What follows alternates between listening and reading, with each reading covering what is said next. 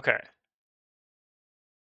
I believe we are good to go. This took a bit to get going, and it's still going to take a bit to get going because I gotta wait for VS Code to bring up the whole .NET 6 end of life thing, which is like, okay, cool. I'm not that interested in reading it right now. I don't need to, but it's got to do it. Got to do it.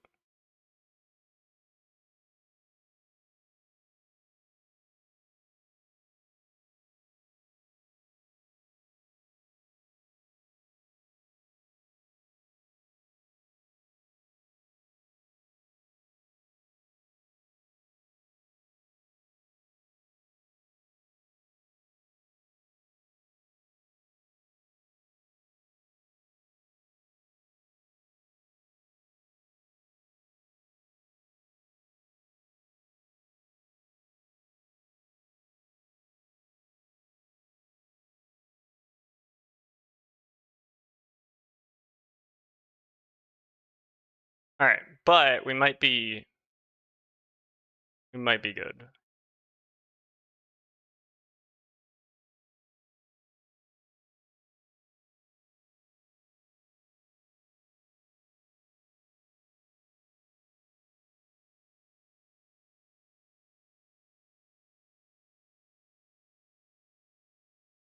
All right, so it's been a hot minute since I have taken a look at this. Um,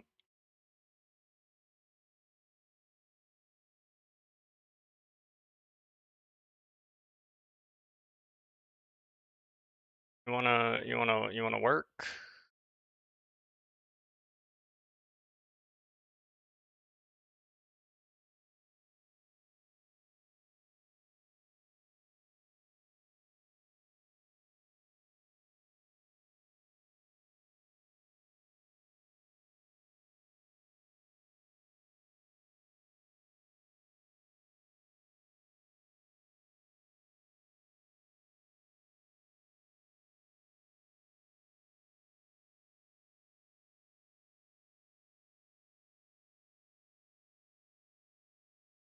Oh my God, this is gonna take forever.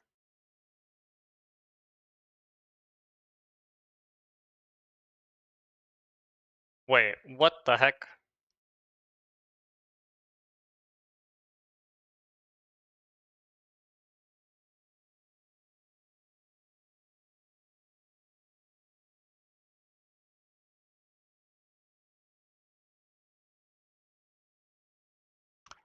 I disconnected? What do you mean I disconnected? Only because it needed to spend 9 freaking years deciding what it was doing. Yeah, it did. What the heck? That makes no sense. Whatever.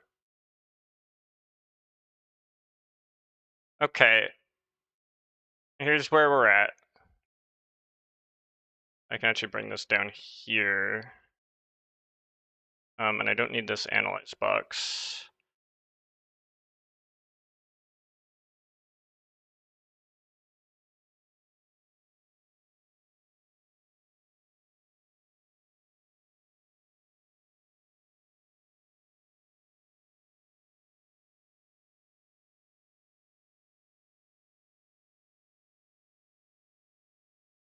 Right, and then I think I know what I need to. Right, do I know what I need to do? I think I know what I need to do. I think I remember what I was doing here. All right. All right. I gotta go load the monster thingamajig. Yes. See, this thing here, it's gotta. Can you like never show up again? How can I? Can I make this not show up again?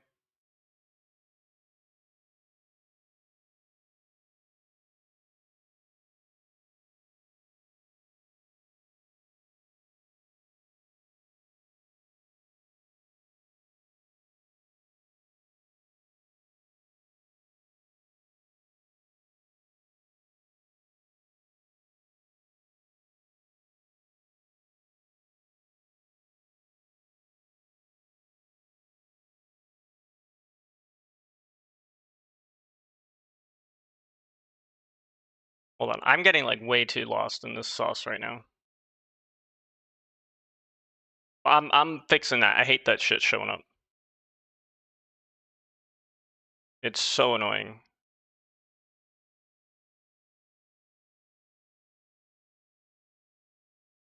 If possible, I'd like to have it never show up again.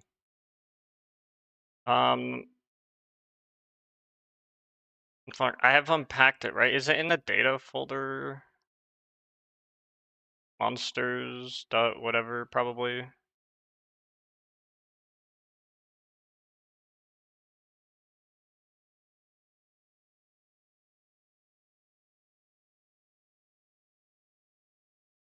Monsters.json, there we are. Alright, yeah, here we are. This is what we want. Now, how do I get this to stop fucking showing up? Also, why am I unstable? Lies. Because fucking OBS and my computer exploded because VS Code needed to think really, really hard about putting this shit up.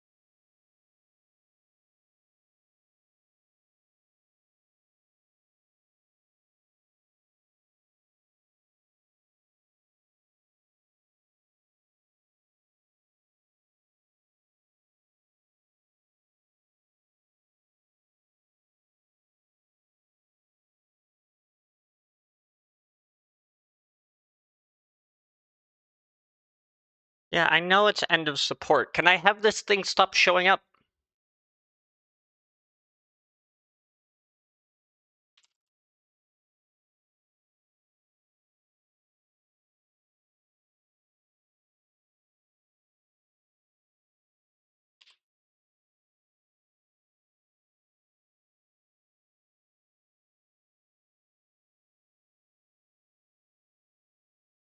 Stop.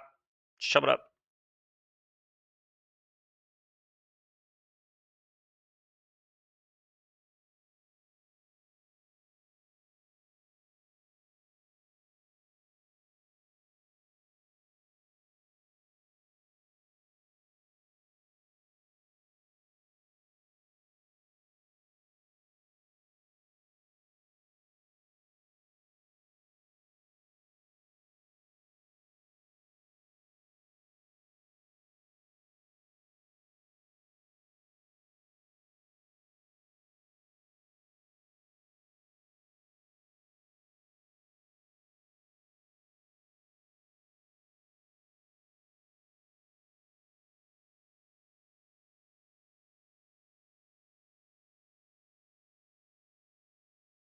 Can I...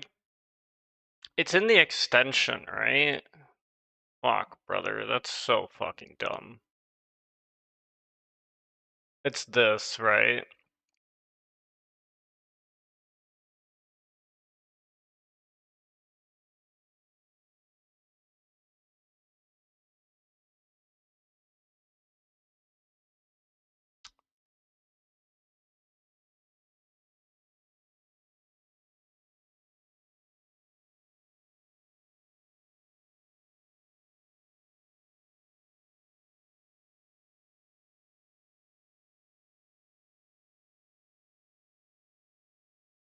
That's so fucking stupid.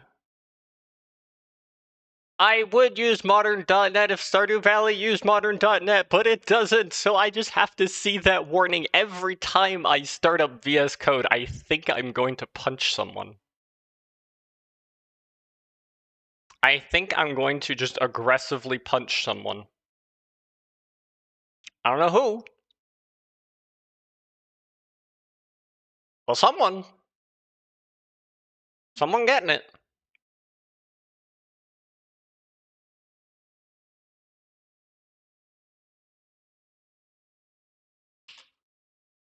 Alright, whatever. Dude, whatever.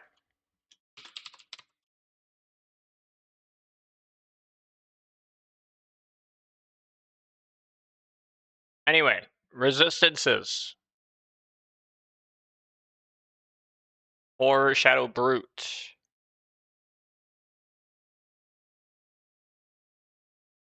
I need to fucking see like a list of the types that I have or some shit.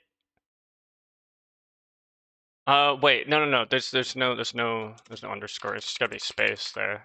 I'm glad I split on semicolons because is butte. Is butte.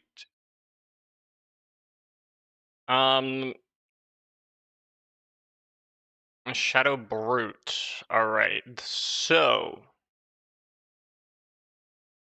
we can have it resist slash pierce blunt, be immune to necrotic.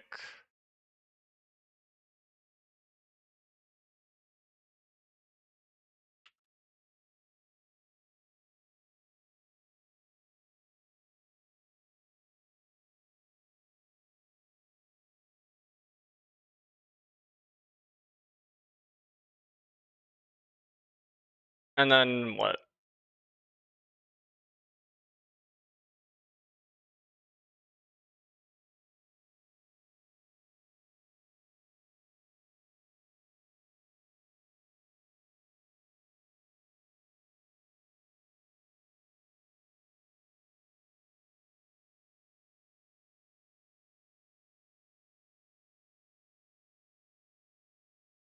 Slash pierce blunt, and then we can give it like, well, I imagine it won't take necrotic. Oh, yeah, no, it probably didn't take necrotic. Oh, it's probably weak to radiant. That's fair as fuck.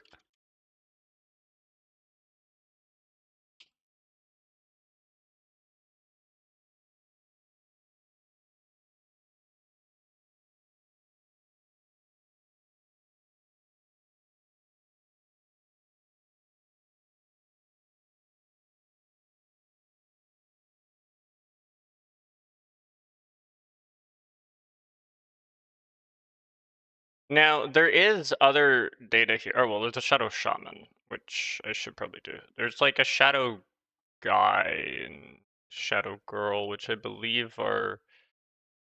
Wait, did I skip over them? Oh, I did. Yeah, I did. I did skip over it because I probably don't need it. And there's some stuff here that I might not need. Well, actually, that's not true. This seems to be everything as far as I see it that exists, so. Yeah, then there's these things, and there's that, and there's that, and there's that, and that, and that, and that. Okay. I haven't even gotten to the serpent, right? Alright. Alright. You're gonna be the same thing. Can I just, boop. What? What do you mean I can't? What the heck?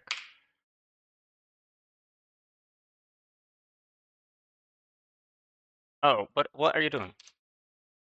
Oh, you don't do that. Of course you wouldn't. This is common.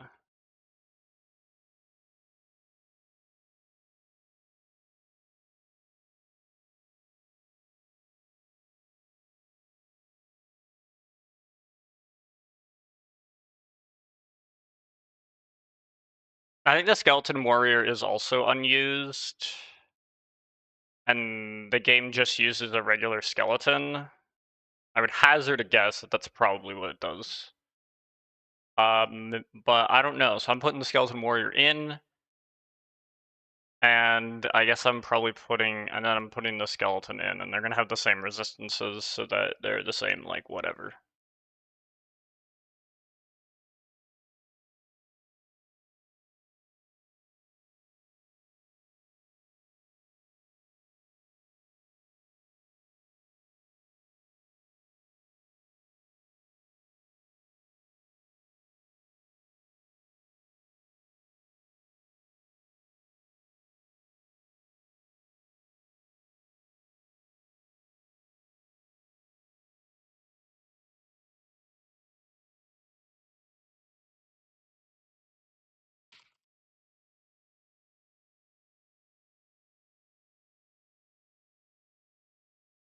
So this guy's here, and then this is the skeleton mage, and they have the same thing, but I'm gonna give them fire and cold resistances. Oh, I don't put spaces between here. I'd like at the very least like the formatting of the default values to be consistent. Even though I can read it kind of however I want with spaces, without spaces, I'd like it to be the same for the sake of like having people edit it.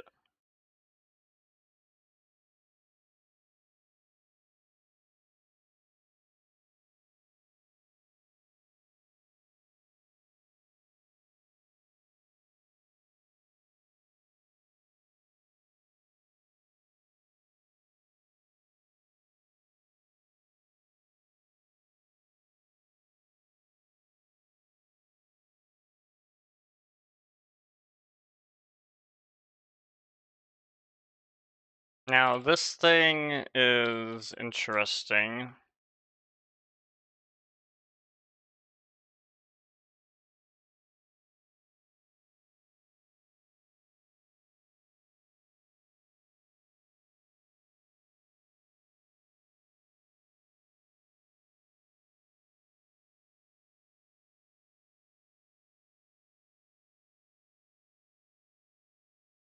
You can do something like that.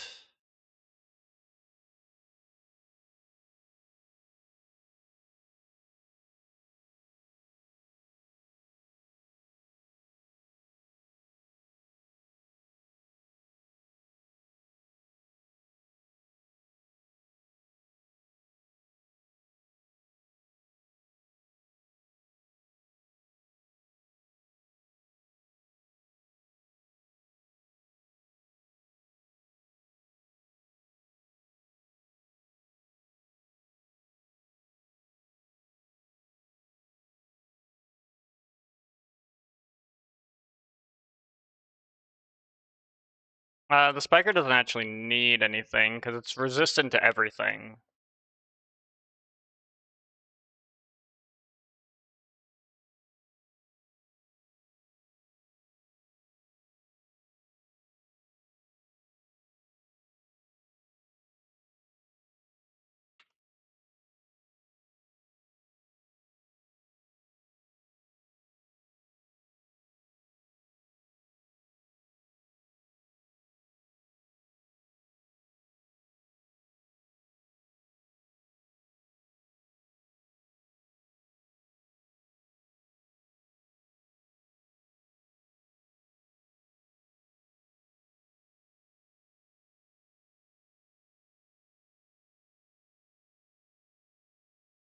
All right, remove that. You won't take poison. And this is going to be for the armored bugs and the assassin bugs, because the assassin bugs are not actually different.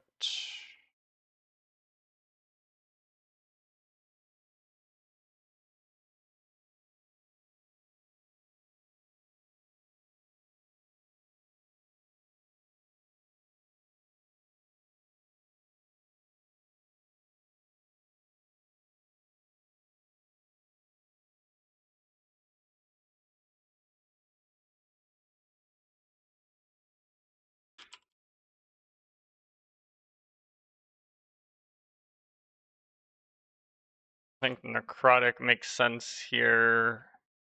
Does it? Yeah, it does. And poison.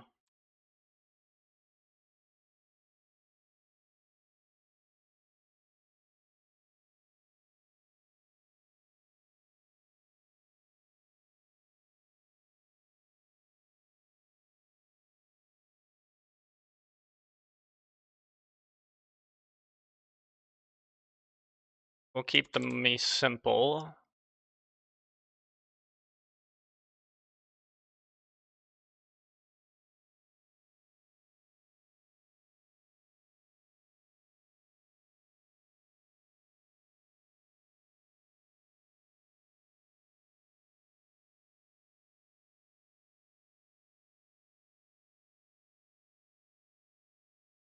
I have to do all of these, but for damage.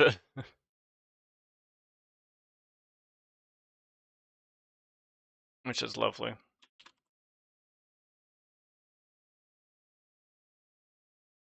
I'm actually gonna copy.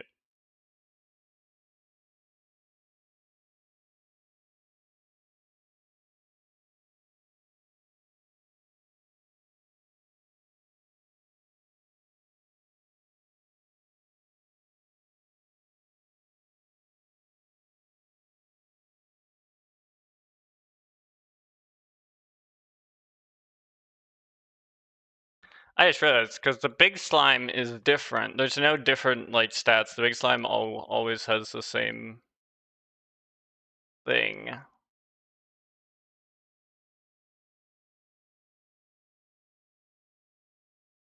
Might get buffed based on its color, but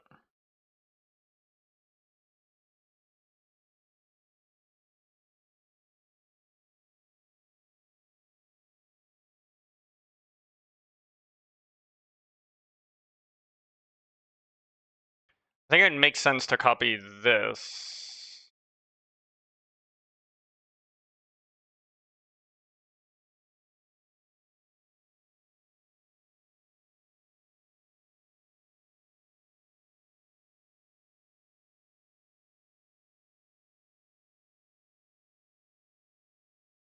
Serpent, Pepper X, Tiger Slime, which I already did. Lava Lurk, Hothead,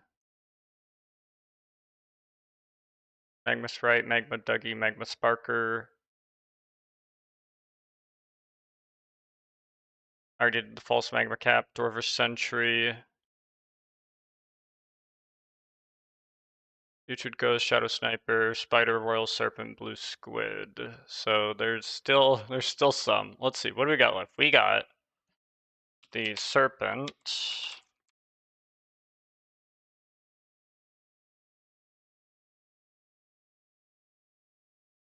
We have the Pepper Rex. We have the we already did Tiger Slime. We have the Lava Lurk.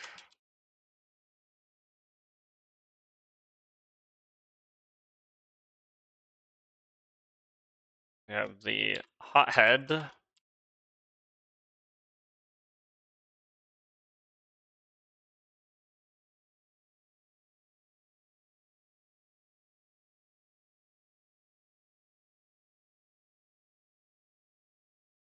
Oh yeah, you're that thing. I like almost completely forgot what the heck you were. I had to think really hard to remember what you were.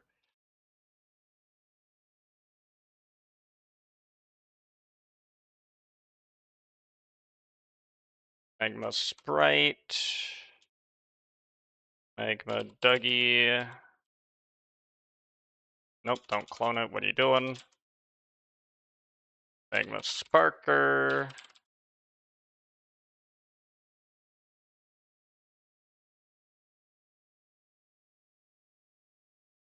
Dwarvish Sentry. Not Swarvish. Whoops.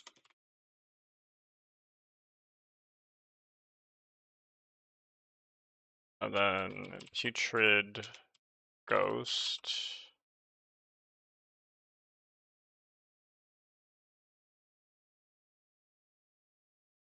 Shadow Sniper.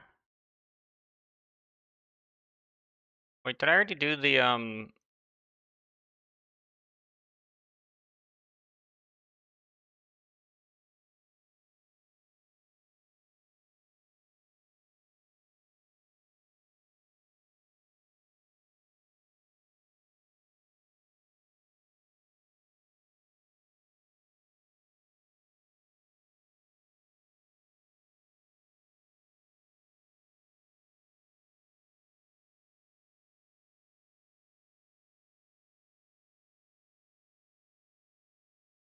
I'll have to look in here.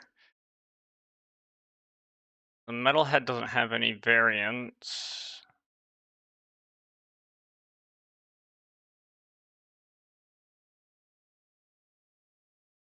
Dust Spirit technically has a variant, but yeah, whatever. I'm looking for the rock crab.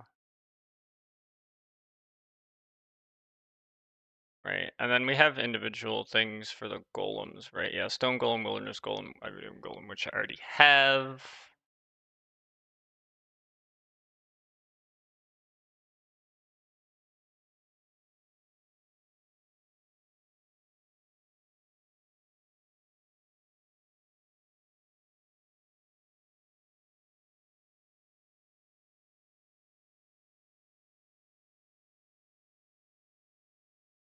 Or maybe this is what I want. Truffle crab, iridium crab, false magma cap.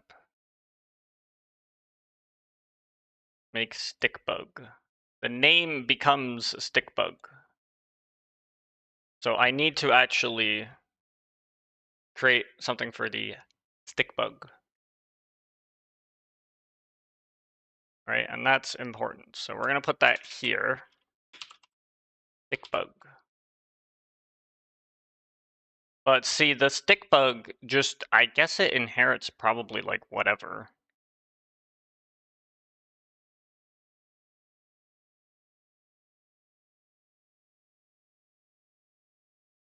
Okay, so the stick bug is going to ring of a poison weakness, probably.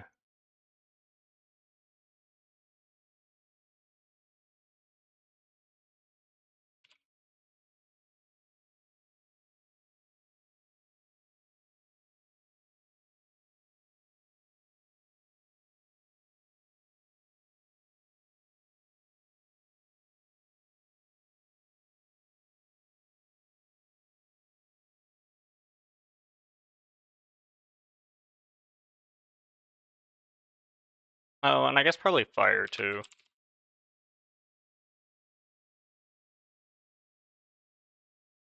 That's a lot of things that kill you. Can there be things that don't?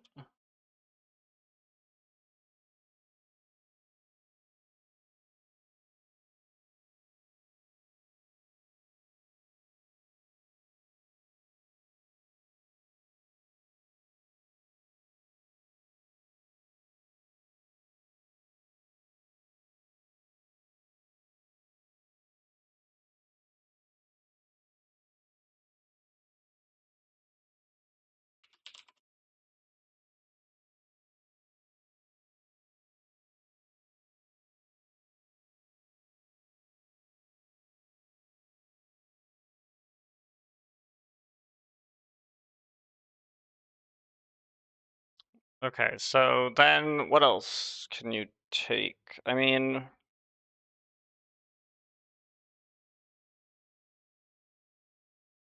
acid. I don't need this extension thing open anymore.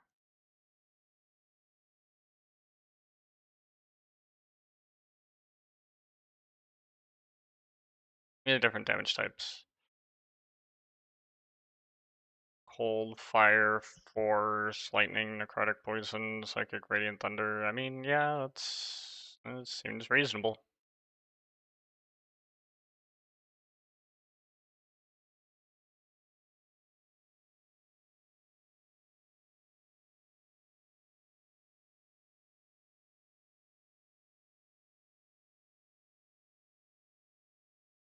Okay, so we got that. Now after Shadow Sniper, we have Spider.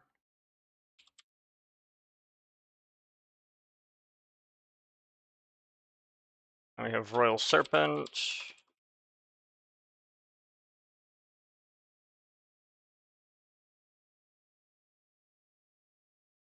And the blue squid.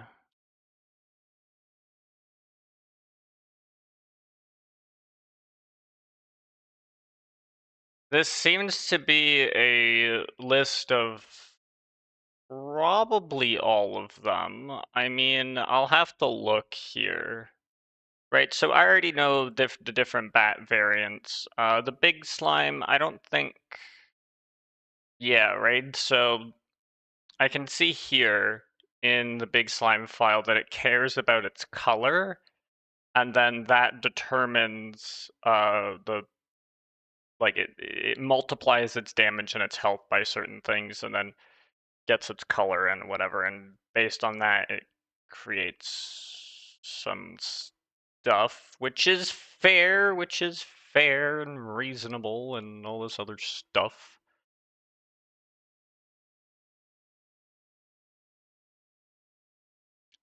Where are we? Here. Okay, so that's fair. There's no like hidden thing in here. In the blue squid, I don't think there is either, right? I don't think, yeah, it's very, very simple, very straightforward. Not worried about that at all. Bug, now this is for armored bug, right? But like,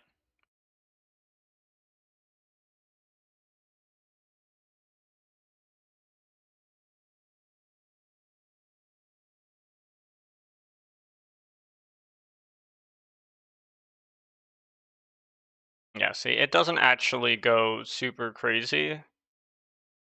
If the area type is 121, then it's armored bug. Okay, cool, right? Like, but there's nothing that changes it to like an assassin bug. The assassin bug isn't a variant. And a monster. This is the Pepper Rex. So I'm fairly confident there is no other Pepper Rex type thing. A Dougie has Magma Dougie.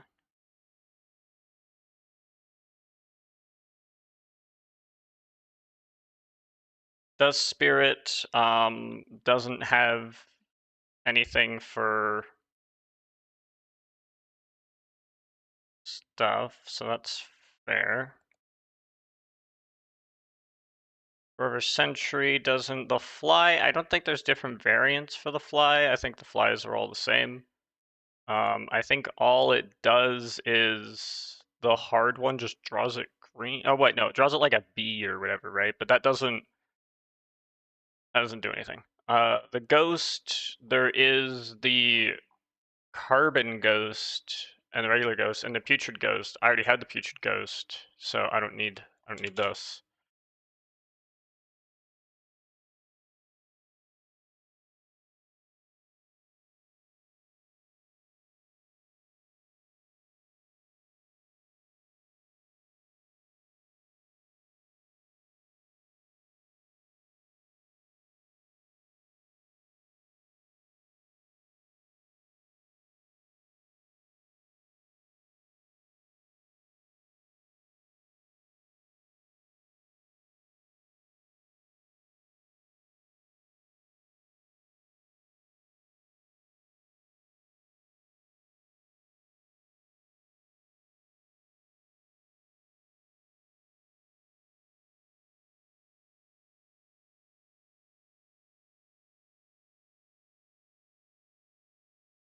I believe it does use the Carbon Ghost as the Omni Ghost.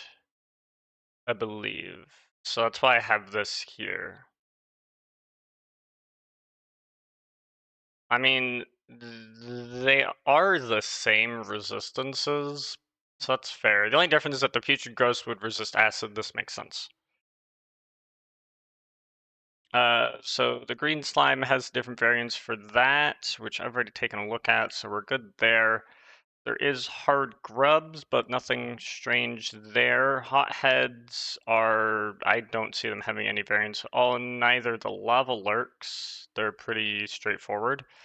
The leaper, i.e. the spider, definitely isn't going to have anything, so that's fair. The metal head is in the mines, and I don't see anything that crazy for them that would change that. That's the base. The mummy doesn't have any, like, the mummy has a hard sprite variant, but it doesn't have anything else, right? Like, it's just fine.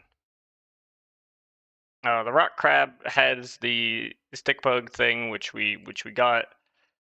A rock golem has these iridium golem and the wilderness golem and the stone golem itself, and the stone golem has a hard variant, but it's still stone golem. The serpent, believe the serpent has, yeah, the serpent has a thing for is a royal serpent, but the royal serpent actually has its own like stat block, quote unquote. The shadow brute is, yeah, that's just a shadow brute. The shadow girl and shadow guy are like not a thing. Technically, I believe the shadow guy sprite is used in game, but you can't actually interact with it or battle it, so I'm not gonna worry about it. Shadow shaman is whatever. Shooter is, I guess, the base for. Actually, wait, no, this is the shadow sniper, right? No, it's not. Oh, wait, yes, it is. It is. It's a shadow sniper. And there's a skeleton, which I guess has a mage thing.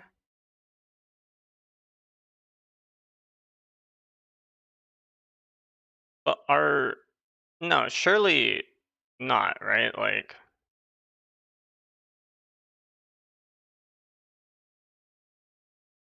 oh, would you look at that, dude? If it's a mage, it's a mage, skeleton mage. So the skeleton mage is a thing, but it doesn't.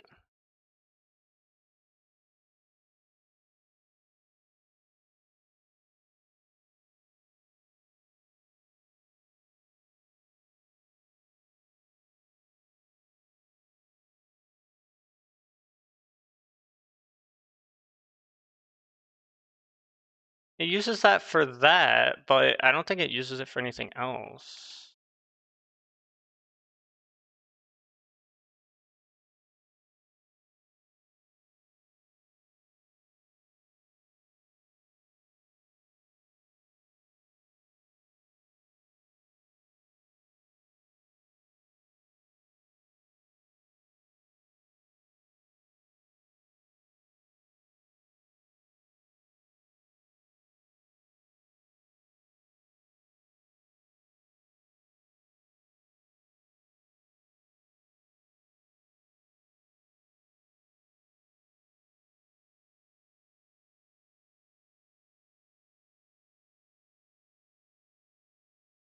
And if it's a mage, this is where it creates those projectiles.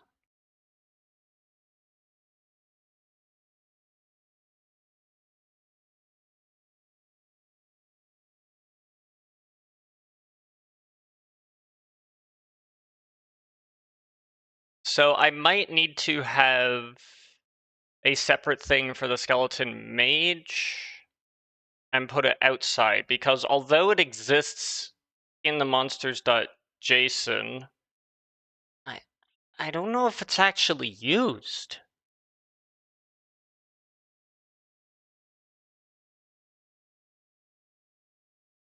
Which is really weird. Because it just appends it on. But I think because the skeletons all share the same kind of behavior, if they walk around then they shoot a projectile, it's all the same thing.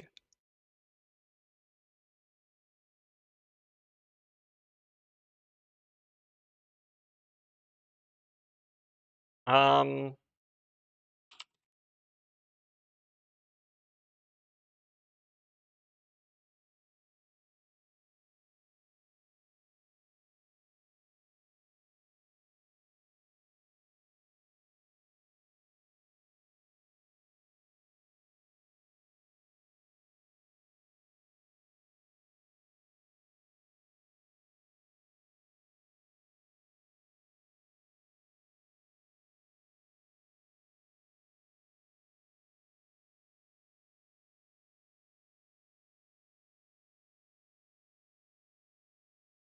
Right. So I think given that,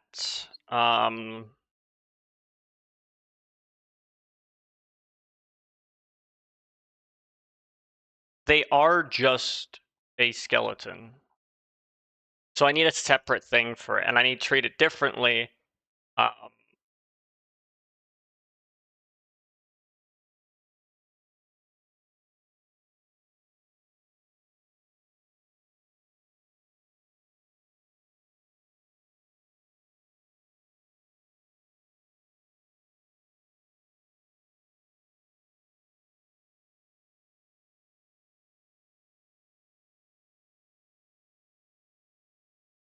and what I probably will do is I will probably just have it be like skeleton mage.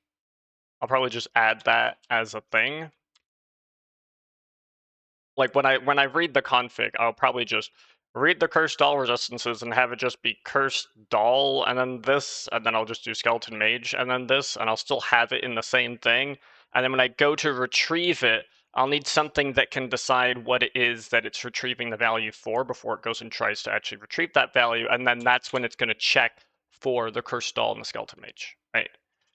Assuming that they are, like, assuming if bat, then check if it's a cursed, check if it's cursed. If skeleton, check if it's mage. Otherwise, just retrieve via name, right? So skeleton mage isn't actually used. That's a red as herring. All right, so we have these ones though. Now I don't believe there's anything else because the spiker. This is the thing that moves back and forth. So I don't really need to have its resistances in here, but whatever, for the sake of completeness, I suppose. And there's a Squid Kid, which I believe the Squid Kid has like...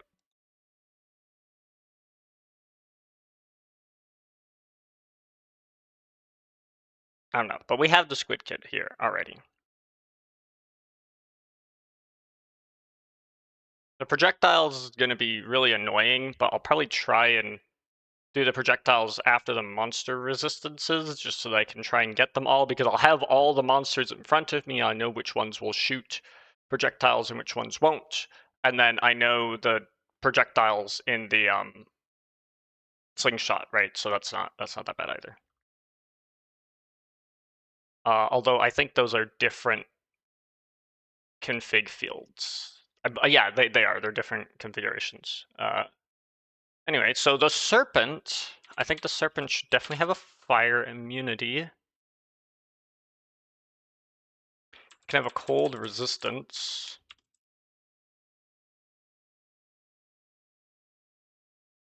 What else can it have? It can have... I guess it can have a lightning weakness, but just like minor.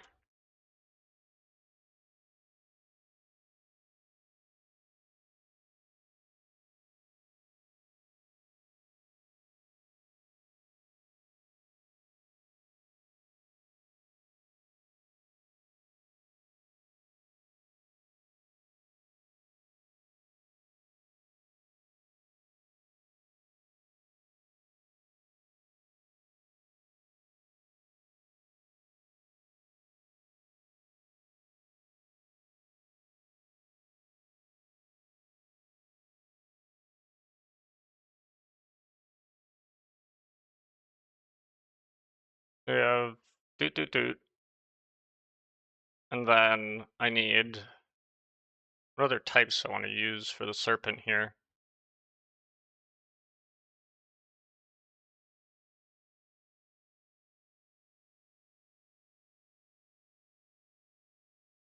No, I think that's pretty good. I think it can be neutral to everything else. And that's kind of fair.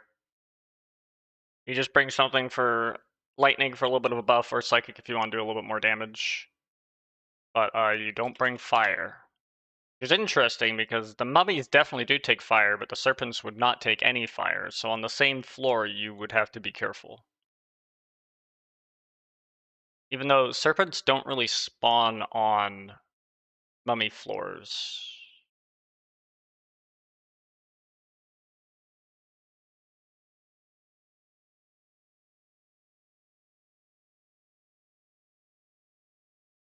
So you're gonna have fire immunity as well. Actually, I guess you don't need fire immunity, but you can have fire resistance.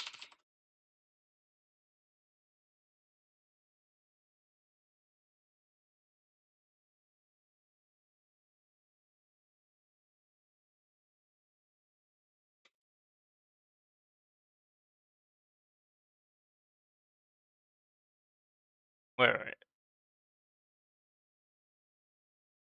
Yeah, don't have these spaces.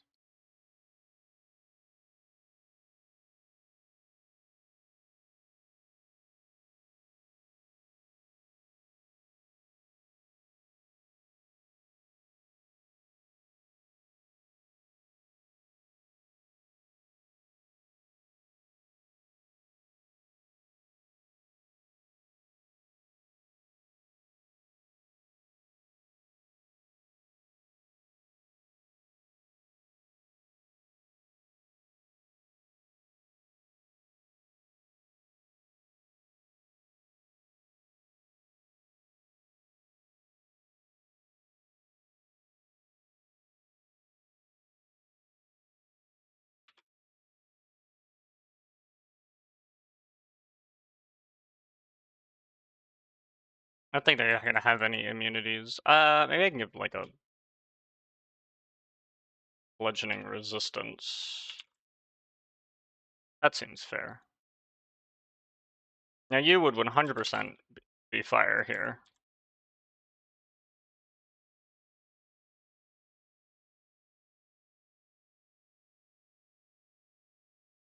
And you would probably also be fire here. And you would be fire here. And I don't know about you, but you would be fire here.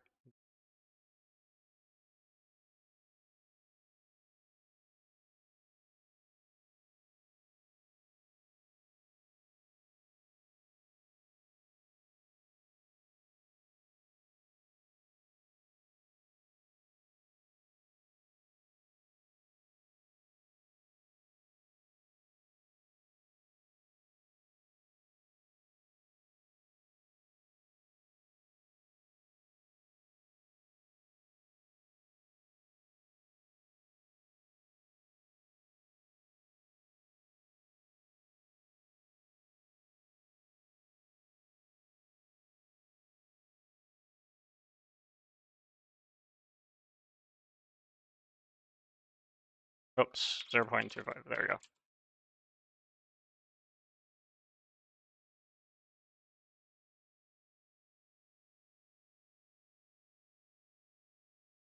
Now the regular Dougie, what did I do with the regular Dougie? I don't think I did much of anything with it. You have a minor bludgeoning weakness, so you can play whack-a-mole with it. That's true.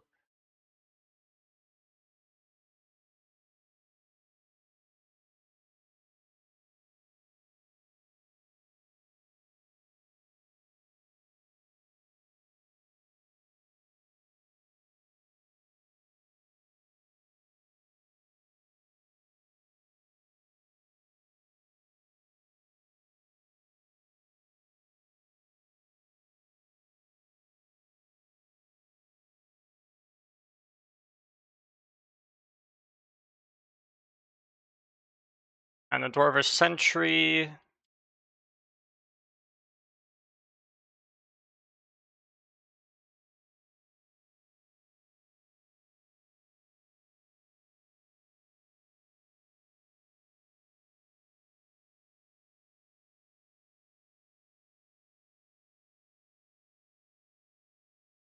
Can have something like that. Now we're nearly done here. All this stuff.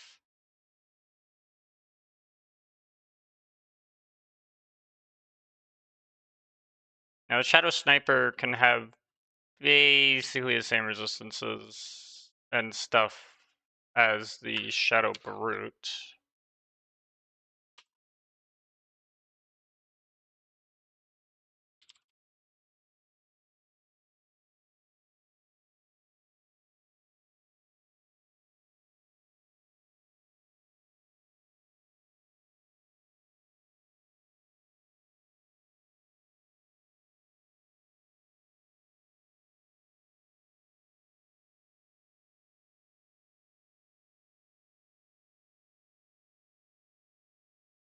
I think that's the default value for the spider in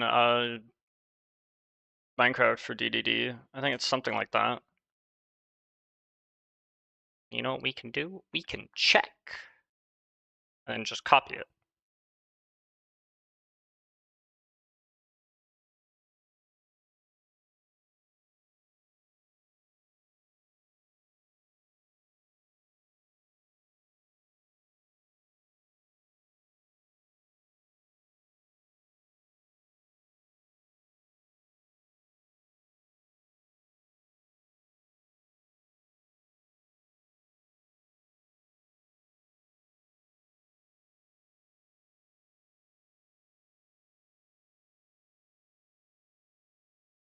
And the spider is actually 0.25 here. But everything else is the same. Now the Royal Serpent I definitely want to be maybe slightly buffed from this.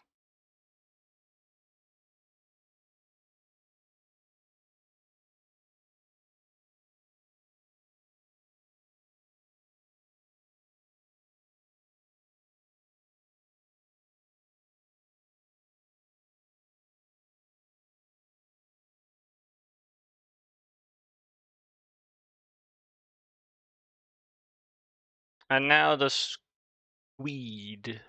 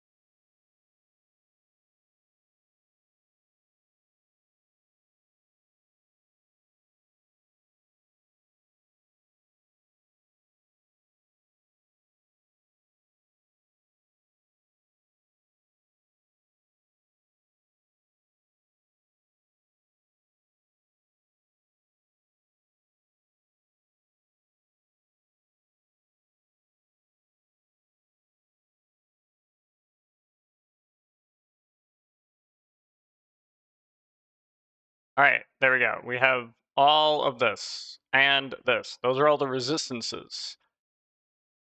Now we have to do the other stuff. So I think I want to do the projectiles first.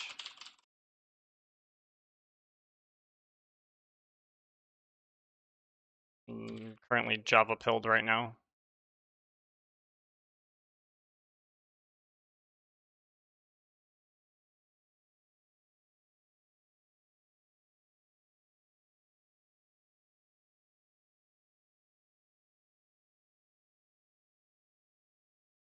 So as per this, what I've done is this projectile.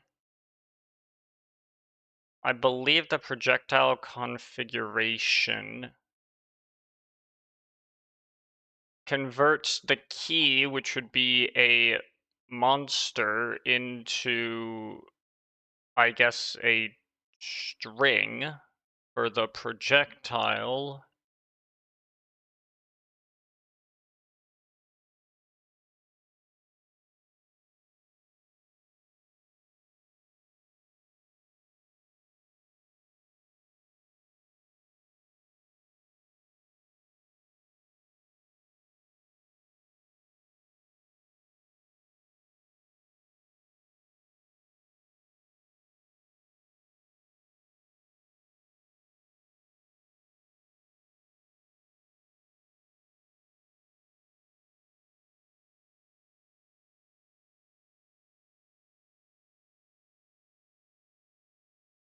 Yeah, it gets the name.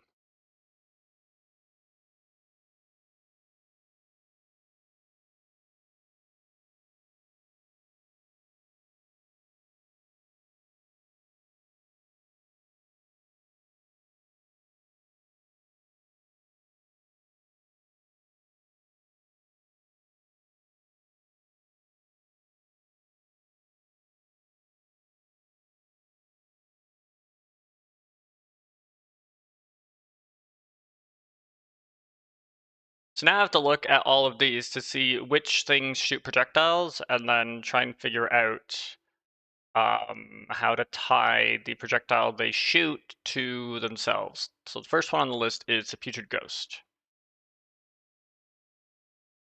Right, and so that's going to be under the ghost, because it has a ghost variant, which is an enum and stuff.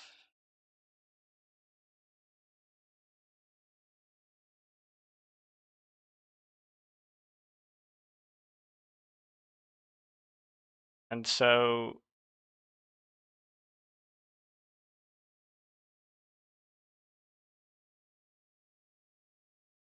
behavior at game tick, I believe, is what I want.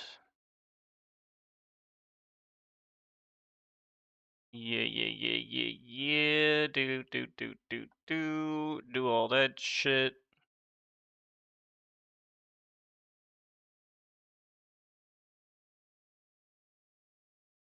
This basic projectile. So I believe it takes the monster. No, it does not.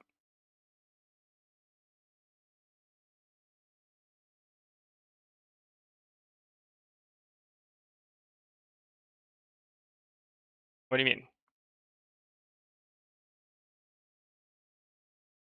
Oh shit, we're like way over here, I see.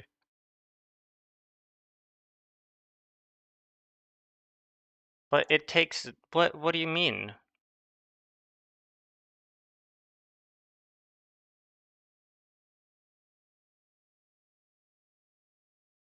Set this override sprite index.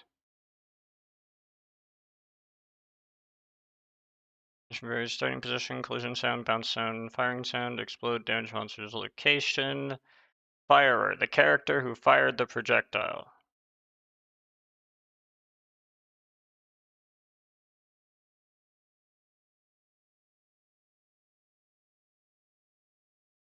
Okay, where's the firer? Is location.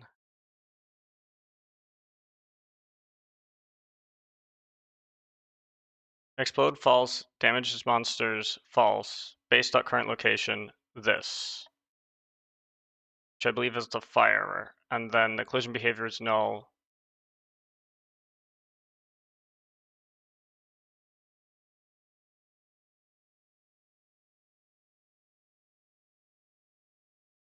The one who fired me dot set, which is a character ref.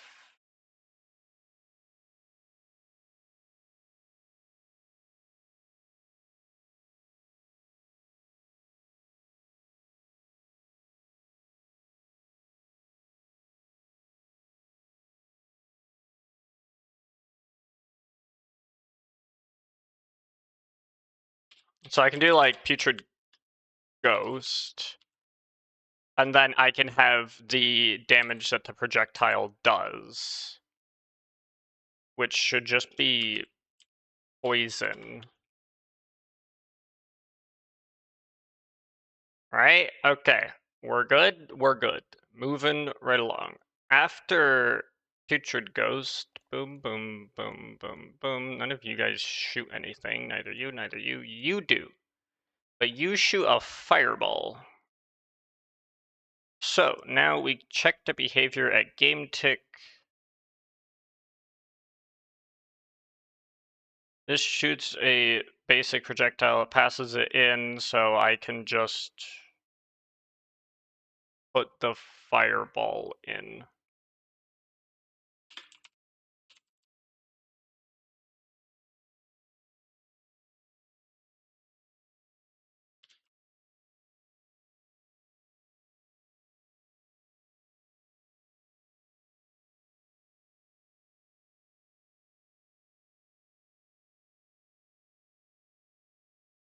Oh wait, no, this should be Squid Kid. Right. Because it should get the name.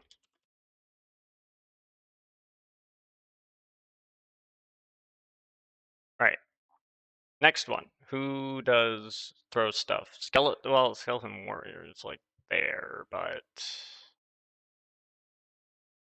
the Shadow Shaman does. So let's go to the Shadow Shaman.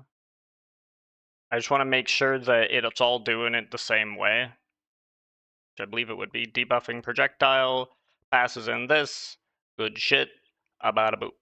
Good stuff. Alright, so Shadow Shaman.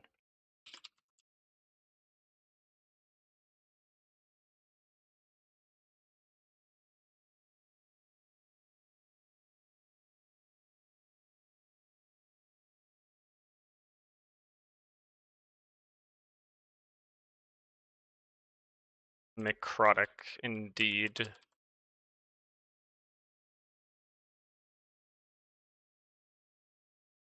Alright. The next one is the skeleton.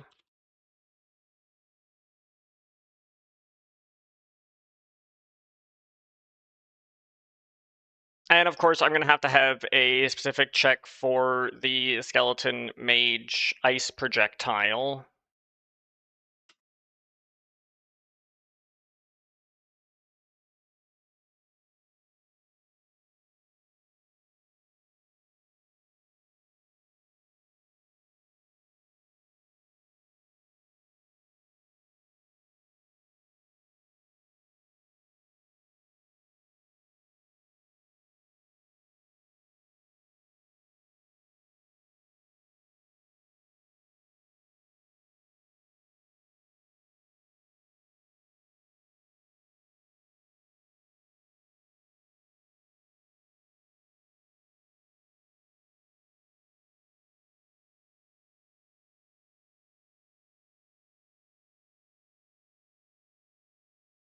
So now the Pepper Rex. I believe the Pepper Rex. I believe that's technically classifies as a projectile.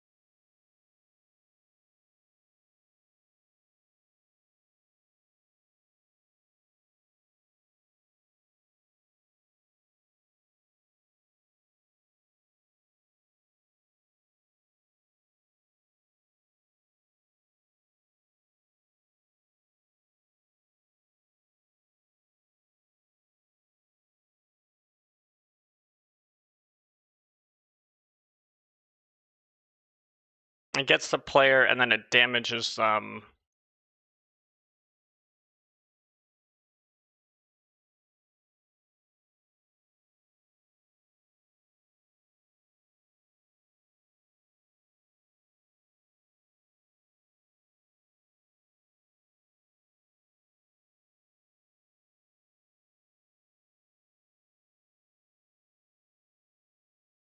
Well, the Pepper Rex is different because these aren't projectiles.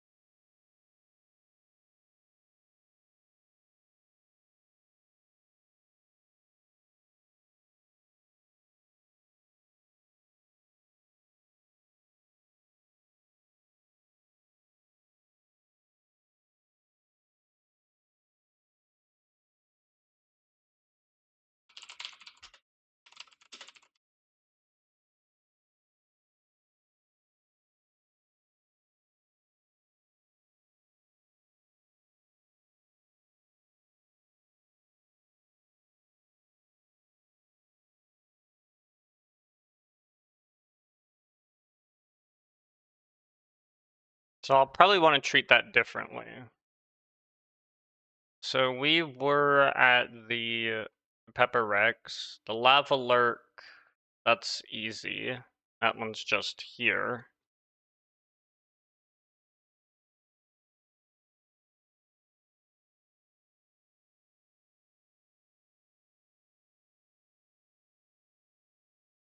I'm pretty sure you're like pretty bog standard here in terms of firing projectiles.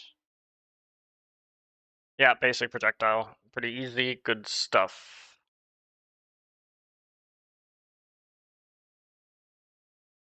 And then after the lava lurk, the hothead just does an explosion, which we'll get to. You're all collision based. The shadow sniper and then the blue squid.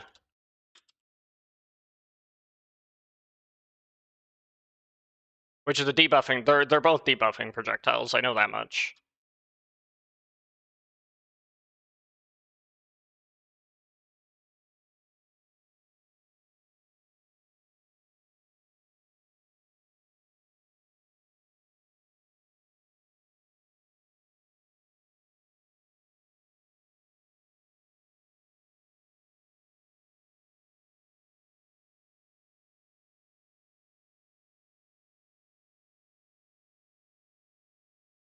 So I don't think they shoot. What do they shoot?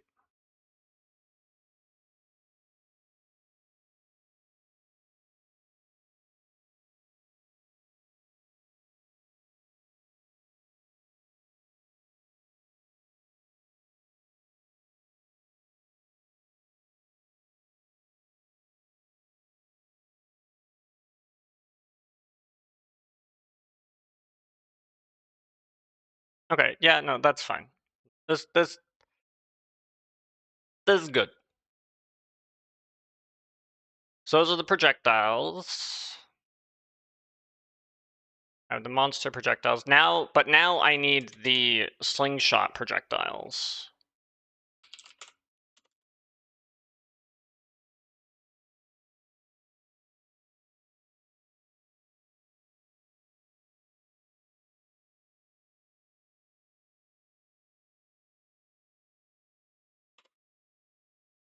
This is a array. Now I believe for the slingshot projectile, all we're looking at here is the thing that's being shot. So this would be like stone, copper ore, iridium ore, all that other stuff. But I gotta make sure I get this correct. So, probably under, oh, I don't know, tools.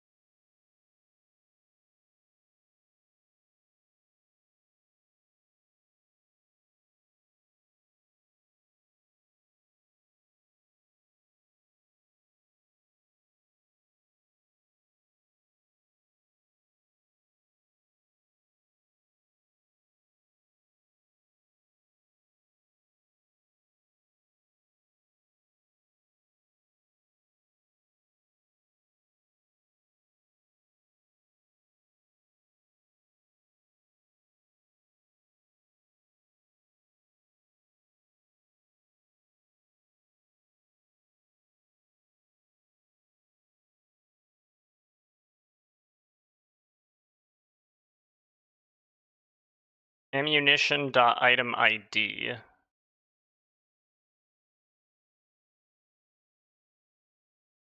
So now the question is, the ammunition is an object, which is the ammo slot.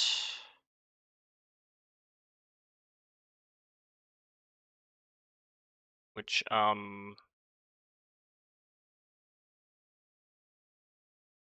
where is that?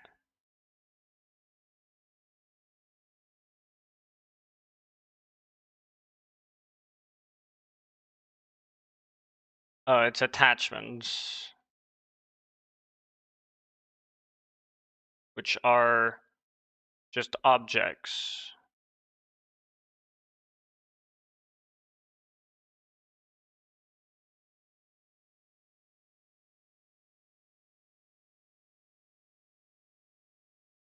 And then this is an object, it's an ammunition. And then this ammunition gets an item ID.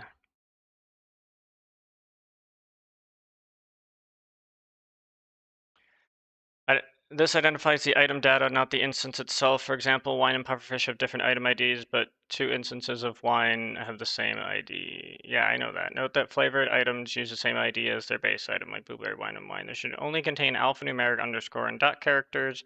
They should be globally unique for custom items, but vanilla items may not be for legacy reasons. You can use qualified item ID instead as the globally unique ID. Okay, well that's cool.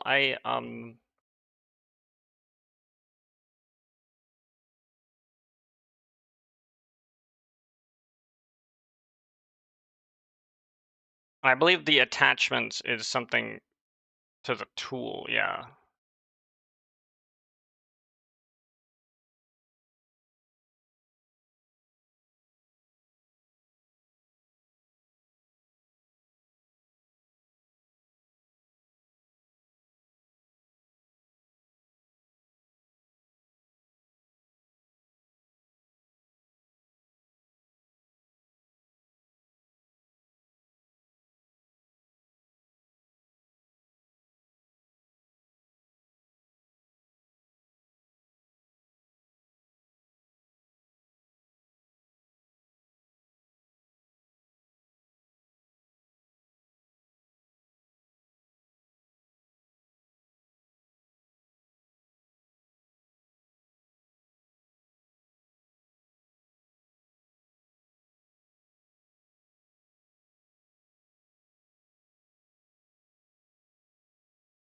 Okay, so now what I want to know is what these item IDs are.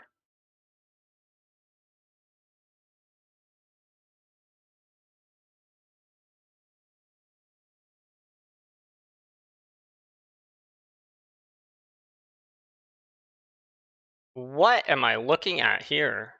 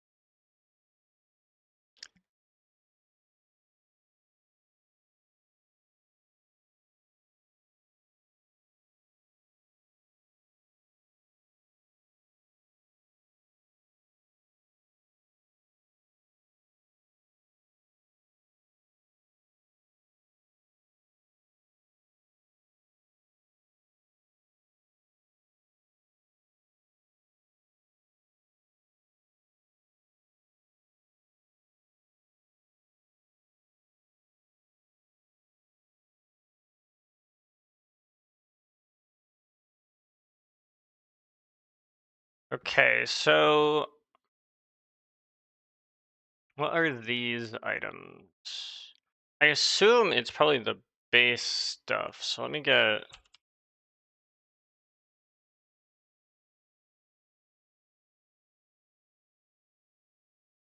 Let me try this. Yeah, because it says it's there's a thing about big craftables, which is weird. This category can't be -5. If the category is not -5 and the category is not -79, then return if the category is equal to -75, which I have no idea what that is even trying to reference.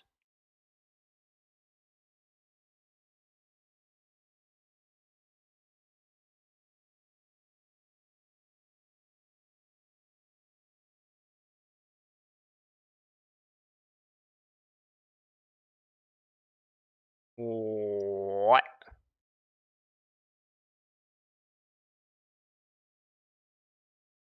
Hold on, let me take a look here. Okay, so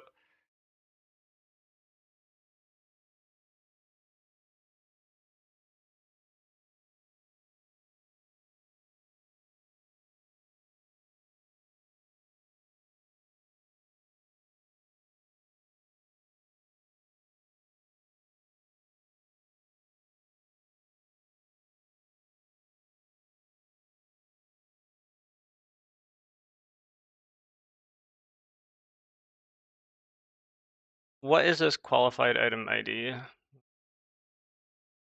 Type definition ID plus item ID.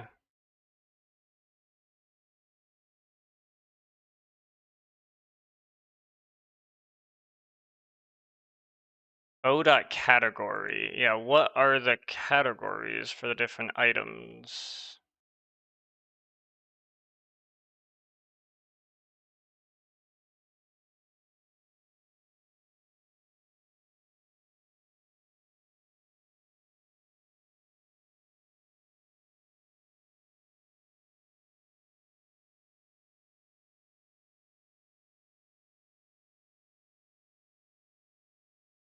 Egg category is -5. I see.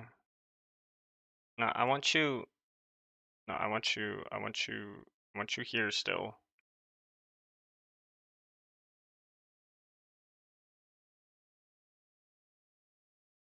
Decompile this into a new tab. There we go. That's what I wanted.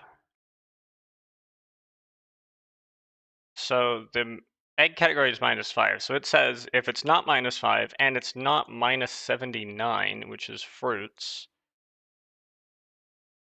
then we check to see if it's -75, which is probably vegetables, right? So, okay, that's just all that stuff, which can all just do bludgeoning as default.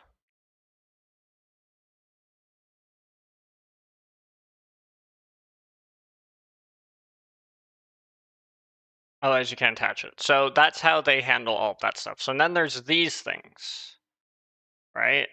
Can I put this here? Yeah, okay, good. Good, good, good. All right, so we have 378, which is copper. We have 388, which is wood. We have 380, which is iron, as you can see right there. 390 is stone. 382 is coal. 384 is gold. 386 is iridium. And I believe 441 will be slime as the only other thing that you can.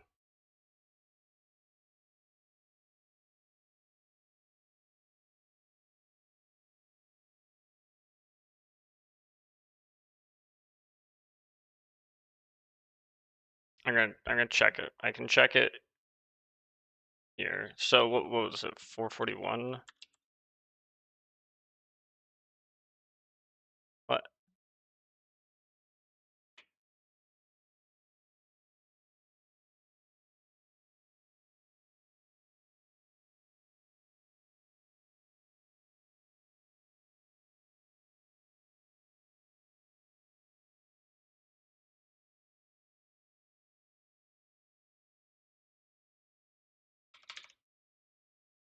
Oh, 441 is explosive ammo. Right.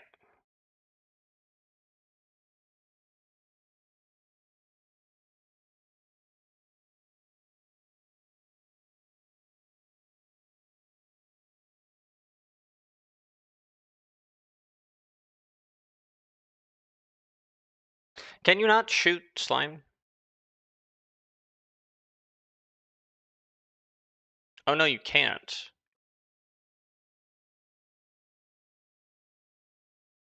What?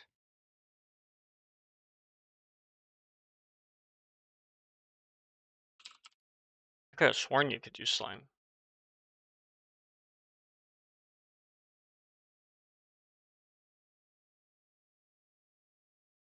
Okay, so which one is slime then?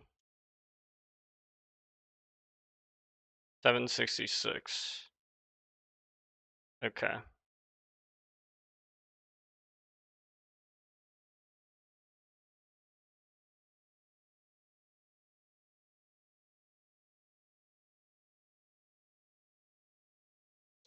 Alright, so I think I just need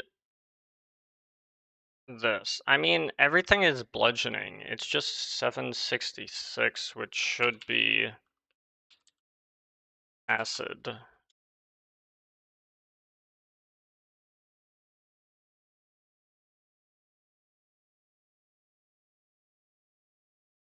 Okay, but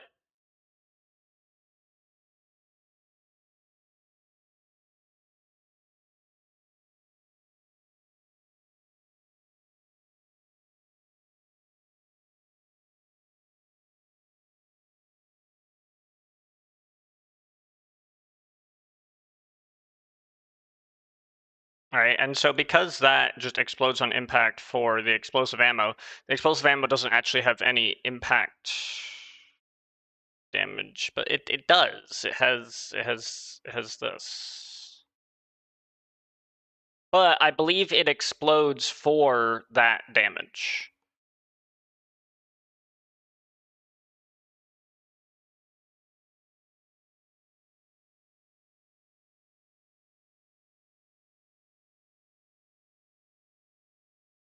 Yeah, that's definitely what it does.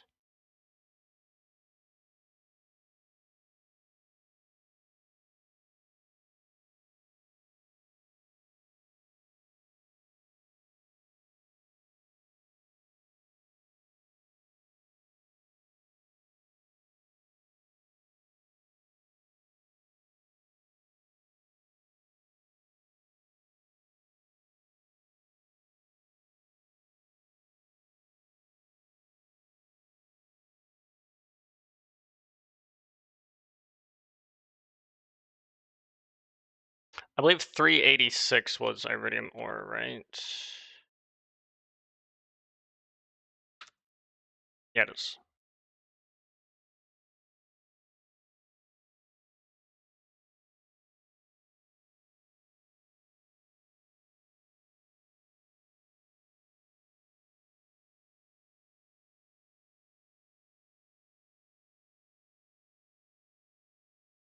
I think that's more or less what I'm gonna do.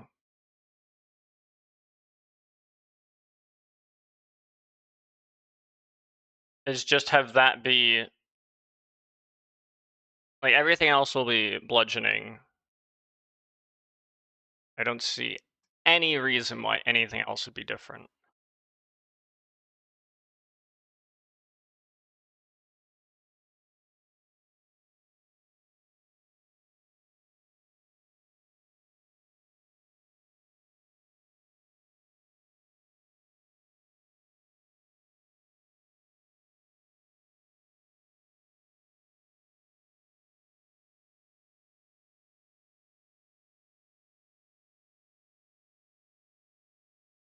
So that's the projectiles. That's this, that's this. I've done this.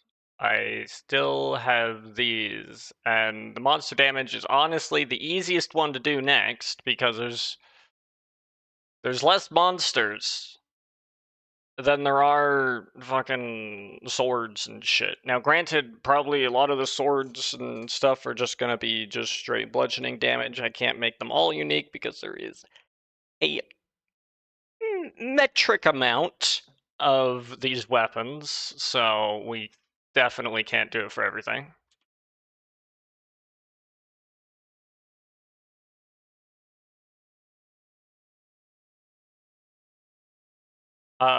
What even?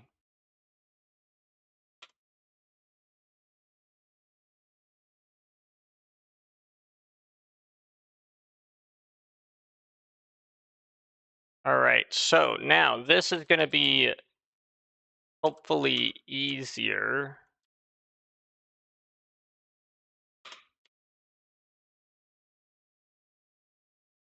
right? Because I just need to refer to this.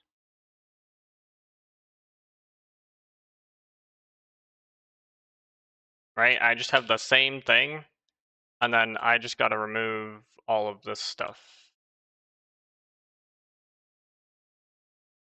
Basically from there to there, right?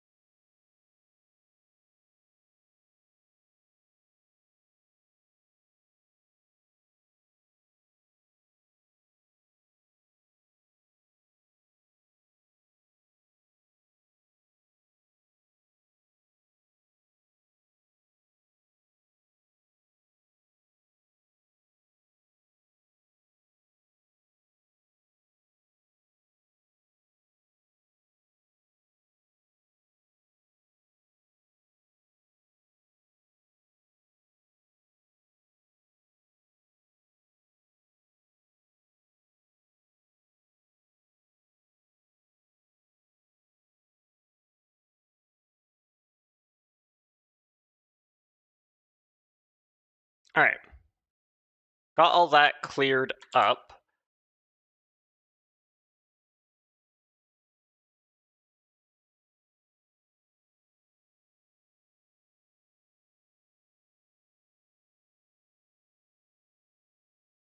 It should be a matter of just doing this, right? For example, I know that these guys are just going to do acid damage. You're going to do like half acid and then half cold.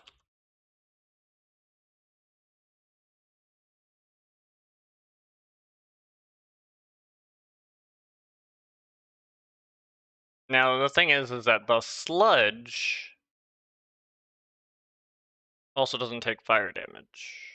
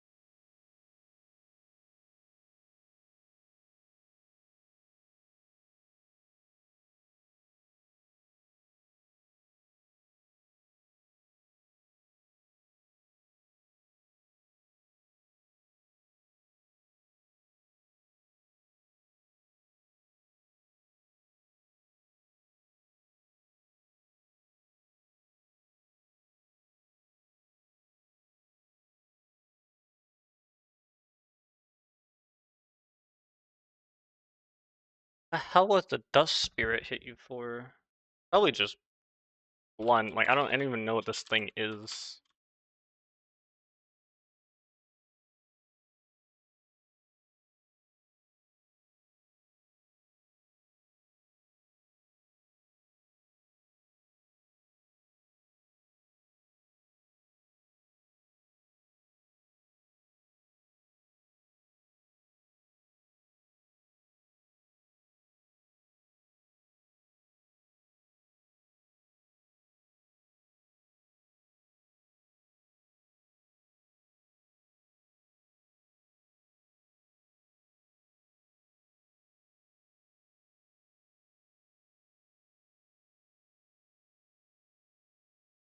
You can do like half piercing, and then you can also do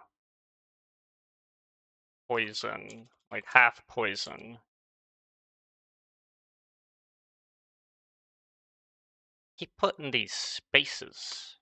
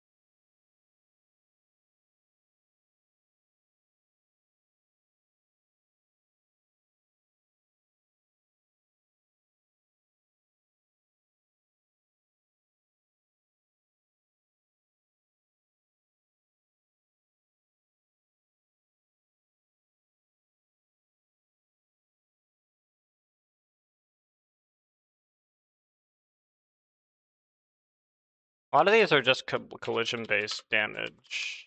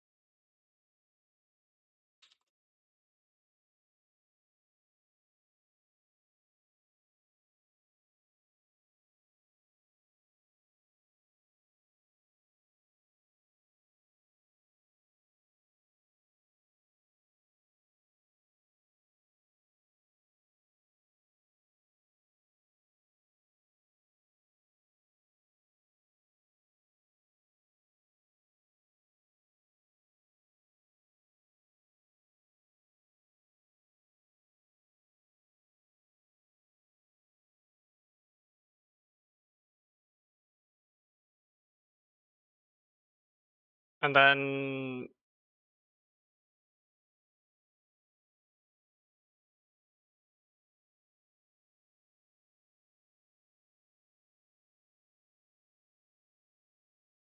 yeah, you're just fire.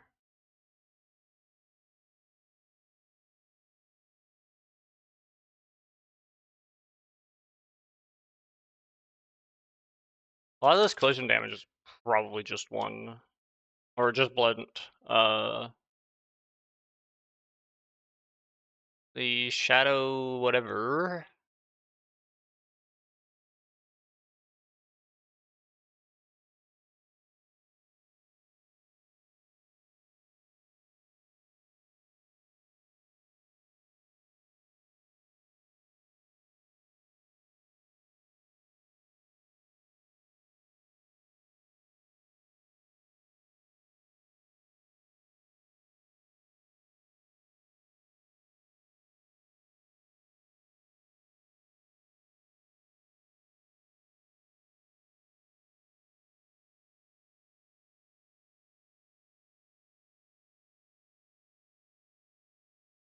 And one thing to note is that there's nothing that does radiant damage. There's nothing that does thunder damage. There's nothing that does, like, okay.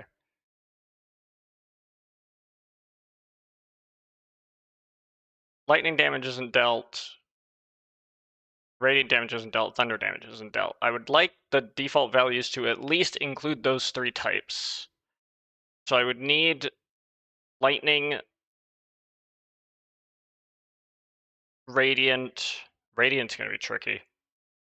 And thunder. Thunder might also be a little hard.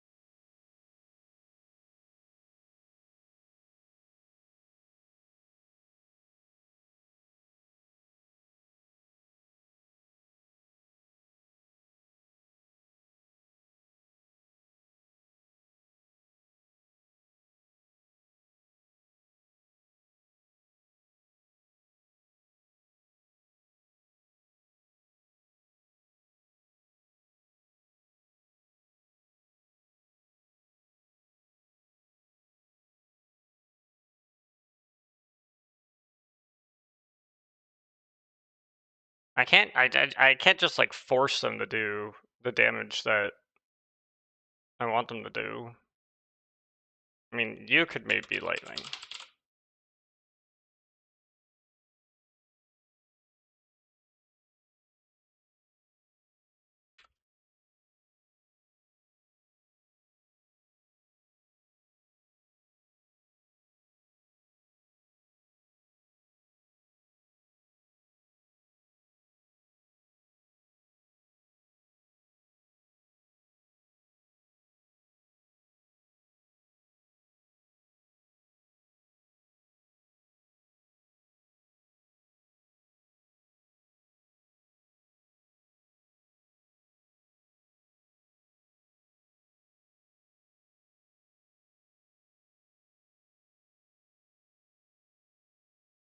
I could maybe put like thunder here though.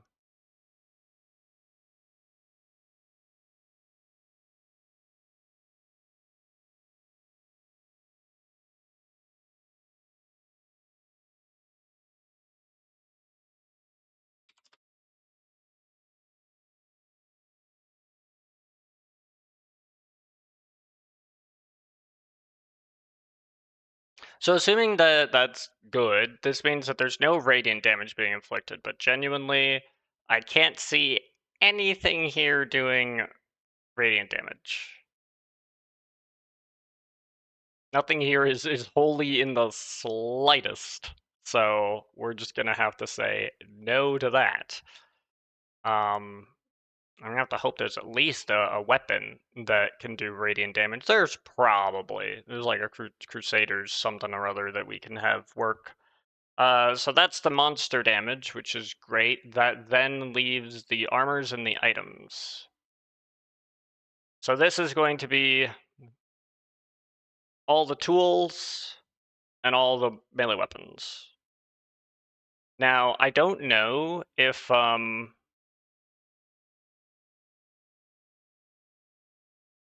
the axes have different IDs depending on...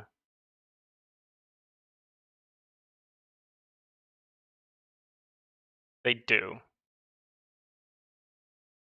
They have copper axe, steel axe, gold axe, iridium axe, and axe for the item ID.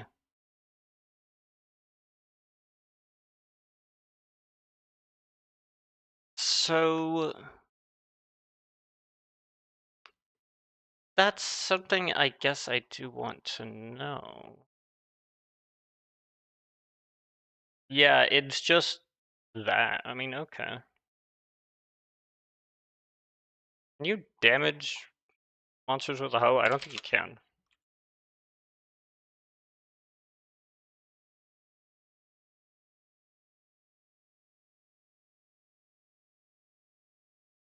That's what I thought.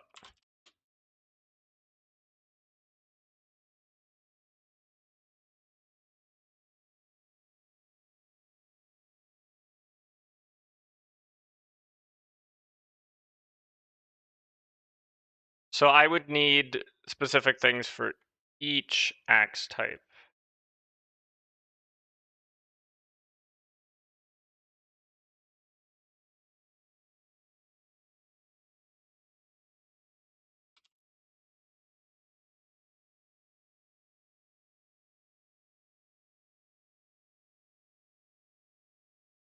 Meanwhile, the melee weapons themselves are going to just have numerical item IDs.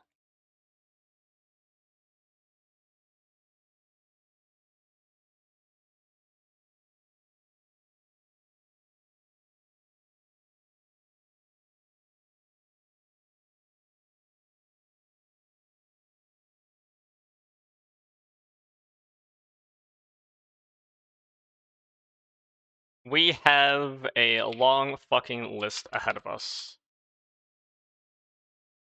First things first, let's get the tools out of the way. Starting with probably the axe. It's technically capitalized. Right? Yeah, it's capitalized. There's axe. There's copper axe. There's steel axe. There's gold axe. And then there's iridium axe. And it's the same for pickaxe. There's pickaxe.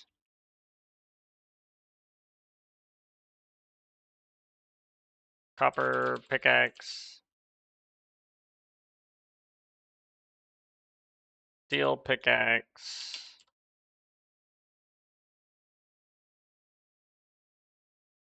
Gold pickaxe. And iridium pickaxe. All right, and then then we're gonna go to the melee weapon, I believe, to get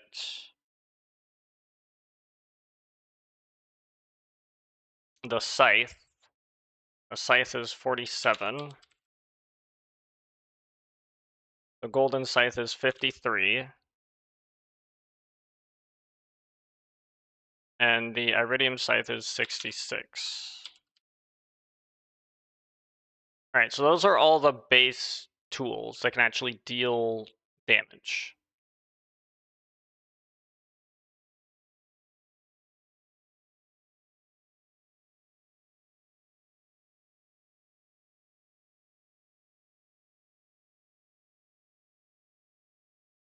So we're gonna have the axe do this, right? So here, here, here, and here.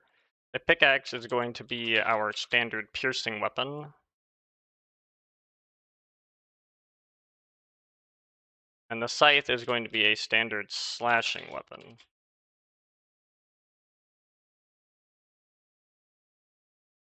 All right, good shit. Now, and we got all of that out of the way, I just want to confirm there's no other tools. Does not appear to be.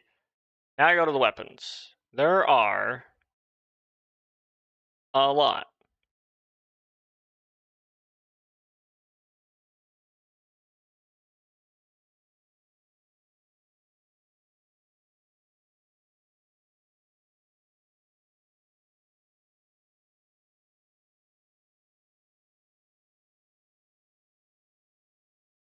There are 67, not counting the.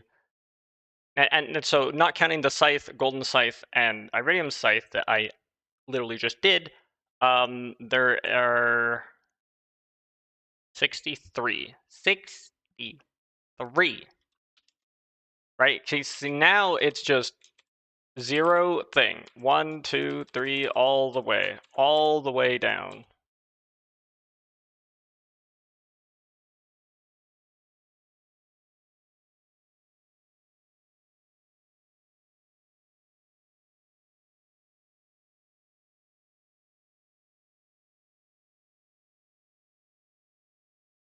I don't know how many we have here, but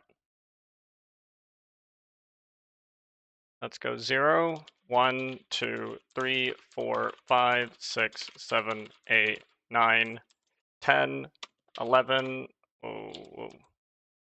12, 13, 14, 15, 16, 17, 18, 19, 20, 21, 22, 23, 24, 25, 26, 27, 28, 29, 30, 31, 30.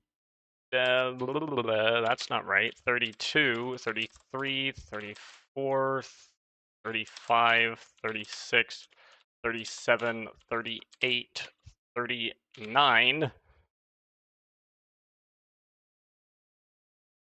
Yeah.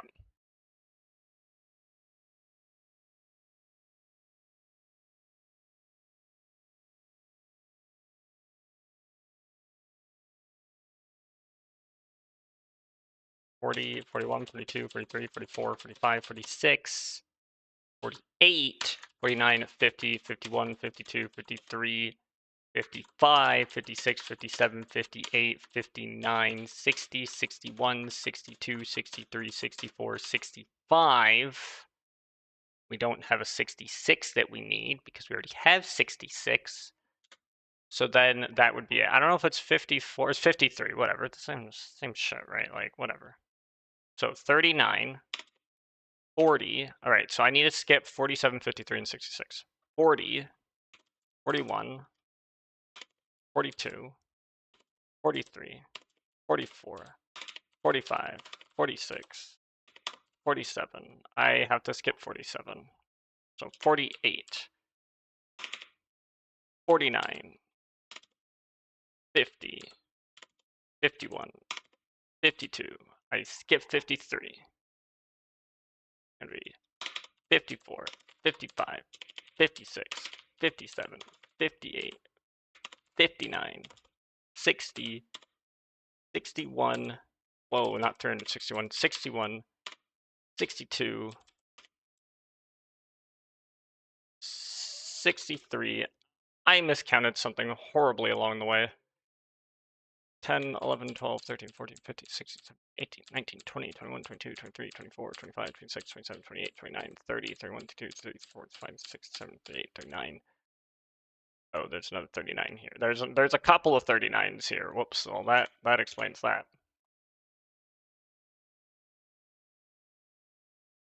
This should be 64.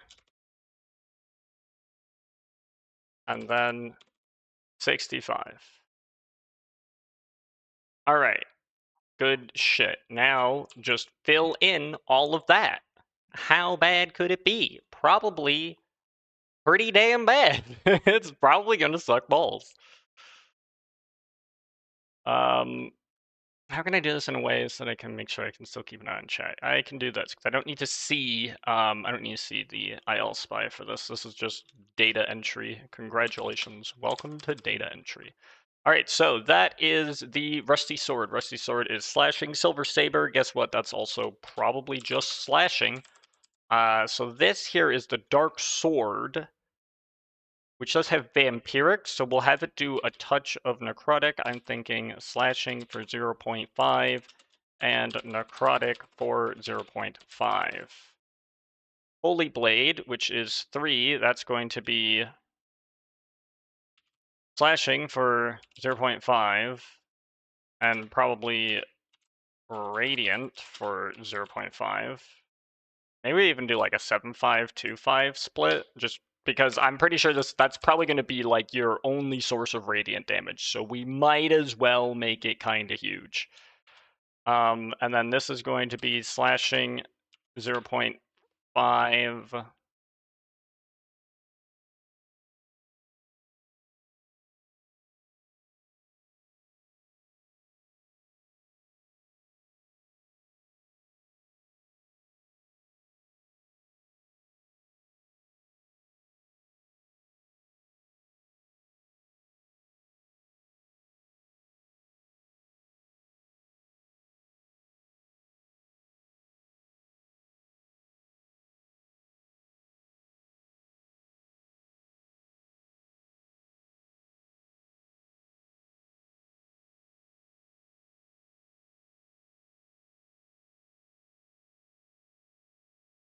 Okay, we're probably not going to get any thunder damage. So the thunder resistances and weaknesses that these guys have probably don't matter that much.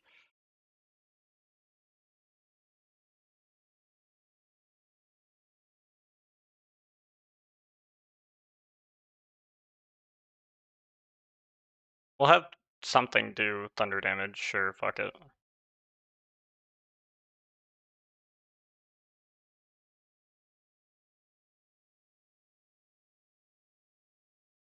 Anyway, this is the Galaxy Sword.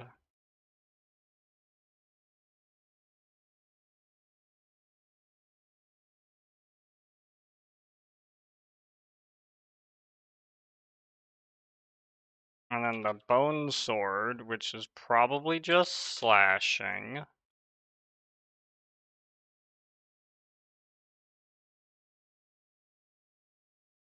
Now this is a big sword, so we can do, this is the iron edge, so we can do like, sort of what the axe is. Proceeded to start typing axe, good for me. Because it has so much weight that it's not cutting you, it's smacking you. This is the Templar's blade, which just looks like a plain-ass blade to me, I'ma be honest. Don't look that special.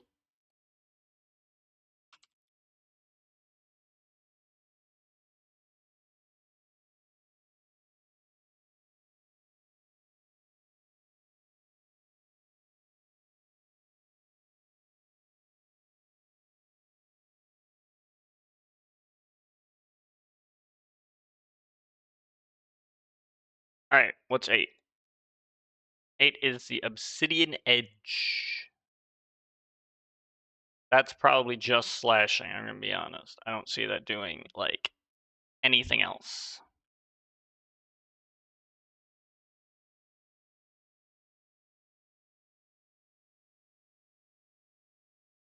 Now this is the Lava Katana, which can do a bit of fire damage. We can definitely add that in.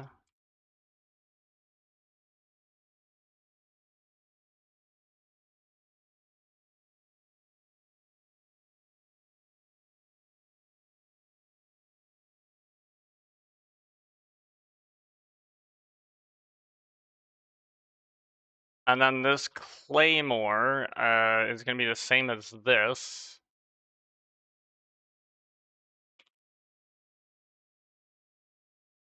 Steel small sword. Maybe slash pierce.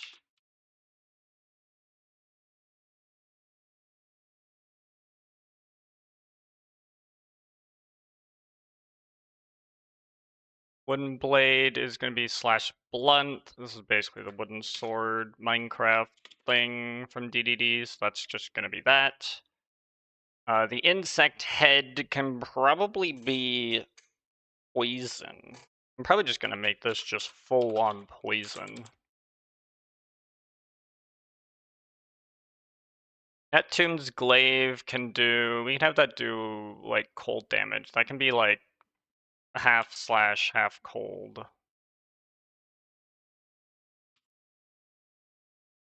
Unless I did like a 33% distribution of slash cold blunt. I mean, we can see how that works.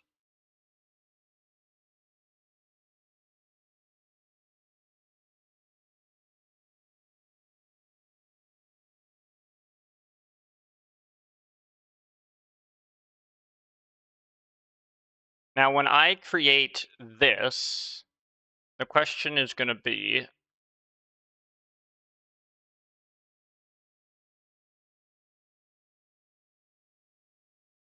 the damage distribution, is that in syntactic sugar? It is in syntactic sugar.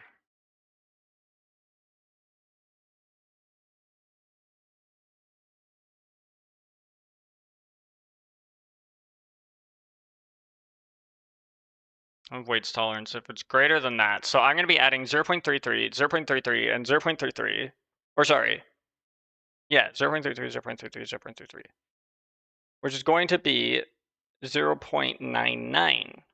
Now, is that greater?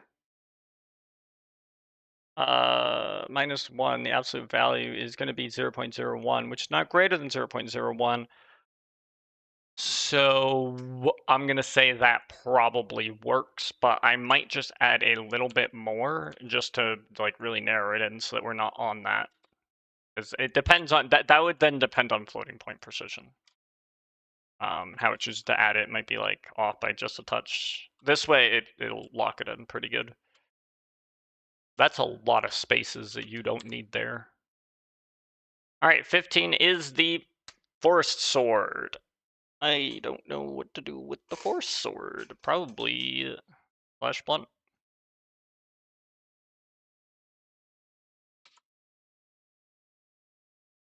I don't see any other damage types that would make a lot of sense. Why are you like this? Are there any things that make a lot of sense? Not really.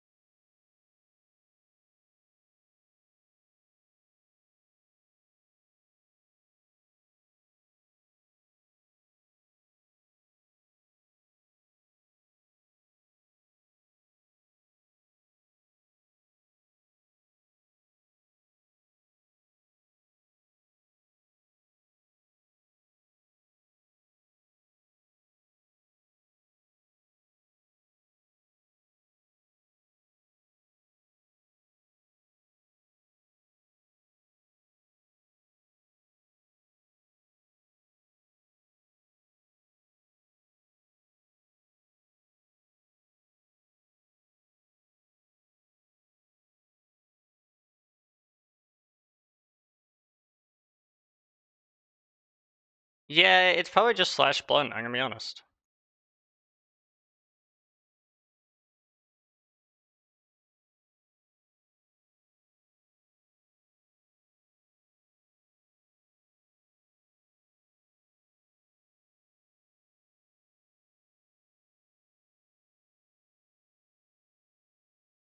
Alright, works for me.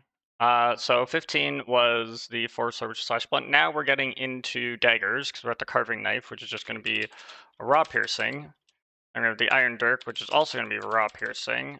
And then the burglar's shank, which is also going to be raw piercing. And the shadow dagger, which is going to be a touch of psychic, because why not?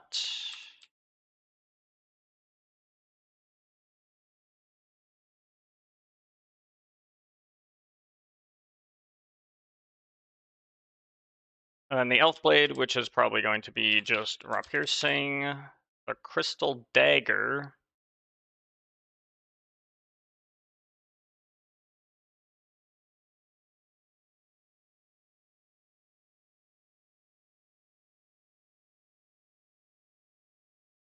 Crystal dagger is probably going to be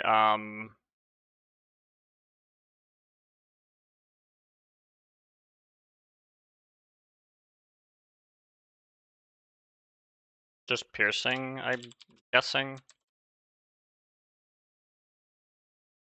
The wind spire, we can make the wind spire do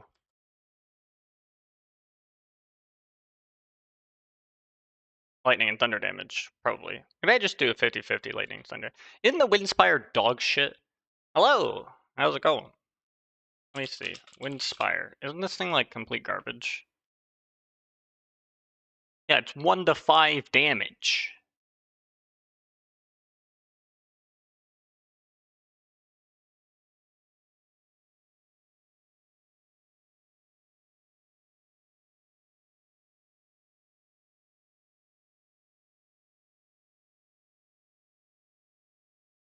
You know, I'll probably just have to do pierce thunder.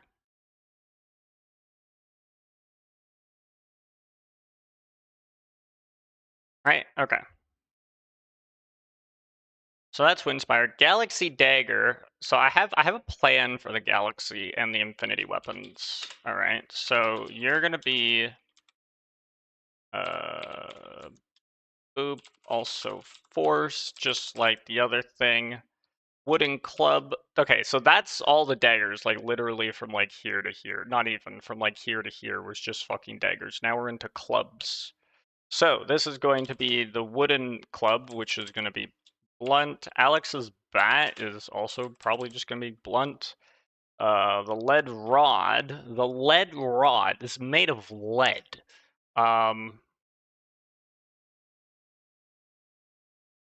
We can make it do like mild poison because lead is bad for you. If you're expecting there to be some sense of logic or reason to a lot of these default values, I'm just trying to make sure I represent at least all the types in some capacity. The only type I could not really, you know what? Fuck it.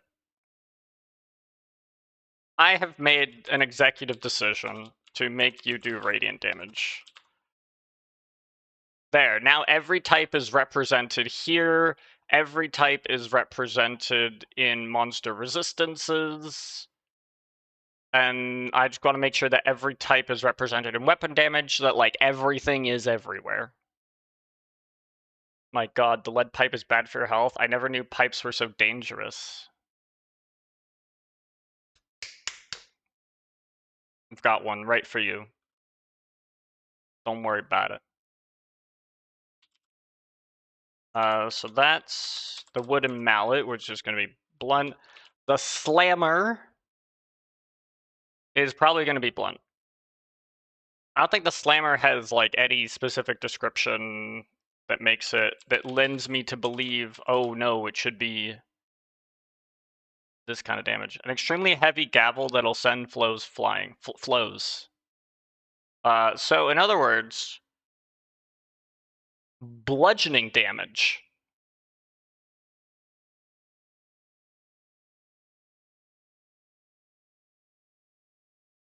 I guess I'm gonna look at the description for the crystal blade. Let me see if there's anything here. Crystal, what the, crystal blade. Crystal dagger, excuse me. Blade is made of purified quartz. So, yeah, that just seems like piercing to me. And then what was the other one that I wanted to look at? It was the elf blade.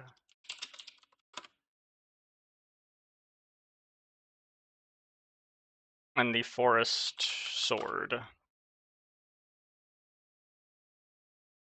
Made powerful by forest magic. Okay, so the forest sword, which is ID number 15, is made powerful via forest magic.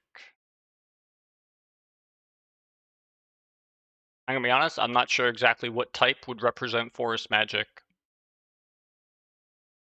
If even any.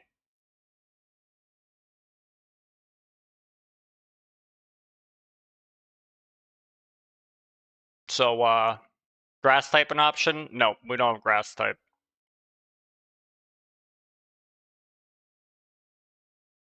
This is D&D, this is not Pokemon. We don't got grass type.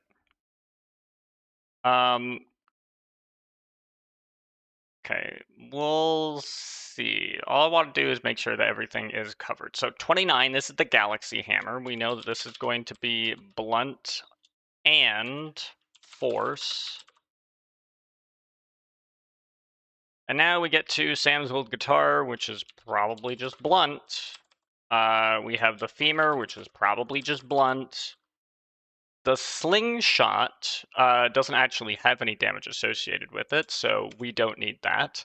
The master slingshot doesn't have any damage actually associated with it, so we don't need that. And the galaxy slingshot doesn't need any damage associated with that, so we can jump from 31 right to 35, which is Elliot's pencil. And I'm going to tell you, Elliot definitely has a sharp pencil.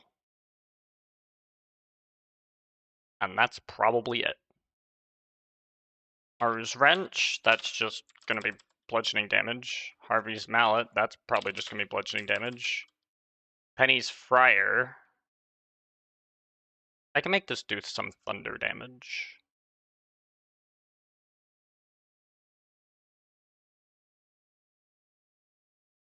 Ellie in the background with a pencil sharpener just cranking it. See, exactly.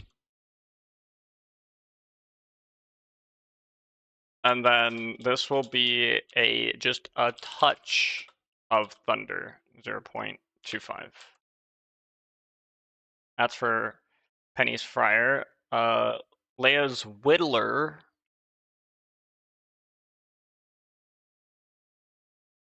Is this a dagger or is this a sword? It's probably slashing regardless, I'm gonna be honest. Abby's planchette. This is just piercing.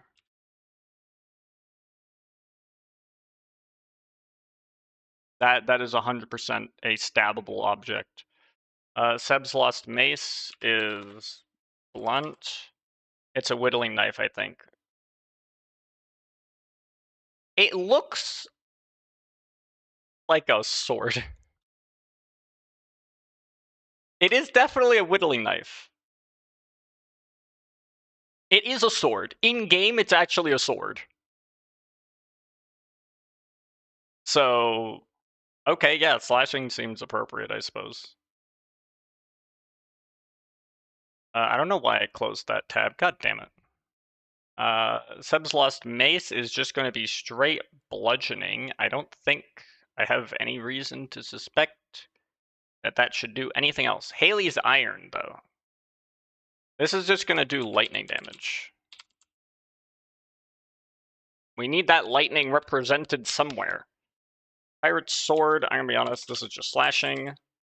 Cutlass, I'm going to be honest, this is just slashing. These are pretty plain-ass things. Wicked Chris. So,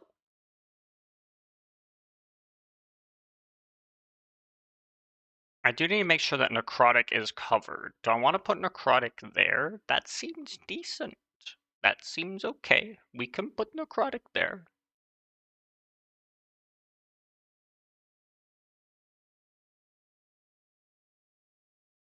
I knew quite a few evil Chris. No, it's Chris Kris.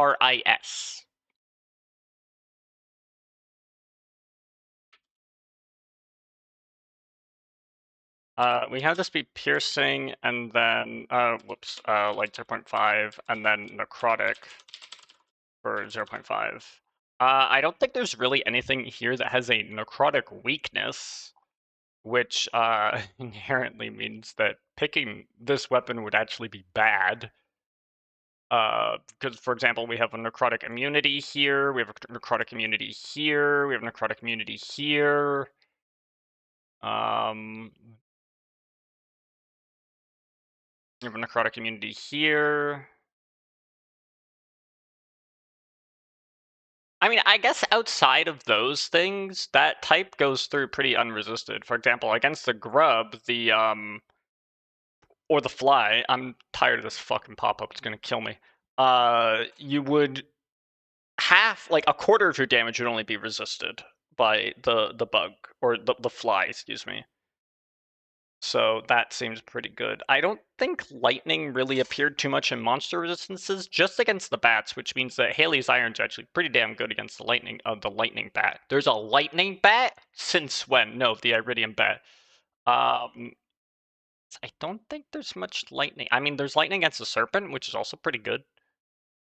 So, oh yeah, and against the blue squid. So like, Haley's Iron's definitely useful. Like, there's a couple things. I'm gonna wanna, okay, after I write up this list, I wanna go through and see what monsters have what resistances and what weapons deal what damage. And then I'm gonna have to do the same thing for monster damage and like armor resistances, just to make sure that like there's a reason for each thing, right? Maybe not like each thing, right? Understand there's a lot of duplicates here because this is like dagger A with texture A and dagger B with texture B. Like they're both daggers, they both stab people. So I'm not expecting too much there, right? Just when I can. So 46 is the cudgel, which this just seems like a blunt weapon to me. We skipped 47, that's the scythe. I did the scythe at the top. The Yeti Tooth can be slash cold, which is, I believe, unique, and it needs to be 0.5. Actually, I think I want 0.25 and then 0.75, like more cold here, because I only have a couple things that deal cold damage. In fact, by a couple, I mean, I think I have, this is the Neptune's glaive. Actually, I'm thinking 2.5, 2.5, 2.5, and then we can also add lightning here for 0.25. There we go. So now this sword is slashing, piercing, cold, lightning. Probably the most complex sword. We don't need anything more complex than that. The rapier, which is a sword, is going to do piercing. Because it's a rapier. The steel falchion is probably just slashing. I'm not really seeing anything different there. Most of the time, this is what it's going to come down to. DDD in Stardew Valley is going to come down to this. You're going to have a sword for slashing damage, you're going to have a dagger for piercing damage, and you're going to have a hammer for blunt damage. And then some things are going to either not care, that's monster damage. Some things are going to not care, i.e. like the Wilderness Golem. It doesn't care what you hit it with in terms of physical damage types. But some things, you're going to need something special for it, like the Ghost. The Ghost is going to be immune to a lot of weapons in the game.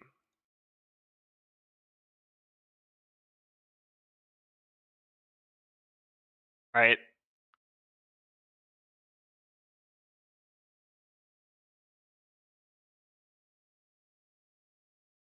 I'm actually going to put Slash Immunity here. Like, Piercing's going to be good against the Iridium Crab, but, like, only Piercing. So, like, Daggers will be good against Iridium Crab, but it won't take Sword or Hammers, basically.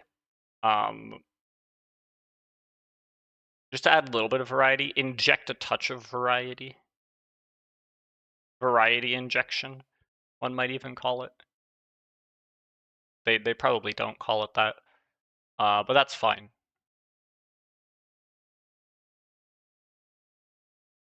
Right? Okay, cool.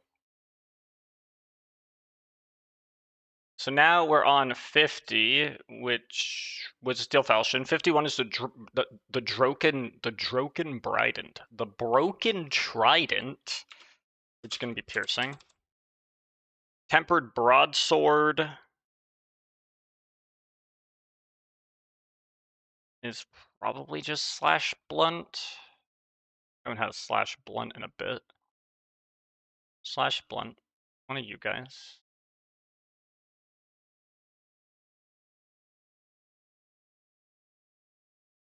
$54 is the Dwarf Sword. Now this is where we could maybe inject some thunder. I mean, okay, so we've covered Radiant. We've covered Necrotic. Wait, what the heck? Oh, yeah, the Dark Sword. It's 100% Necrotic. We've covered Necrotic. We've covered Radiant. We've covered Force. I want to make sure because we haven't covered, like, Acid yet, which is kind of a thing that maybe I want to cover here. I don't know what I would use for Acid. I might slap Acid on the insect head and make it be, like, Poison Acid. I might do that, actually. So 13 should be 13. I didn't even fucking make it poison.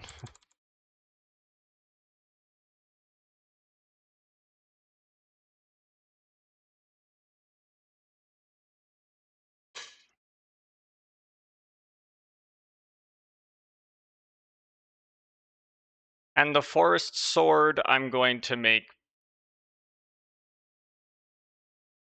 slash and acid. Fuck it. We're gonna make it acid instead. Just so that we have a little bit more acid representation. Does it make it could make a vague amount of sense. Just don't think about it too hard, alright?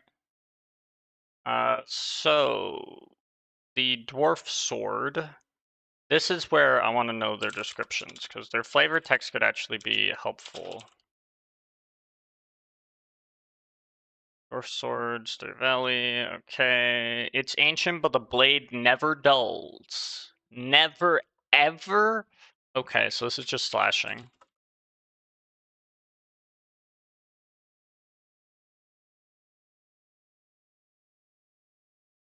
Dwarf Dagger. It's ancient, but the blade never dulls. That's probably just piercing. And then the Dwarf Hammer. It emits a faint whirring sound. Okay, so that's where we're gonna go big, right? So this is probably slashing. This is probably piercing. And then this is gonna be not just bludgeoning, but I don't know what else. I gotta think for a second. What other types I want to slap on this thing? Do I have anything doing? Yeah, I have one thing that does psychic damage, and that's the Shadow Dagger, which is like,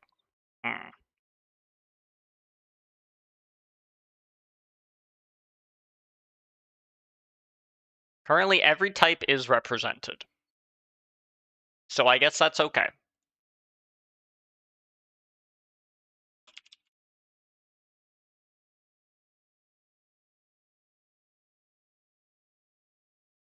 Okay, 57 is the Dragon Tooth Cutlass.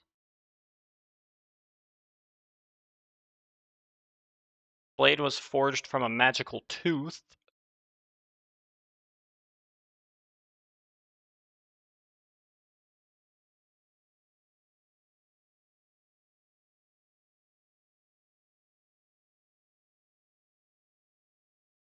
I can make these like slash pierce.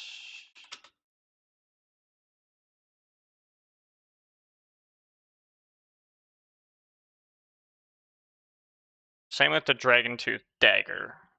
Right back, gonna talk. Telling a bed frame. Okay.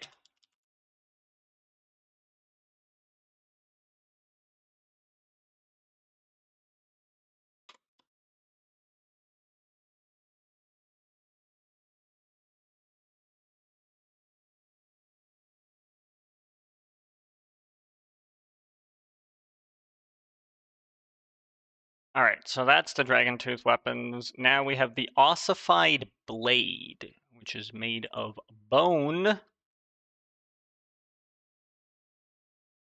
Yeah.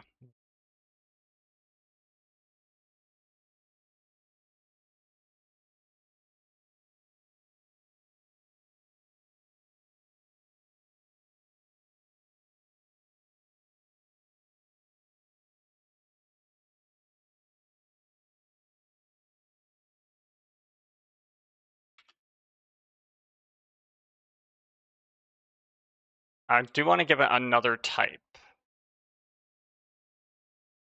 I don't know what other type to give it, but I do want to give it another type.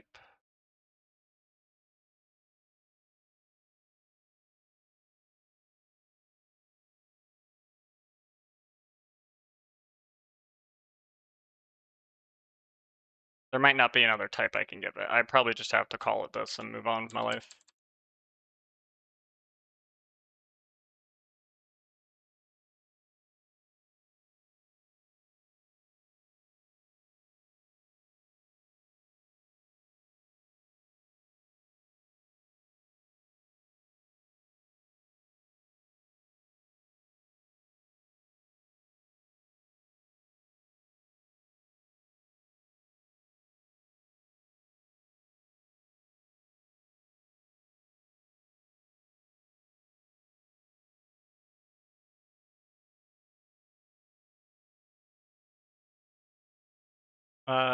Where's 61? 61 is the iridium needle. The iridium needle.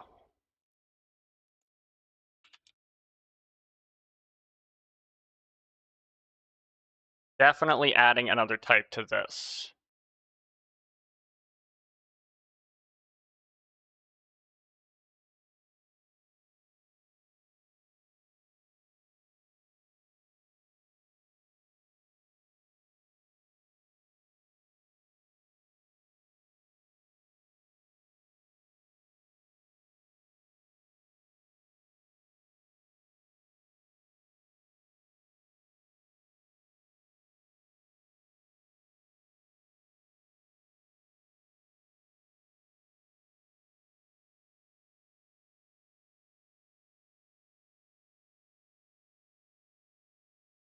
I might just have to add force, I guess. All right, and now we are at the infinity weapons, the infinity blade.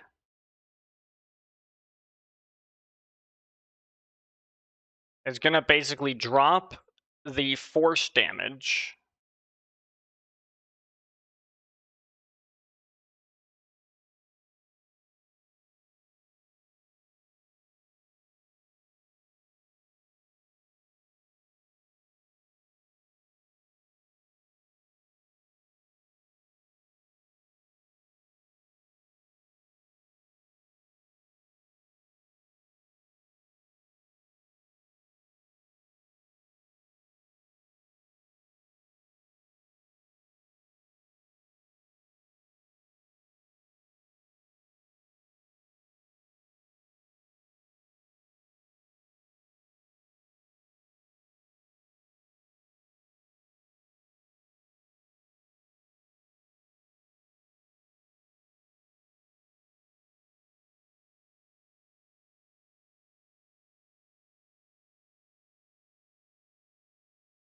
We can make that do radiant. And then we have the Meow Mare, which I don't know anything about.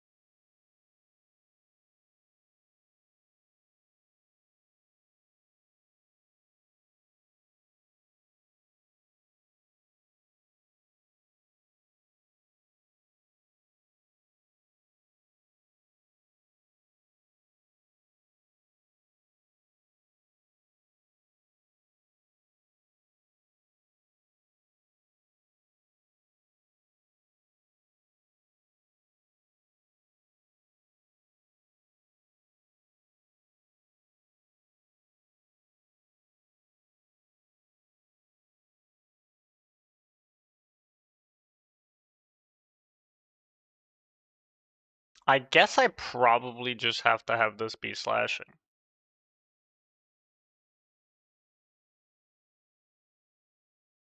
Well, maybe not.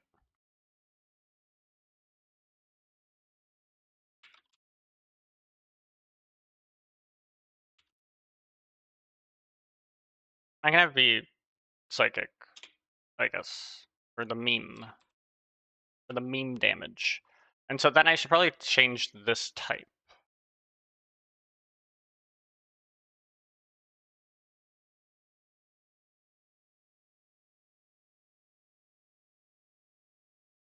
Or maybe I just keep it.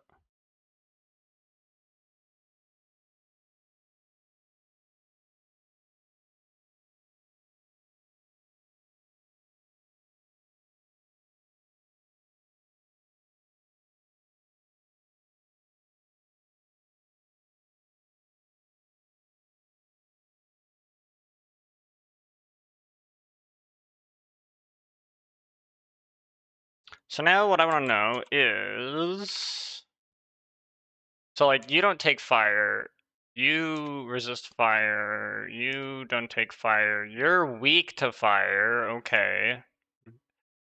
You're weak to fire. You're weak to fire. You're weak to fire. That's true. You're weak to fire. Yeah, okay. Then we can make the Infinity Sword do fire. Cause there's not really much fire down here, I've noticed.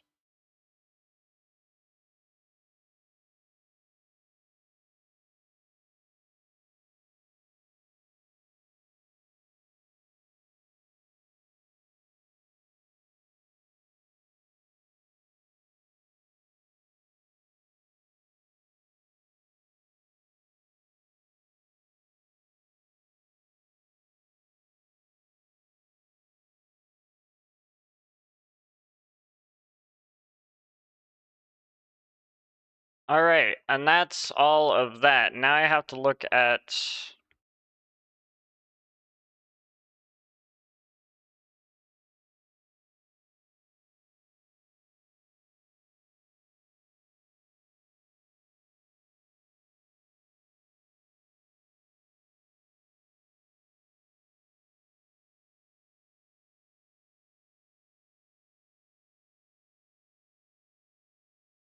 the boots.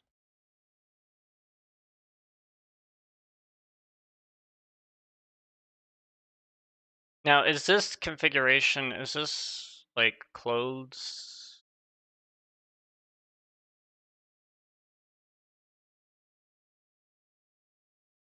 I guess I have to look at the reader.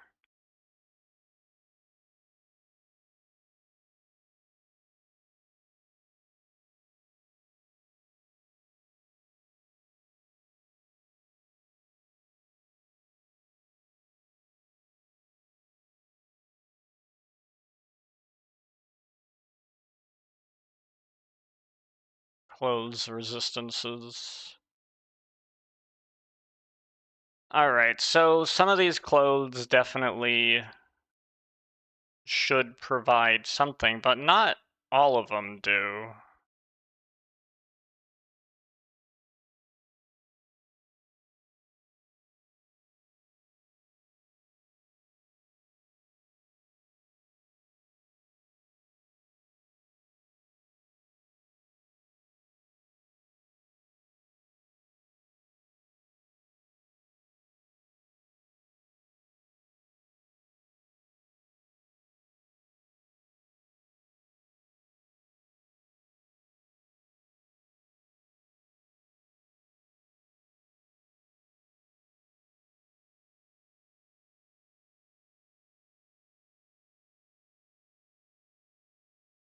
I might have to append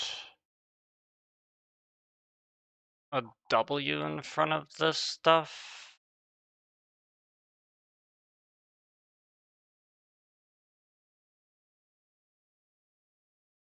Maybe not. But I might have to for the clothes.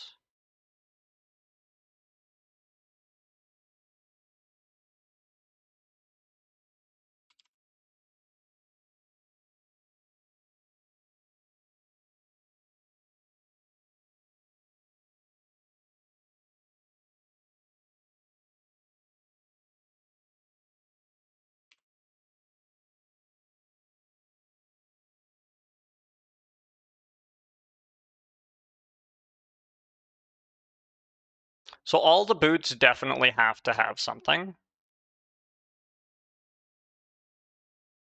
Whether or not the pants or the shirts or the hats do is going to be subjective. Not everything will.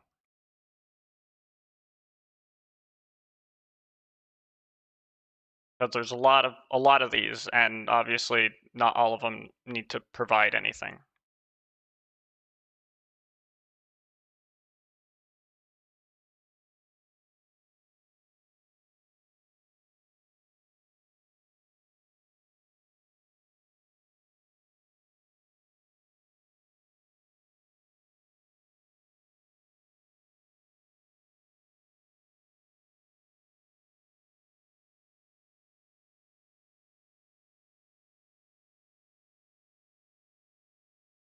Okay, so this one is going to be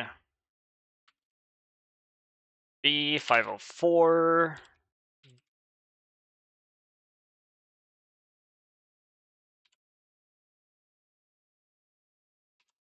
We have 504 all the way to 515. 5, 6, 7, 8, 9, 10, 11, 12, 13, 14, 15. So 4, 5, 6, 7, 8, 9, 10, 11, 12, 13, 14, 15. Then it's 804. Then 806. Then 853, 854, 855. And then 878, which is weird.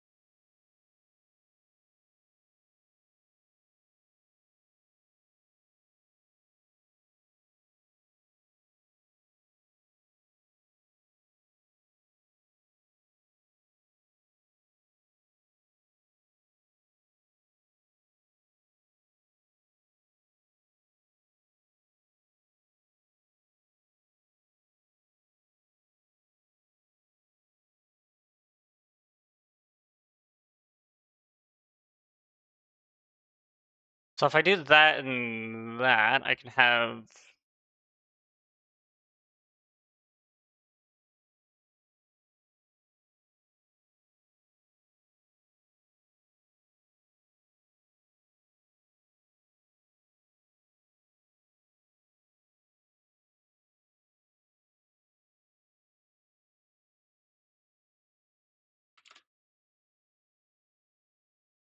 and then so wait, this is 505, 506, 507, 508, 509, 510, 511, 512, 513, 514, 515. Then we have 804, 806, 853, 854, 855, and then 878. So 506 is leather boots. I'm going to give these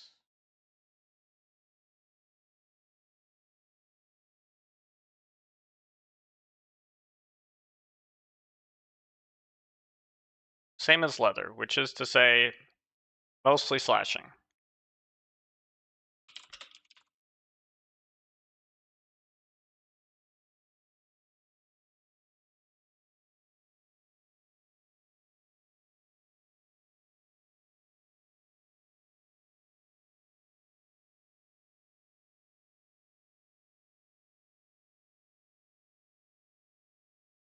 Or sorry, mostly blunt, but it can do the other types too.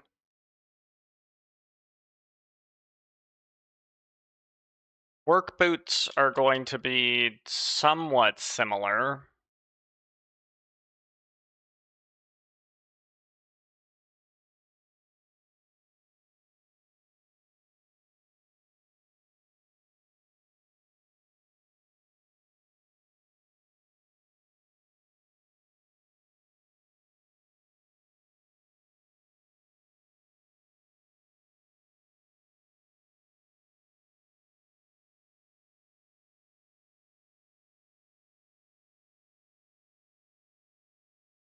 And then I guess we can do blunt for one as well. So that's just gonna be like full effectiveness for the combat boots.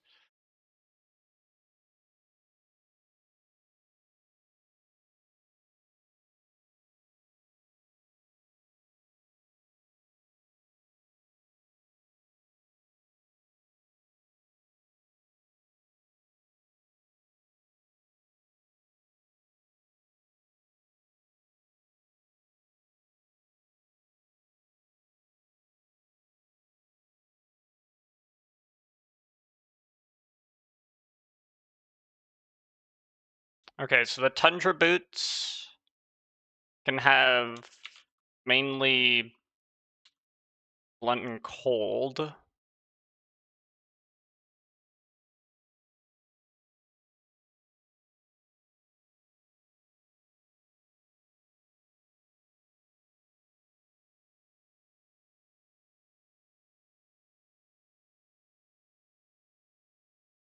Do that, and then put this as cold. That's like 0.5.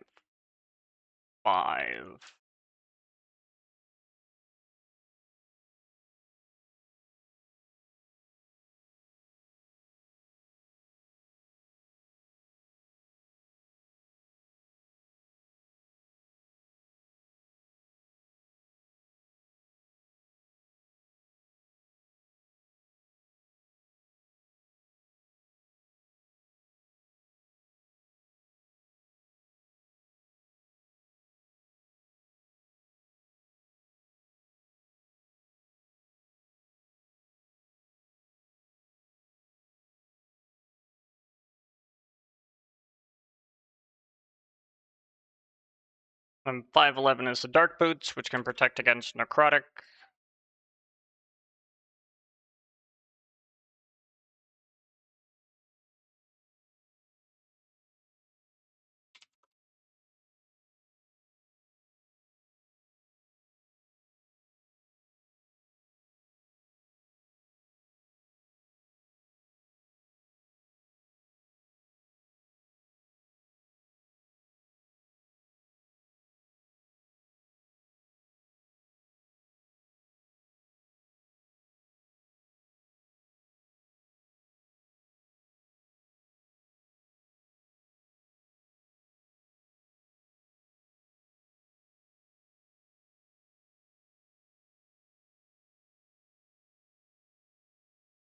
All right, 512 is Firewalker boots, which is just going to be like full fire.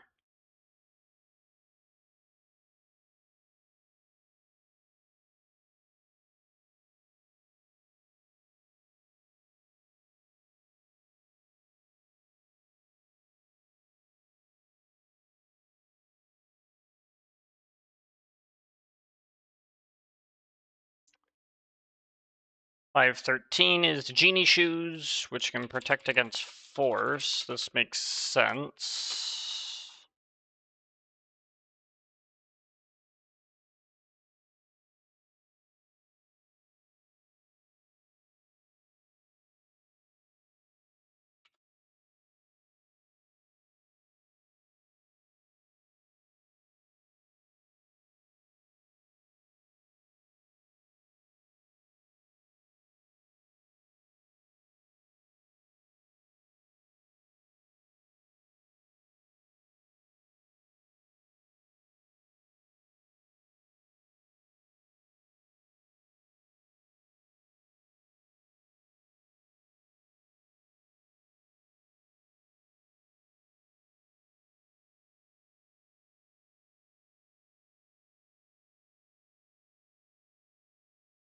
We'll do like a touch of cold, a touch of radiant.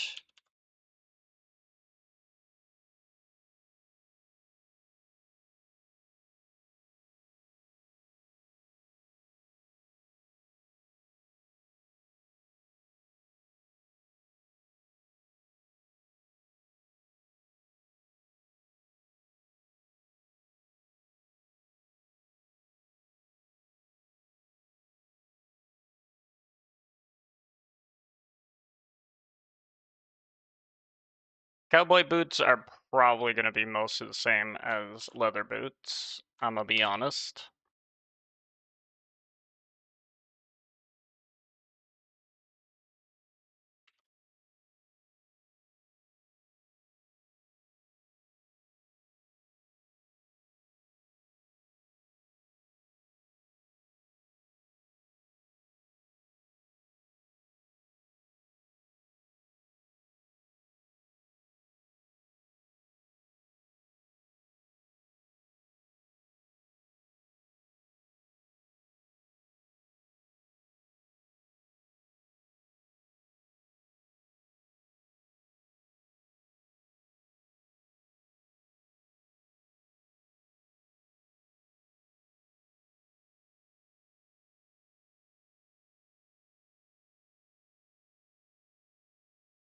That's Emily's magic boots, leprechaun shoes.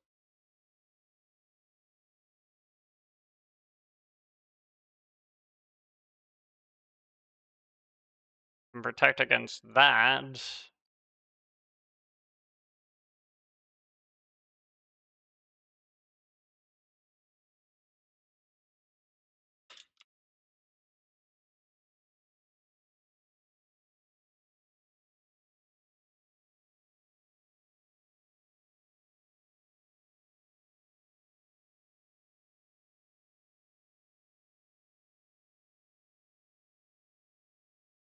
My bed frame at 2 and couch at 4, so setting up the if I don't call back in an hour, call the police.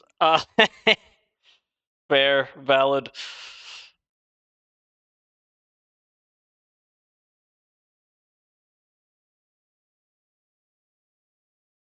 I mean, I feel.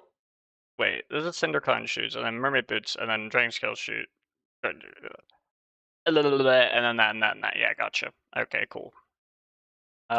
Cinder Clown. I'm gonna sneeze any second now. Just wait for it. These magic shoes belong to a famous dwarvish jester. Okay.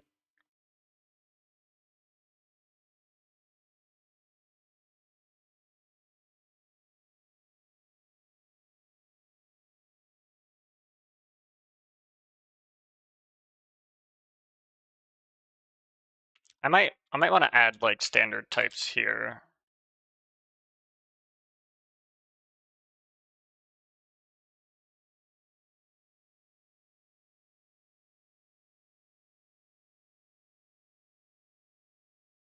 Just like that.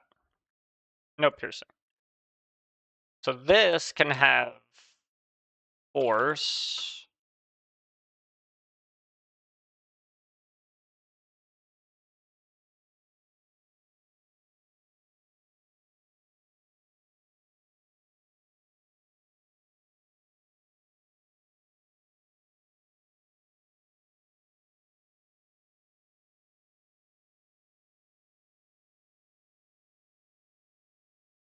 Alright, and now the mermaid boots, which can protect against cold and lightning.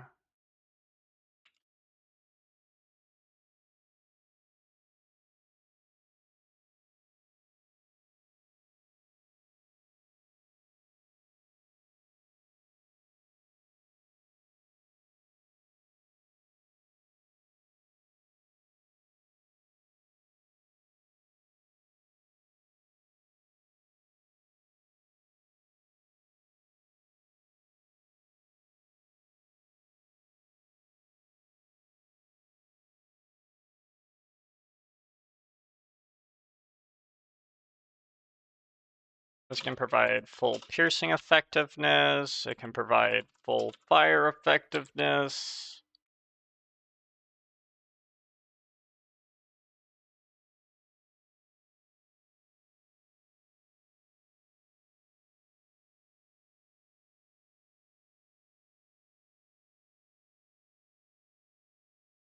And then also like full bludgeoning effectiveness and full slashing effectiveness. And 878 are the crystal boots, which crystal shoes. It says these sparkling shoes will keep your feet very safe.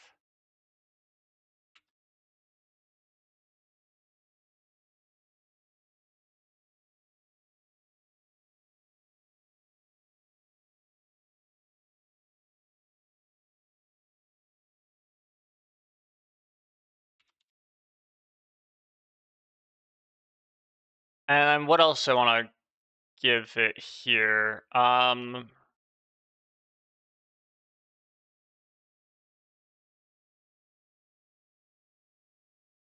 Be like acid. We'll give it acid. Okay, so what types are currently represented here? We have acid represented twice. We have lightning represented twice. We have thunder represented. I thought we had thunder represented twice.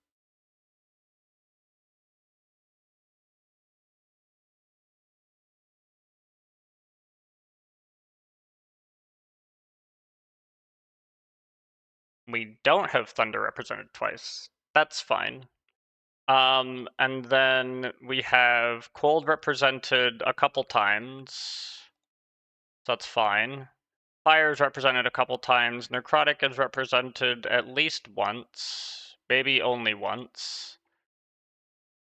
Psychic is represented a couple times.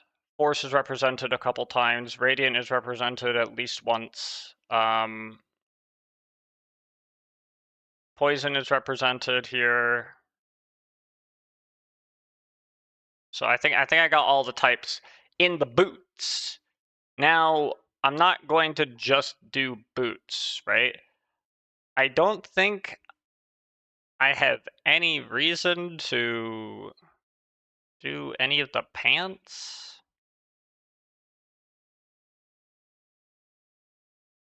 Let's do the dinosaur pants for like fire.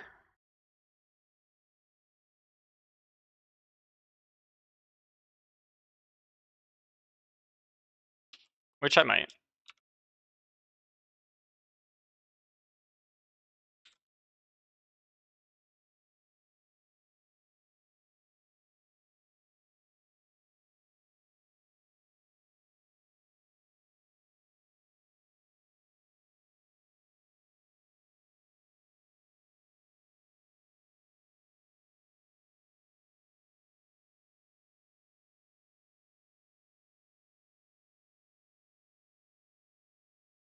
The genie pants,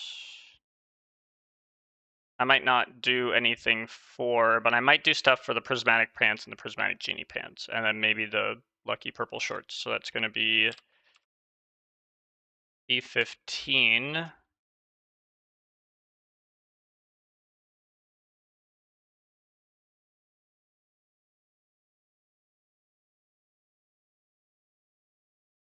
And then P998.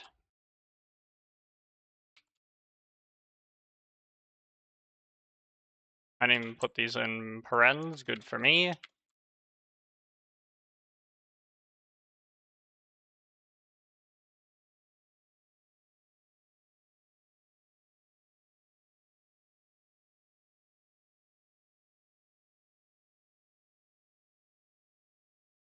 E999. I think it's going to be the exact same.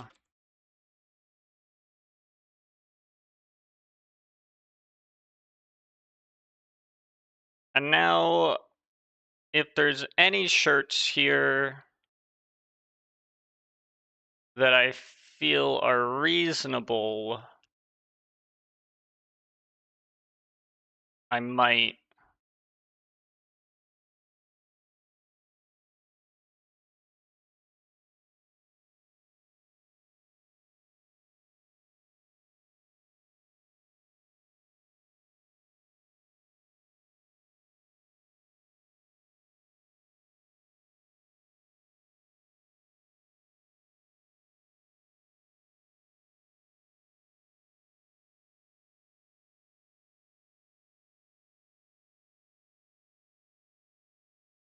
All right, so these are all of these that I can look at for their description.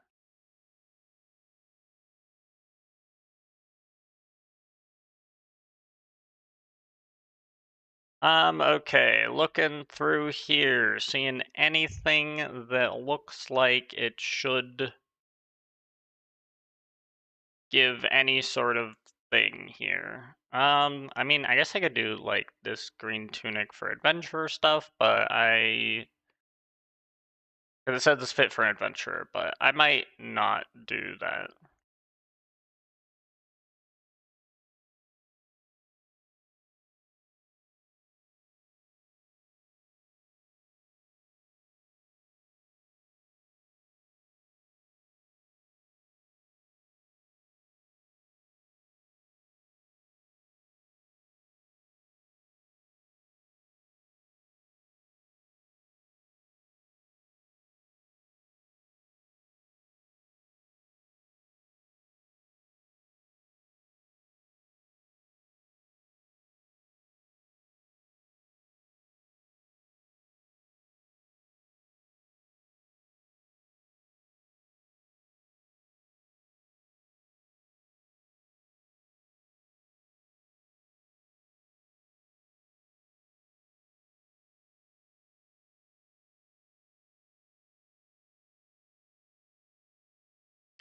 The breastplates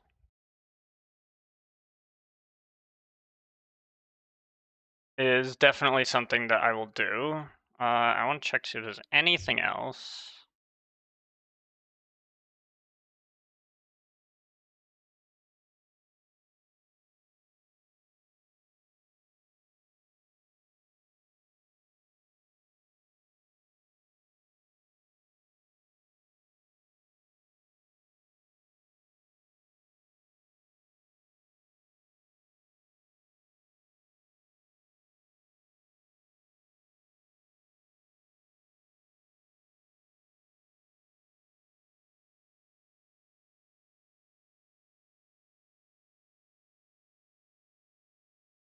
Let's see. I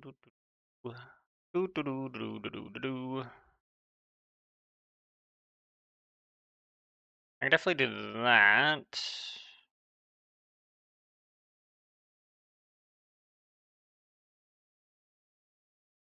Okay, dude, this list just goes on and on. Jesus, this list is so long.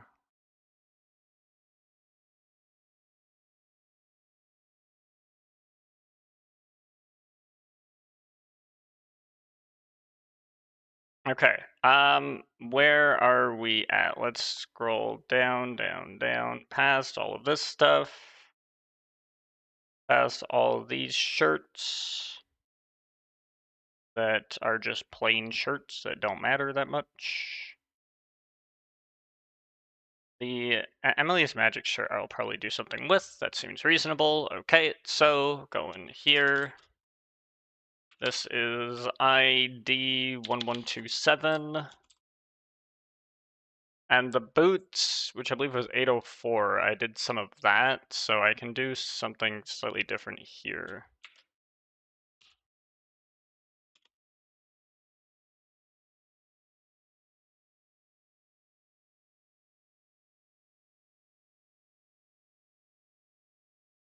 Uh,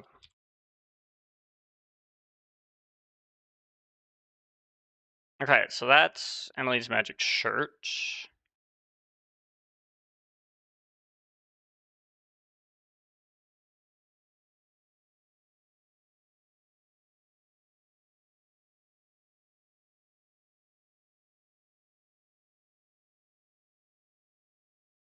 And then this is the steel breastplate.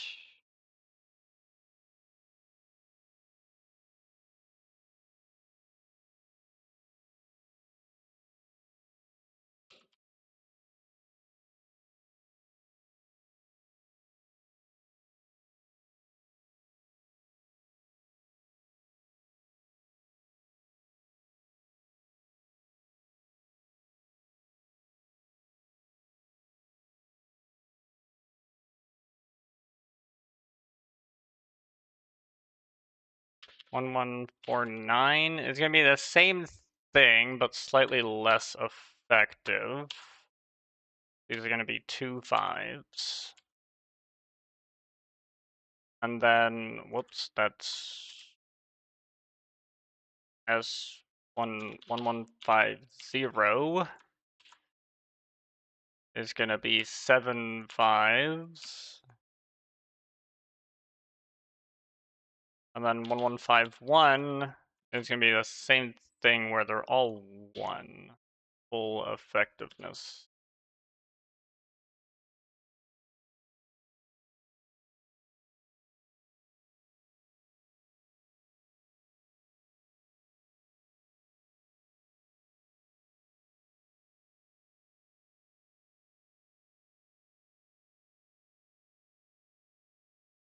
Well, actually, I think I'm actually just going to have it be 0.75 still.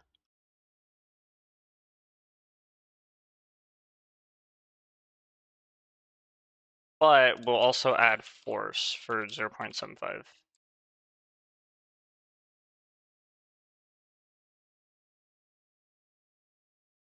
This is 1179.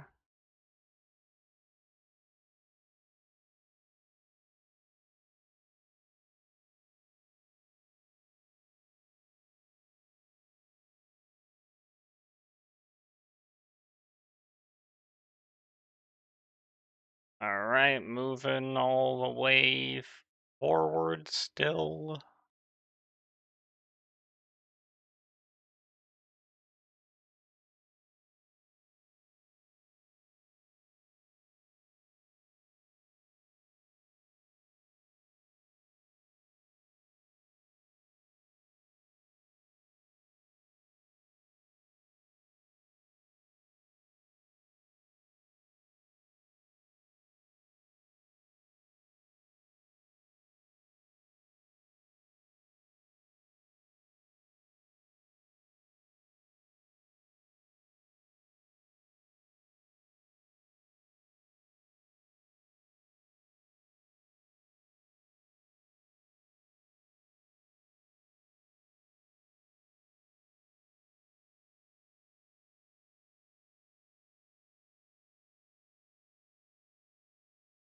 Okay, so that is still a valid shirt, because that's made with a prismatic shard. So this 1123 shirt is a prismatic shirt, so I can do this, and then I can have this be, well, it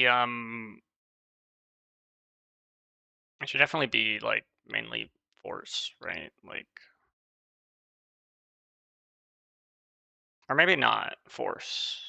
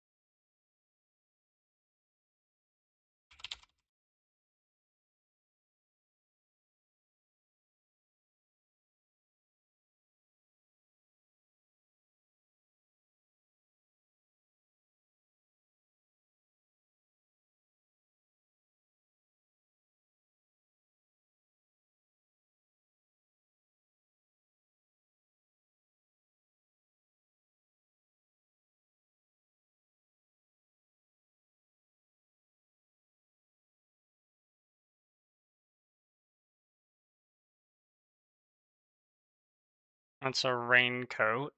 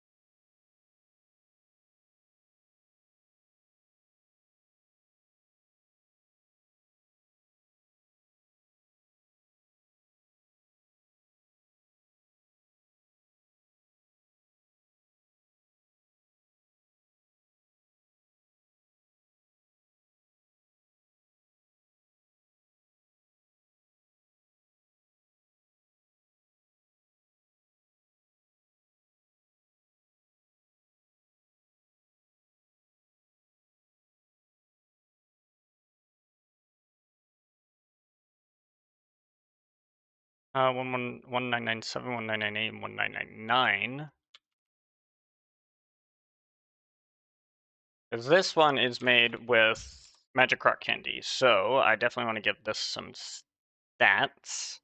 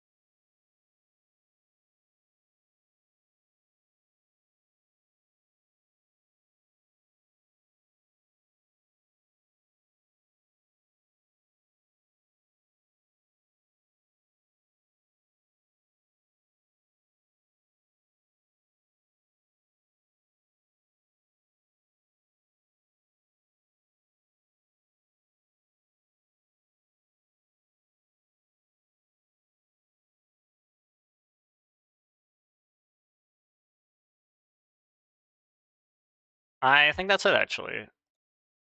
Good shit.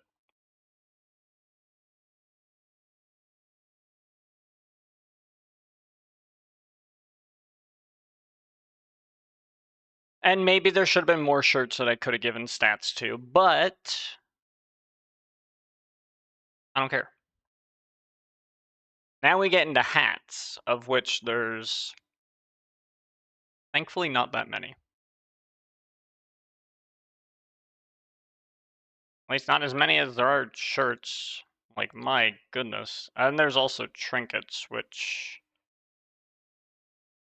I might need to handle the magic quiver and ice rod. Or maybe just the magic quiver.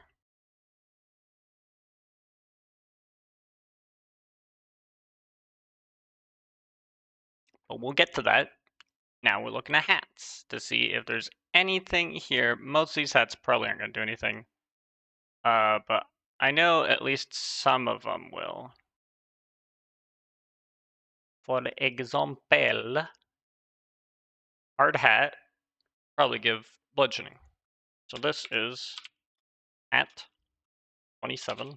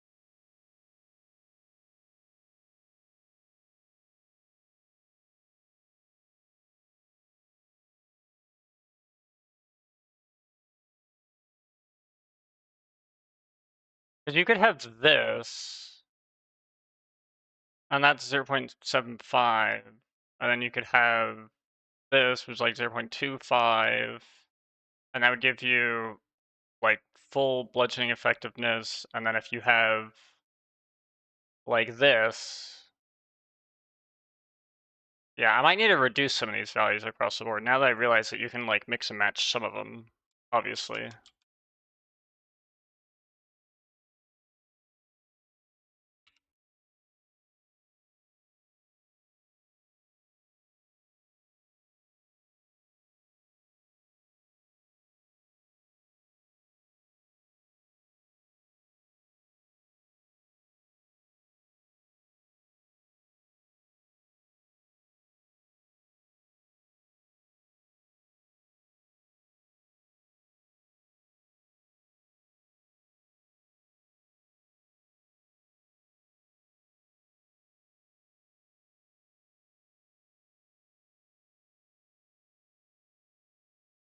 Wow, there's so many more hats than I would have expected. That I think should have stuff. Okay, okay. So, what do we got? Go back, go back, go back, go back, go back.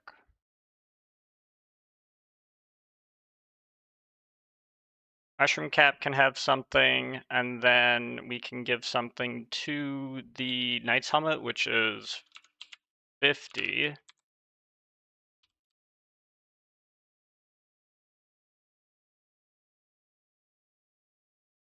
We can give something to the squire's helmet, which is 51. We can give something to the arcane hat, which is 60.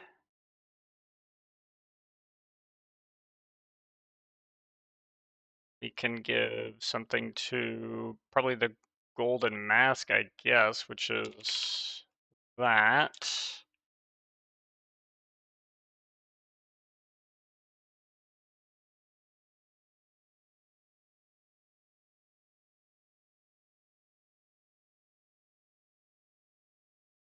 We give something to the golden helmet, which is 75.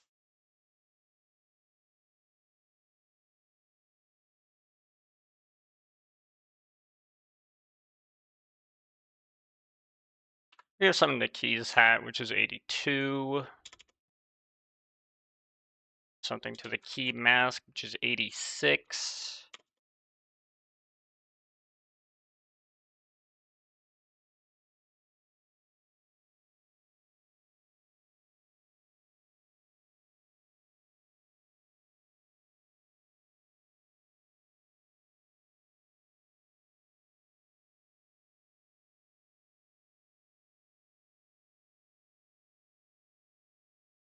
And we can give something to the mystery hat, probably.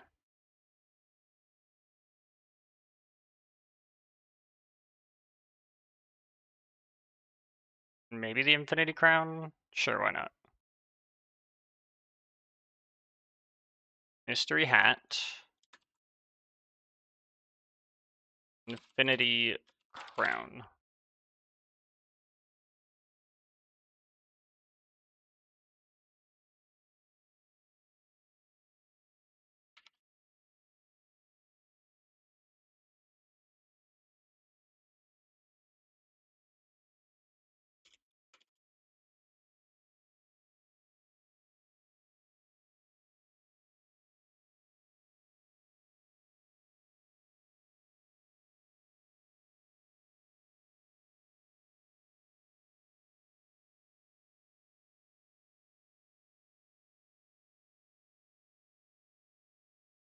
All right, now 86 was the key mask, which I'm probably just gonna make force.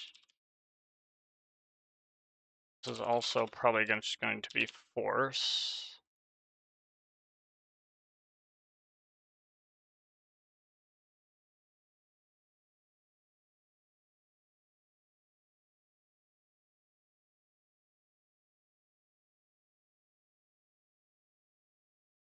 $75 is the golden helmet.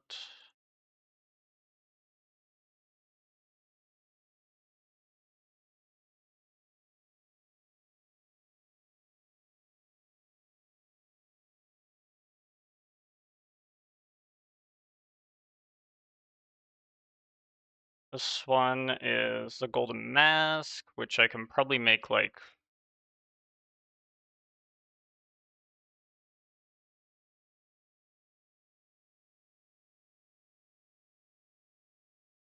And 60, I believe, is the arcane hat, so it's going to be force.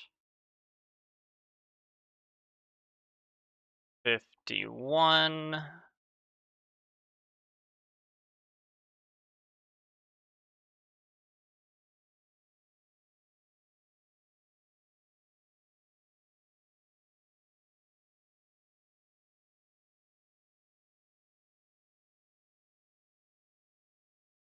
Boo, there we go. I put this here. Now, there are still a lot of hats in the game that aren't going to have stuff. So I think it's fair to say that the boots are pretty much going to do a lot of the carry, but the shirts should just be a mild bonus.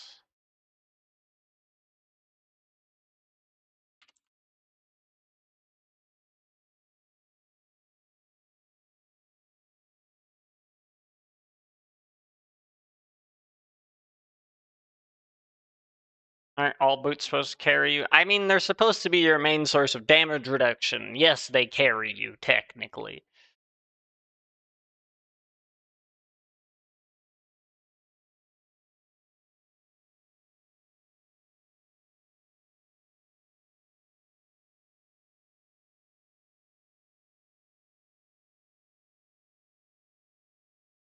But I feel there should still be a difference between the different breastplates.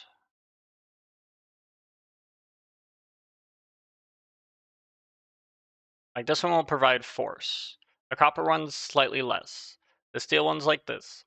The gold one should offer something.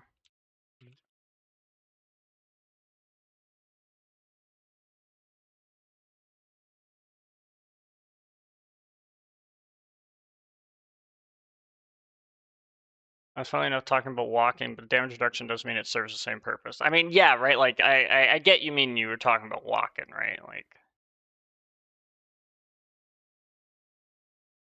and then 1179. What the heck is 1179? Go all the way down, find 1179. 1179. Oh, and that provides force. So I think I want to reduce it to that at best. 1123. 1123 is like way back here.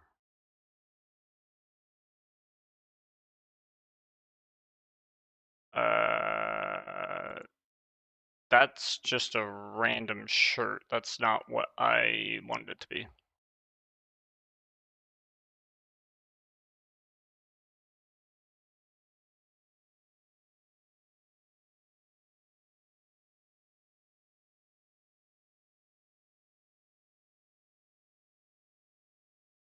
Maybe it's 1223. Yeah, it is. It's 1223. Gotcha.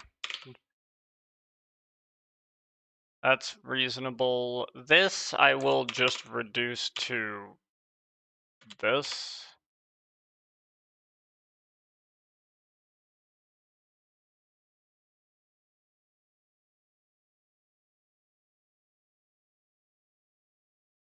There we go. That seems a little bit better. So there'll still be some types that you're definitely weak to, but on average, with a decent set of boots and stuff, you should be able to be mostly pretty effective against most enemies, which is kind of the point. All right, so these configurations are all set up. Now I have to go to the mod config.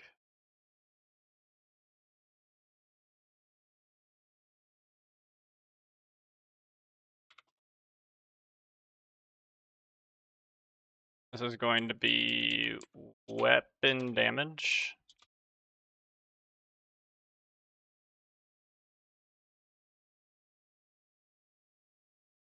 Monster damage.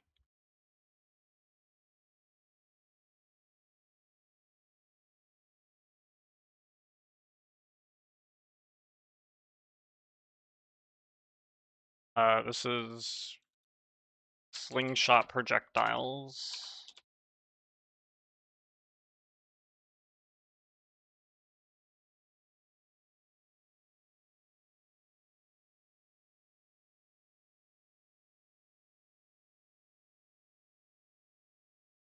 Monster projectiles.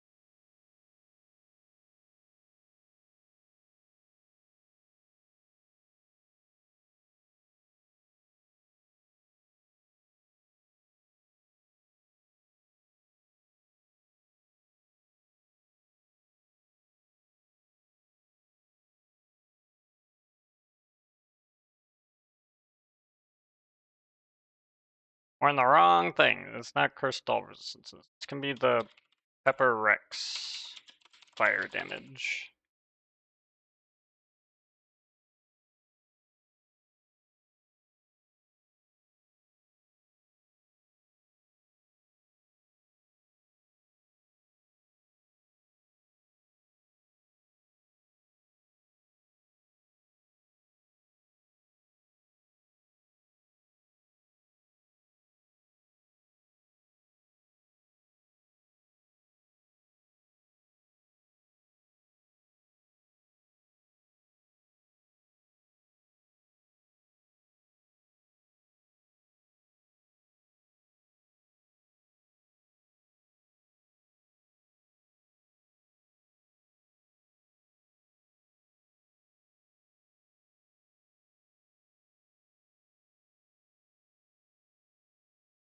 Let's see.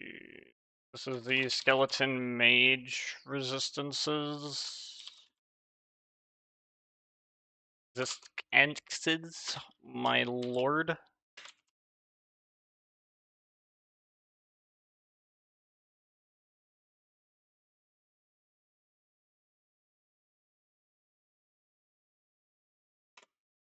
All right, now in here, one reference, one reference, one reference, one reference, one reference, one reference.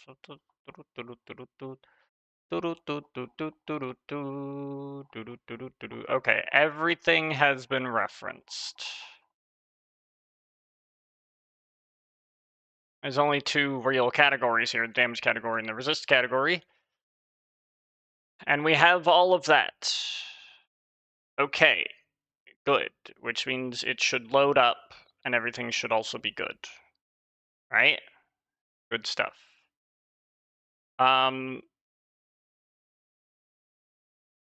However, the readers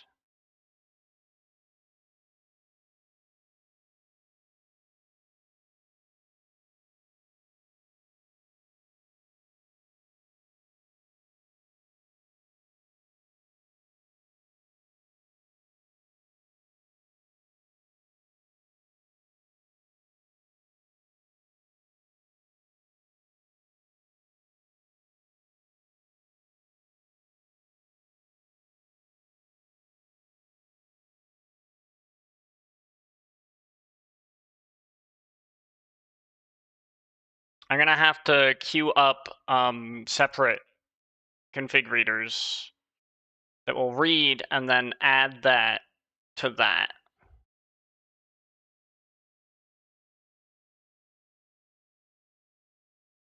Things can be added in parallel. You just can't modify.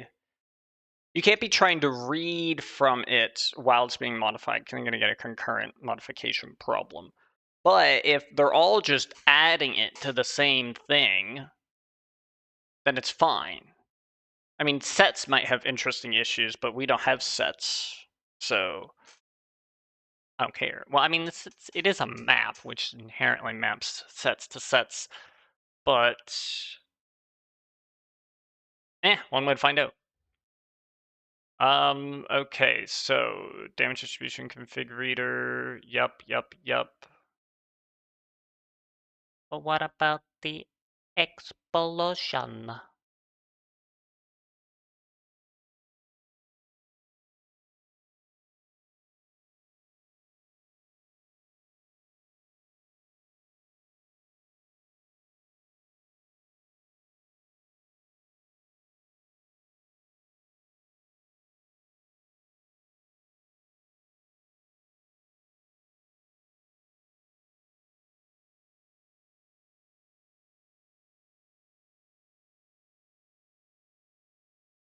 Yeah, okay. I got that then. Yeah, I get you. You have a single string configurator.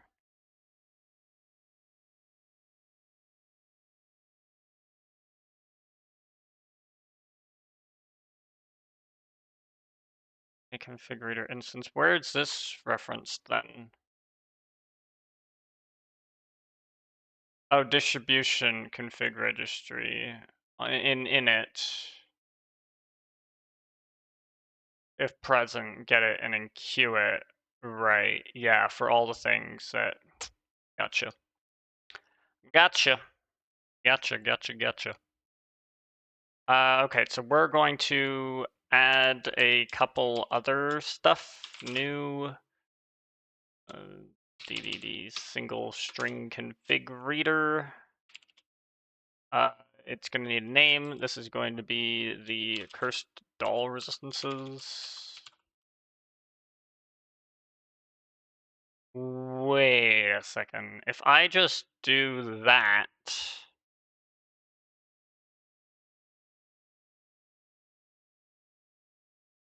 it's just going to read it, but then it's not going to do anything with that. Oh, because this is abstract anyway, so I would have to provide a way to handle it.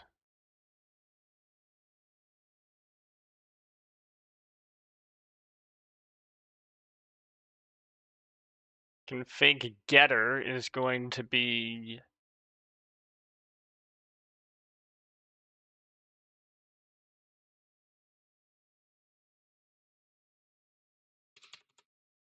dd dot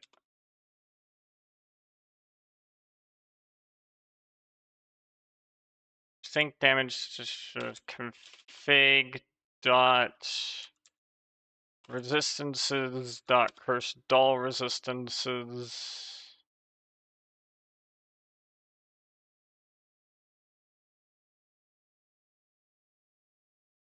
Which I believe has to be like that so that it can actually get it.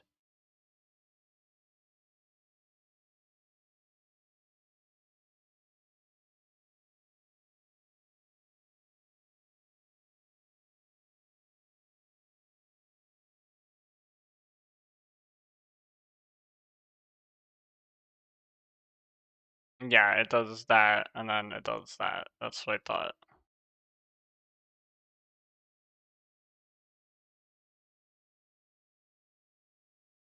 And then the backup is going to be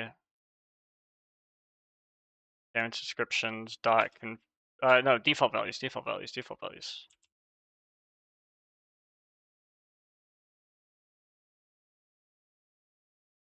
I can't have anonymous classes. Cannot create an instance of the abstract type or inner. Yeah, that you don't have anonymous classes.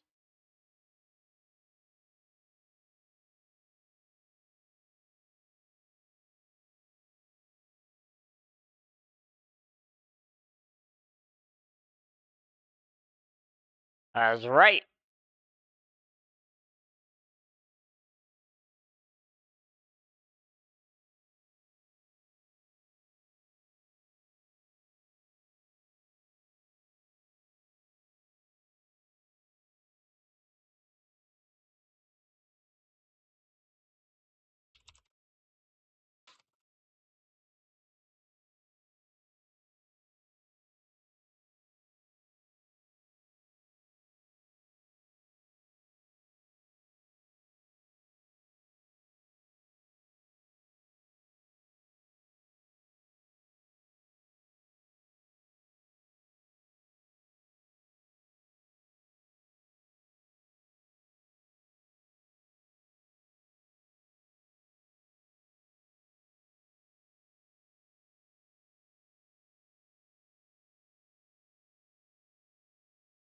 implement that.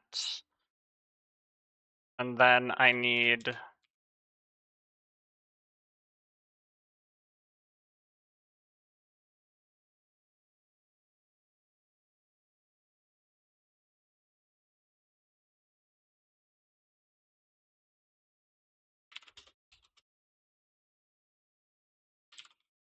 and then this is going to need first dull resistances.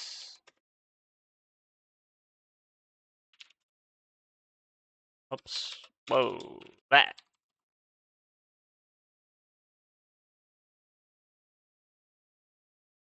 Big dot resistances, dot stall resistances, and then this is going to be default values dot stall resistances. Okay, now is entry valid?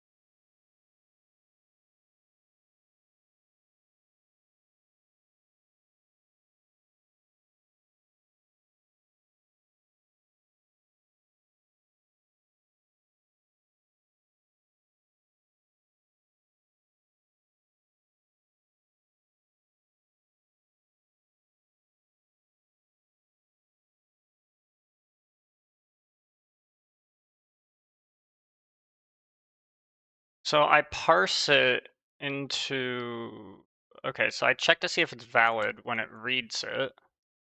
Actually, if it's valid, otherwise it does that, otherwise it does that, right? Like, obviously.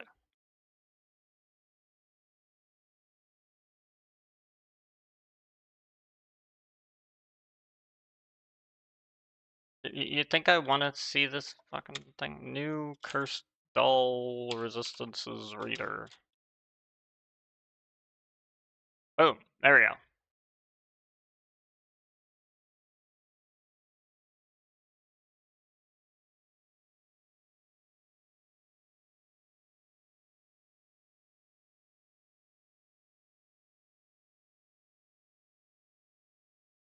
I might need to make these just static.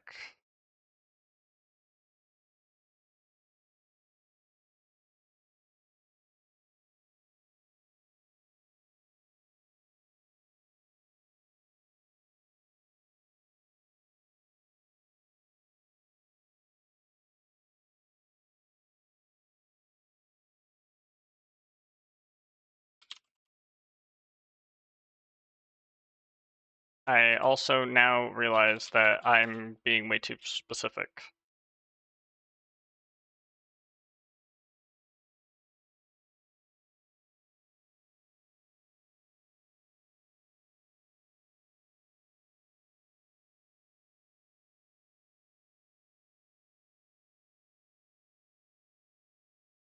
Single resistance config reader is going to have to take a func,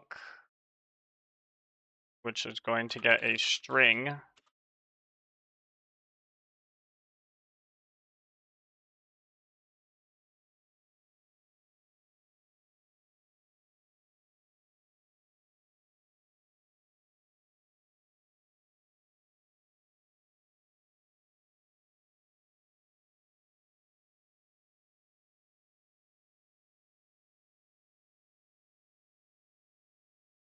Name config getter and fallback.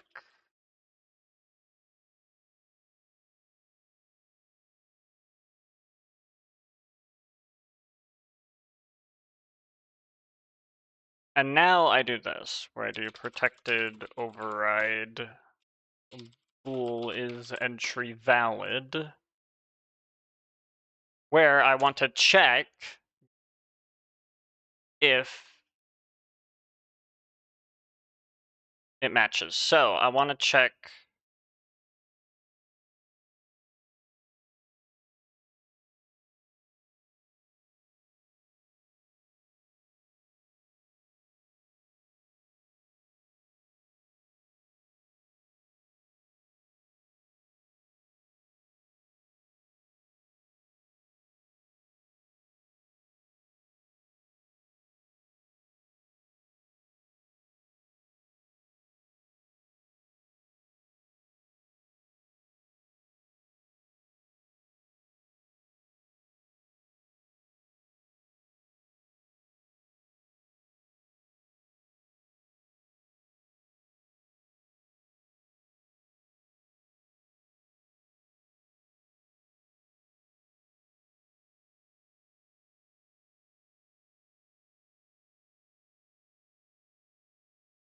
it needs to parse it into resistances, right? So maybe I want a func,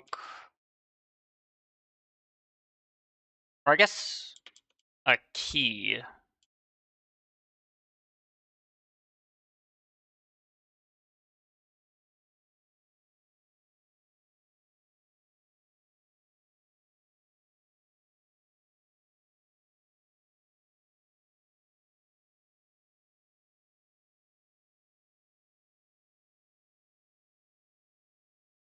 Alright, because then I have this key. And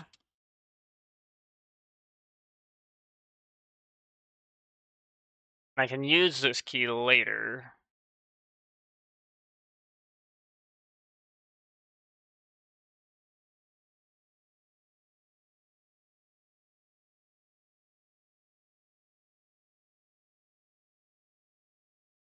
This is going to be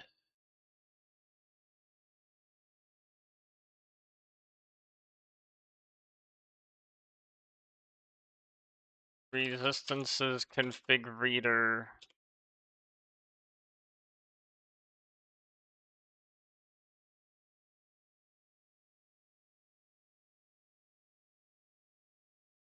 Ah, I see.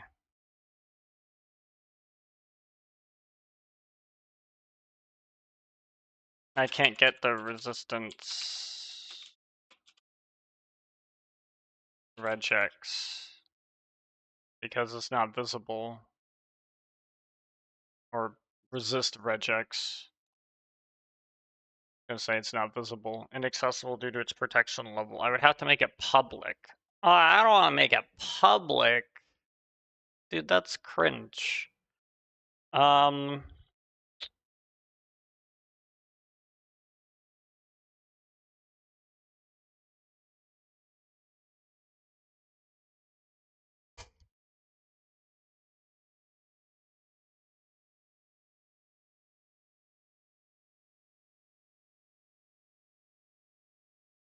I wonder if I'm actually able to...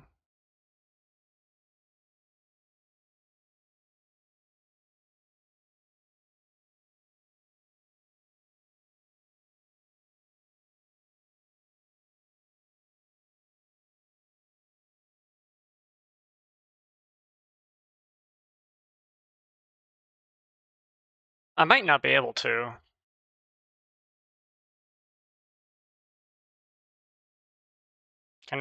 No, because you can't, you should, surely you aren't able to concatenate the regex.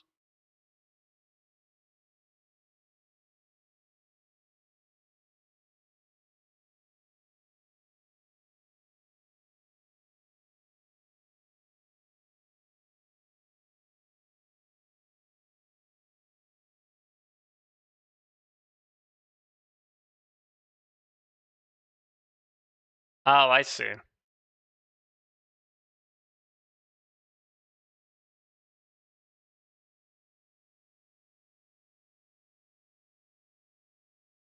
I see what I can do. I can construct them, then to string them, and then use that in a new one with a semicolon delimiting them.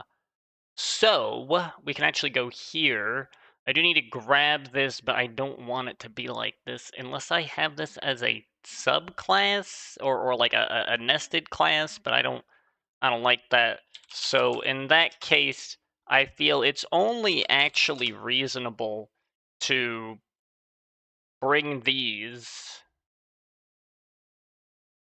over here.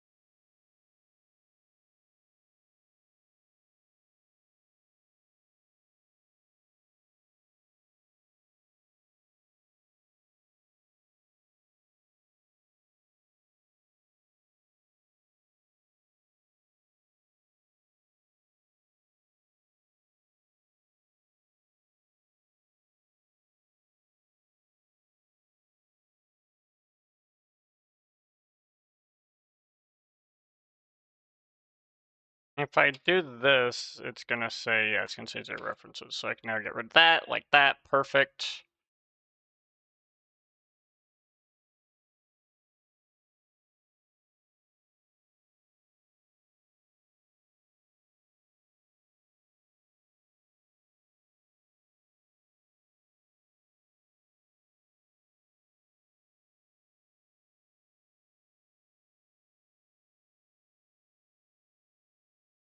I guess I can just do this, and then we're going to do config reading regex dot resist regex dot toString plus a semicolon plus config reading regex dot immunity regex dot toString. That way we've combined them. We've combined them together under one thing, which now I can just do. I can return full resist regex. Whoa. Full resist regex dot is match for the string.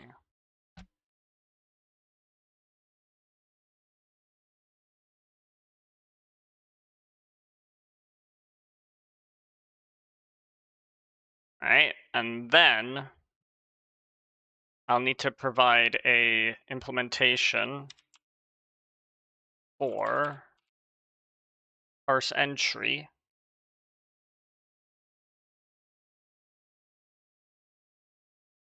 Where I kind of just do the same thing here.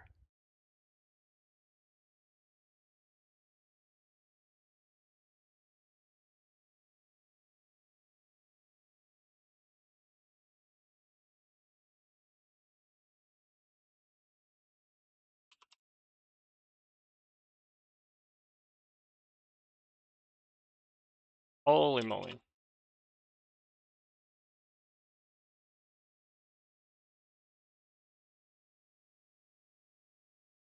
So we split on that, right? Which is the exact thing we would have done otherwise in other places and shit here, right? We split on that.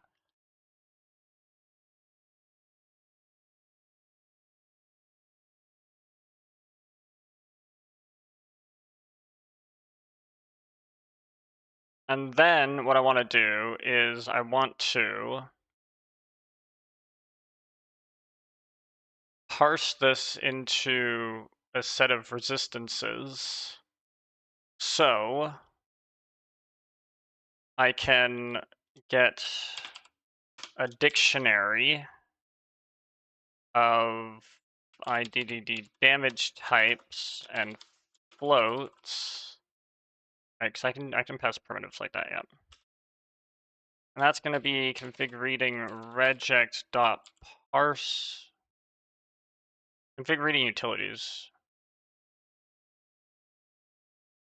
dot parse map, and I will pass in this, the string we're parsing, which is info indexed at 0, our k parser, which is, I believe, just parse damage type, and then float.parse, yeah. Config reading utilities, not DRU, CRU. Config reading utilities dot parse damage type and float dot parse. So that parses that into this map. Now what I need is, at this point we already know, we've already validated it, right? We've already done our validation, so we're good there.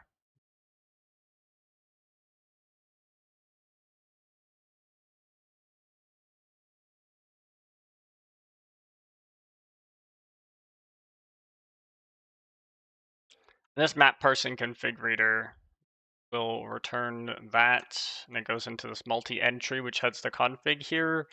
And when it reads it, it puts it in there, right? So I'm basically just gonna be doing the same thing over here. Config readers, all right. So this is going to go into it. I'm going to do configurations.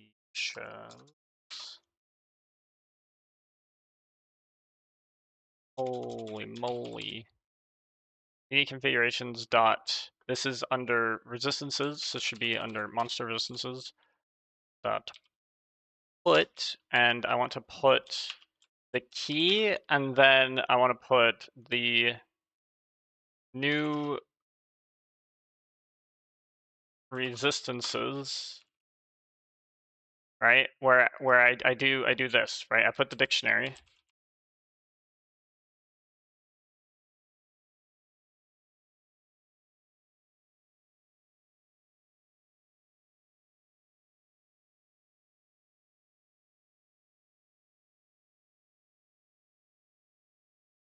I guess I could do I resistances resists. Actually, wait, no, I mean I can like ternary it in the expression, right? Surely, because I can do info indexed at 1 if that is, I don't think I use double equals, though I don't know. I might be too Java pilled right now. Nope, okay. If this equals an empty list, then do that. Otherwise, do a new resistances passing in the dictionary and a set of damage types, which is going to be all this stuff, right? This info indexed at 1, not 2, 1. And then index that at 0, no, I think it's 1 to the second last one. Yeah, just to trim those things. Split it on a comma, put in trim entries as an additional option. We now have boop, boop, boop. Select config reading utilities dot parse damage type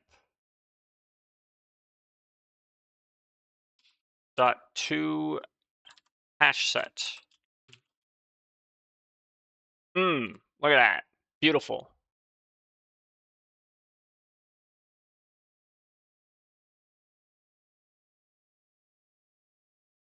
Right, so now I don't need this because this is a bunch of nonsense that's not really useful.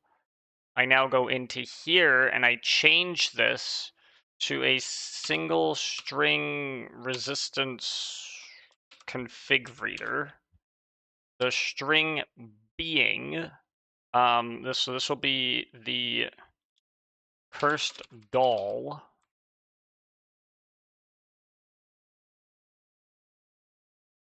Cursed doll resistances. Cursed doll resistances. And then the actual key that I'm going to use in the map is going to be cursed doll. Do I have a section for constants? Surely I would, right? But I don't. That's kind of dumb. Whatever. I feel like that's bad. It might be a good idea to have a set of constants.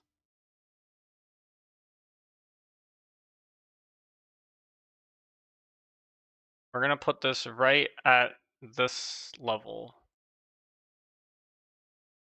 Right, like right here, new file.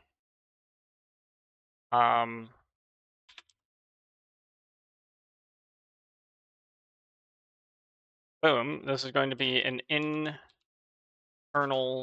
sealed class. I mean, I guess it doesn't even need to be internal. It can just be like public. Sure, fuck it.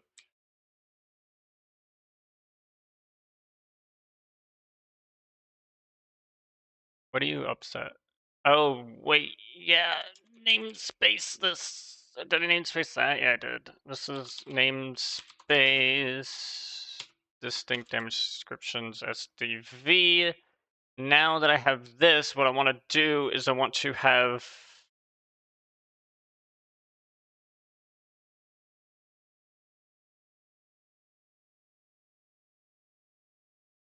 public static read only string first doll key is going to be cursed doll, and public static read only string, and this one's going to be the skeleton mage.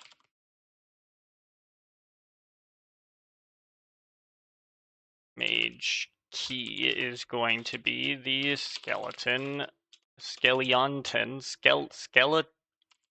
mage. I know how to, I promise I know how to spell it. Those are the only things I think I need right now.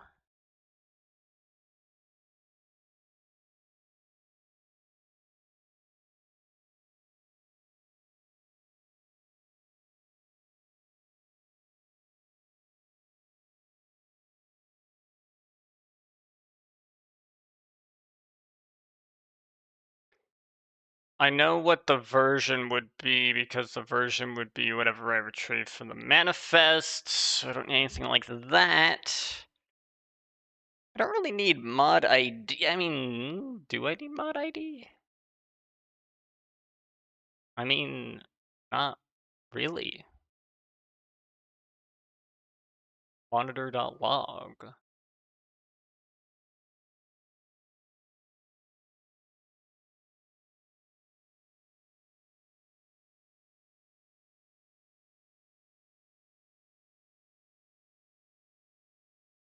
Yeah, I mean, okay, so what I'm thinking I want to probably do here is in the logger, I think it would be reasonable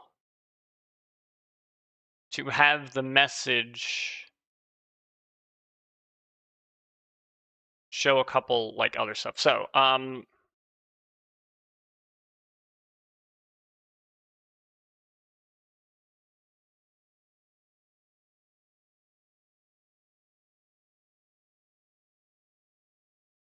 actually, I don't really need to because this monitor, when I create this here, it grabs a monitor.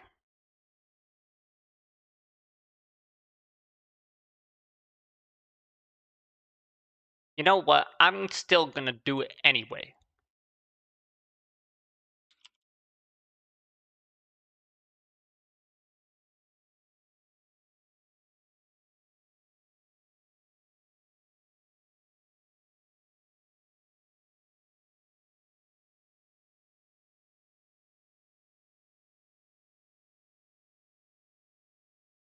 right? Because that's how we do it here. And I've decided, fuck it, we're doing it the same way. Now I want to know, how does it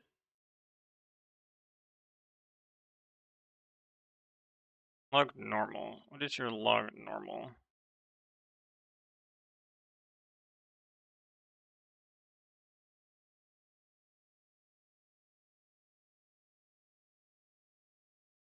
Logger debug prefix. Yeah, and then it grabs that and it does that. Yeah, okay. Okay, I getcha.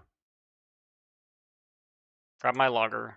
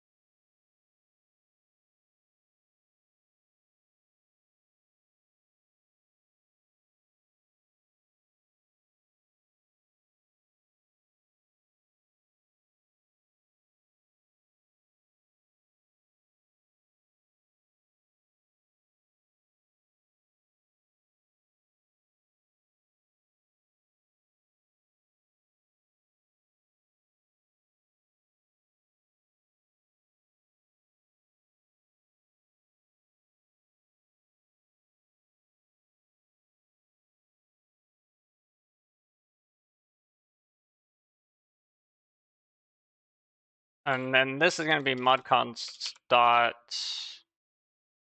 mod name dot to upper, which I presume just uppercases it all. Yeah. And then when I go here, I can actually do the logger prefix, and I can index it from 1 to, you know, like this, and that'll just trim off the square brackets. Square brackets is actually redundant. They're brackets. I can trim off the brackets, and then we'll just re-put them on here with that debug message added there.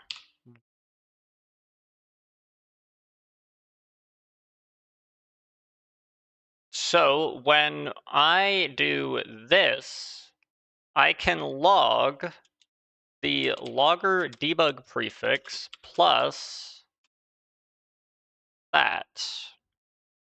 Or a more reasonable way to do this would be to format string this and then put the logger debug prefix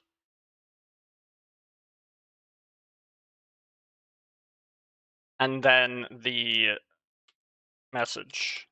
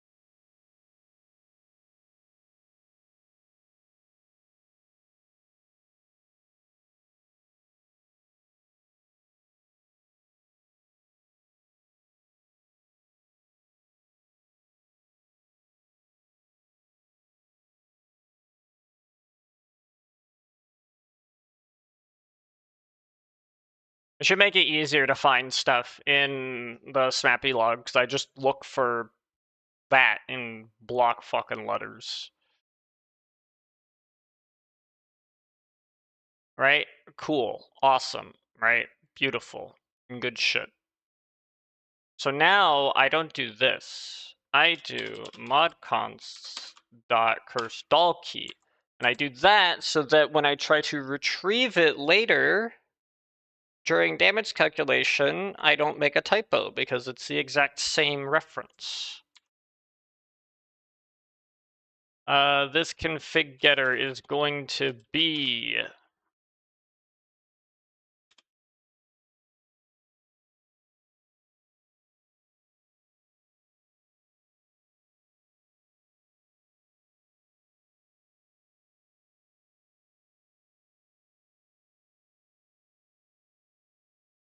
for stall resistances, and then our fallback is going to be default values dot curse stall resistances. Now I need to make one more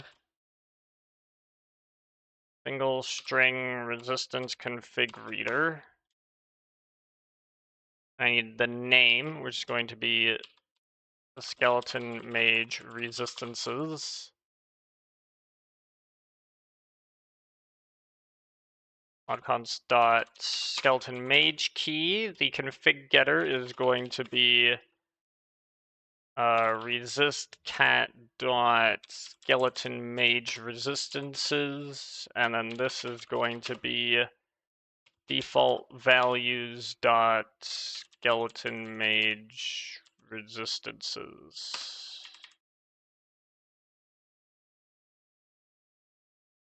All right, good shit. Now there's a couple of other default values that need to be referenced.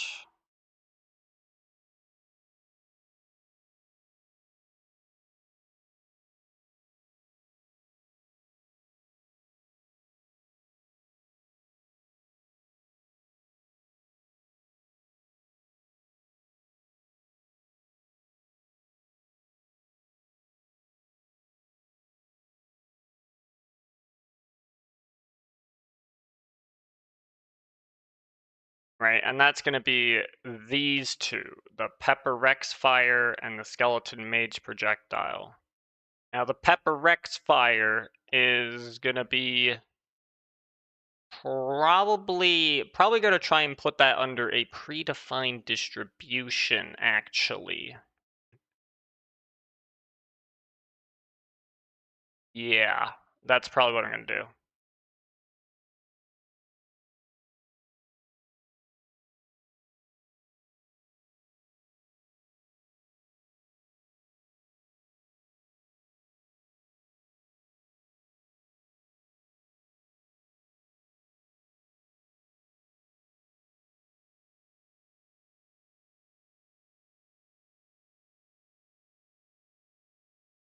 Now I don't know if this damage context is actually going to be helpful, but we're gonna see. We're gonna see.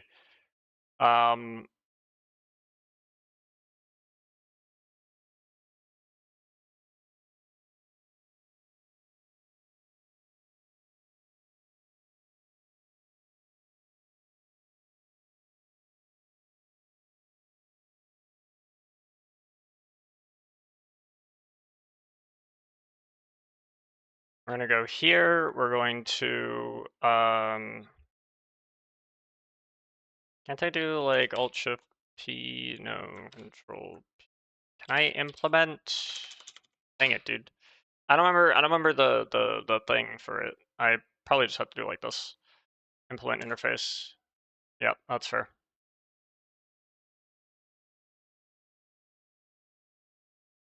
So, and then I need, and I believe this is also public, right? Like,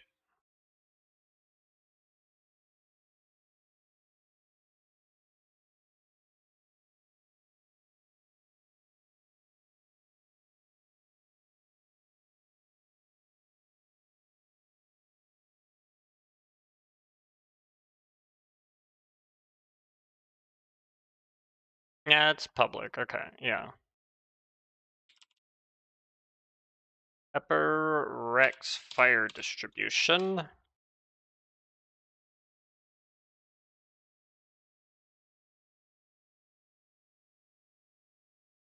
All right, what do we need here?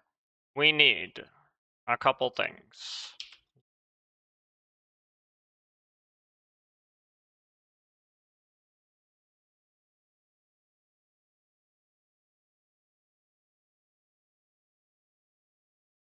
Oh, it doesn't, wait, no, it doesn't have, this doesn't actually need a constructor. Implement interface read. Yeah. Do that. Implement it. The whole thing.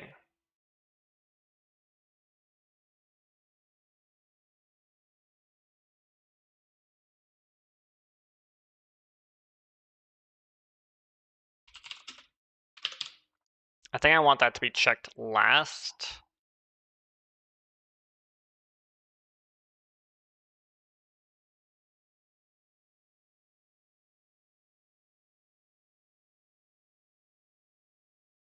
Now this damage context.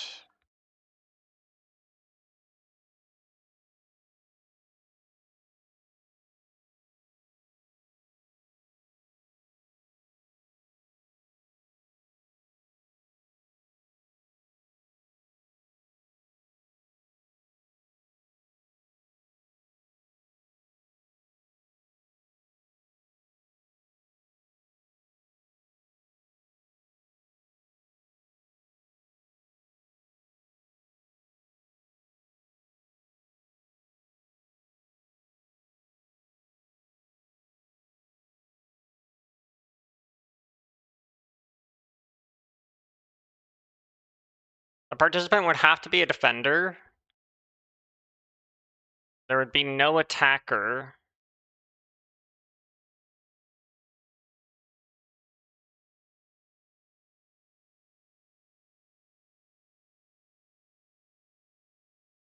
And then, I don't know, we'll figure that out. We'll figure it out.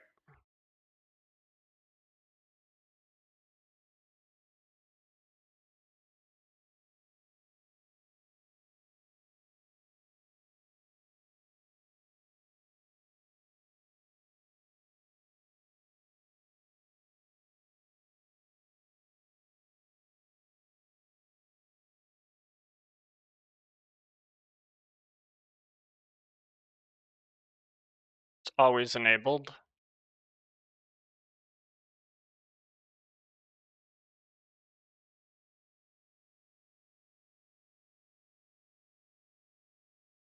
I can't make this static.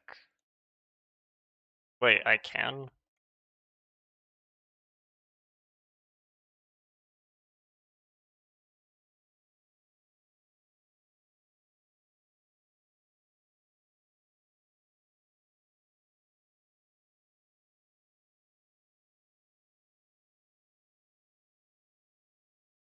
Wait, but then why can I make you static as well? That's so fucking weird, dude.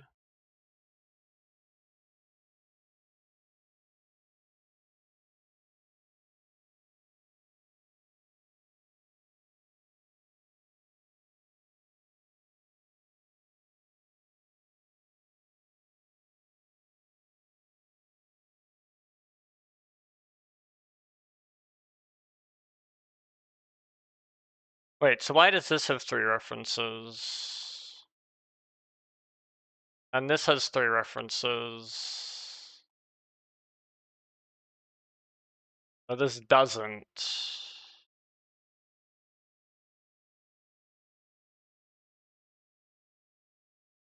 Wait a second, why is this like this? This nonsense.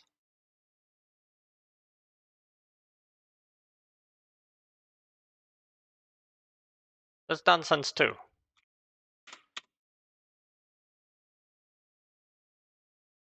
Oh, it needs the get config reader instance.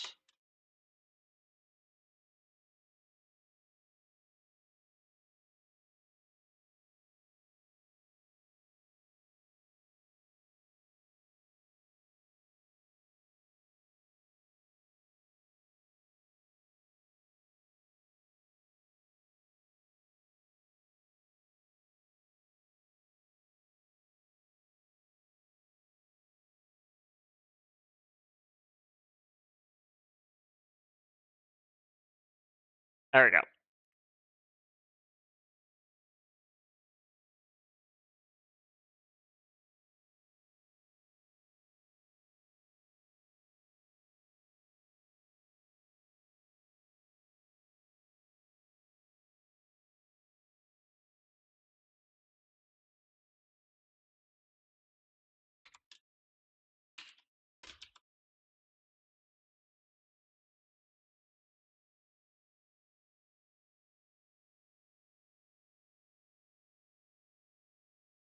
I guess it needed that. Sure.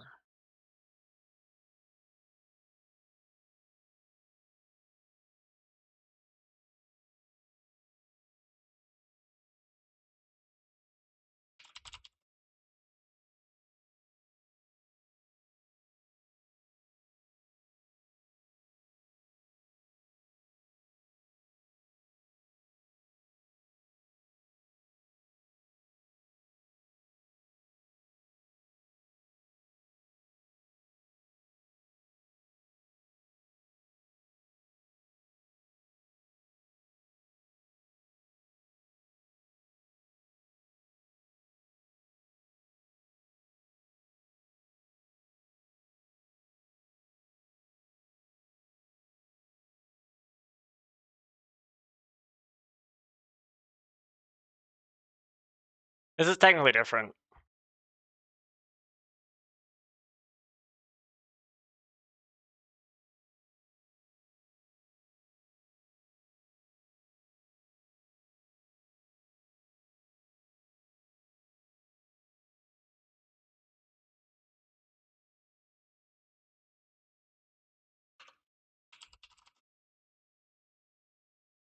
But this is doing the same thing.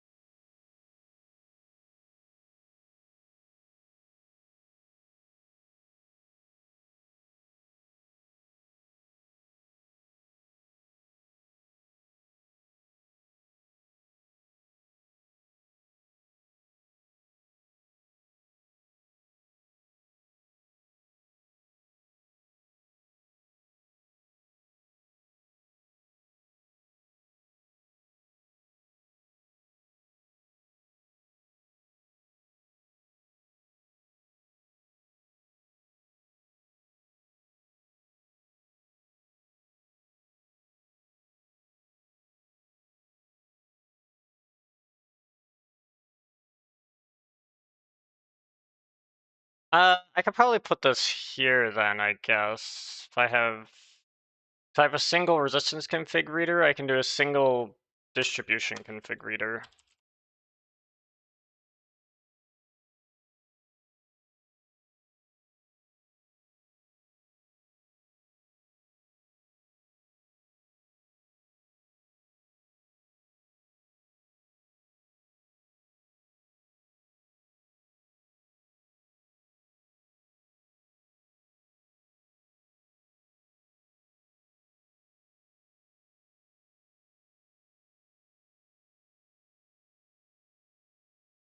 Single string config reader.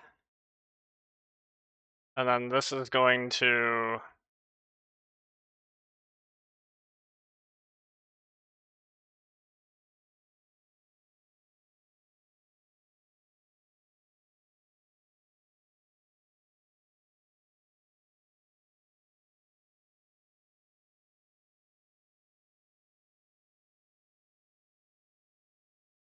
single damage distribution config reader. It will take a name, a config getter, a fallback,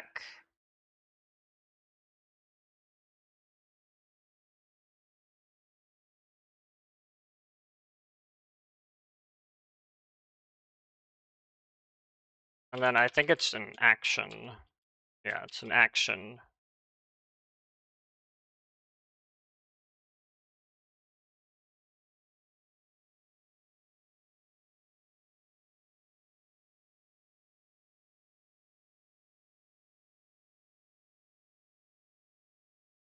Pass in the name, pass in the config getter, pass in the fallback.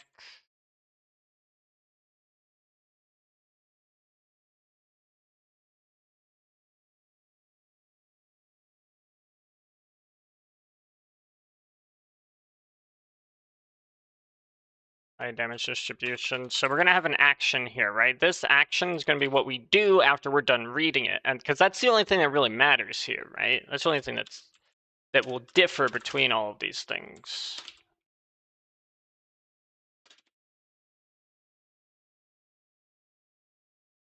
We have is entry valid, which is going to return config reading regex dot dist regex dot is match, which is exactly what in our predefined distributions, exactly what this thing does. And the parse is basically going to do the exact same thing.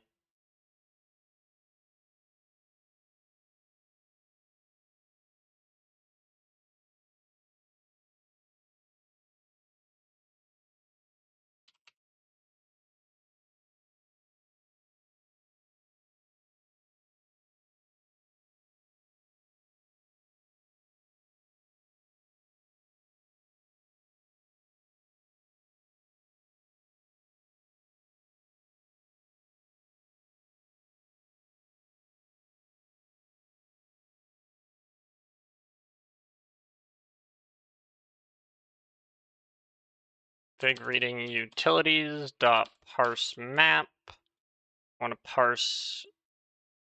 Passing in this. I'm parsing the string. Going to be config reading utilities dot parse damage type and float dot parse.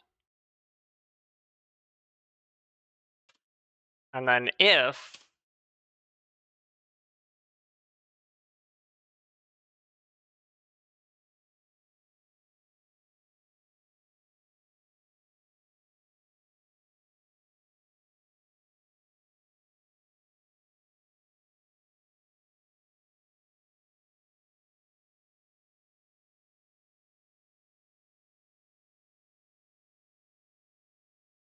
oh, map.values, whoops.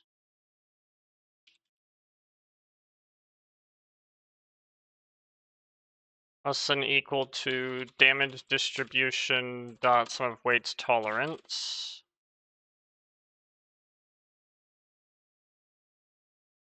Then I can perform the action on a new damage distribution for this.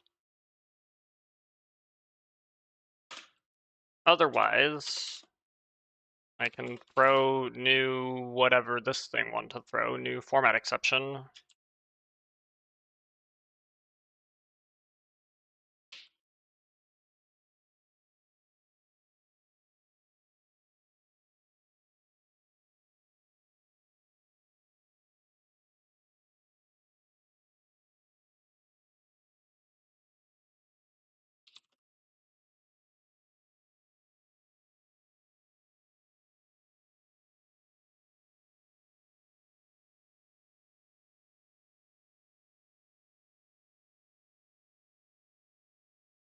Boom.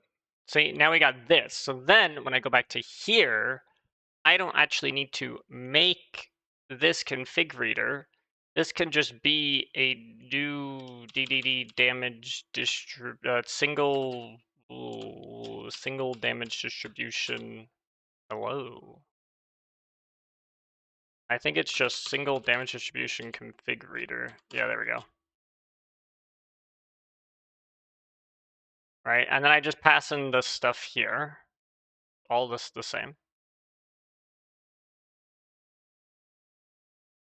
But now I do this, which is going to be dist, and then that's going to go to dist equals dist. We're going to assign it to that.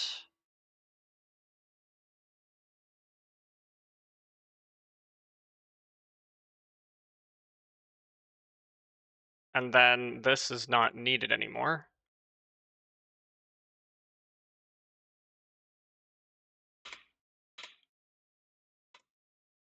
Because now I just have that.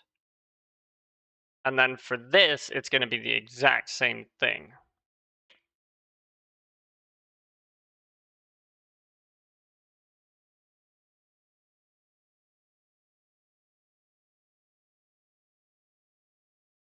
Single damage distribution config reader.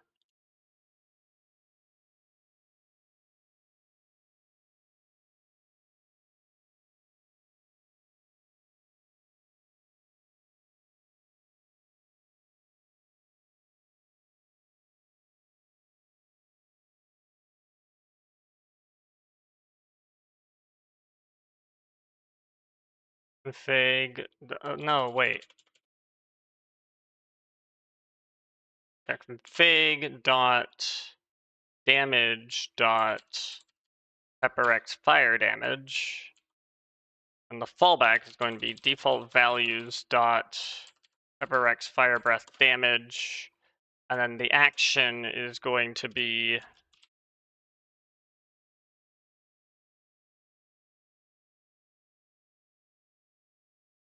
I don't have a field labeled that, but we're gonna create one now.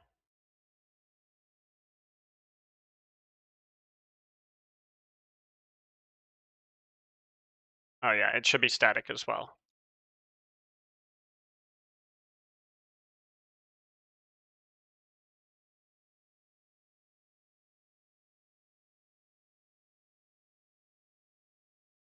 and then we assign to it.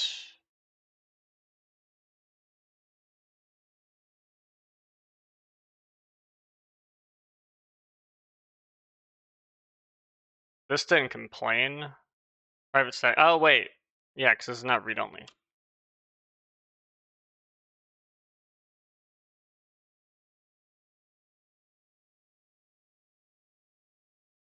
We need that. All right, there we go. Got all that done. So now this is going to return maybe dot is reader, which I believe is what you do. Yep.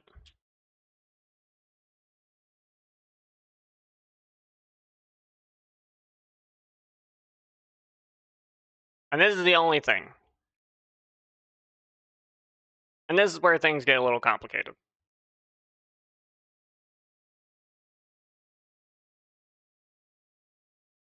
Because these projectiles are not a monster. They do tick.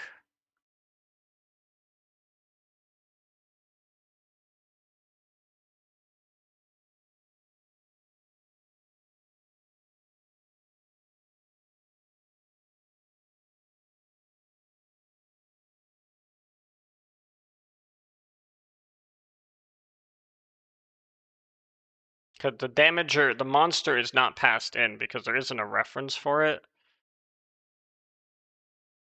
So they're just taking damage, just 25 raw damage out of nowhere.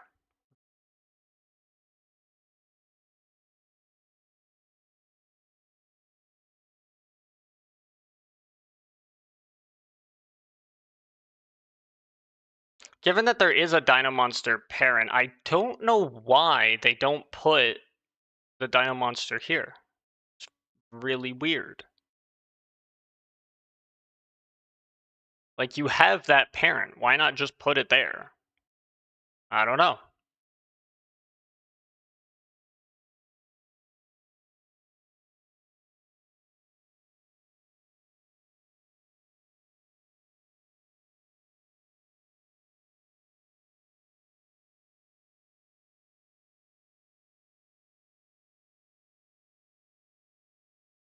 There might be a situation where I can get the mine floor, see if it's a Skull Cavern mine floor that has that, but that's...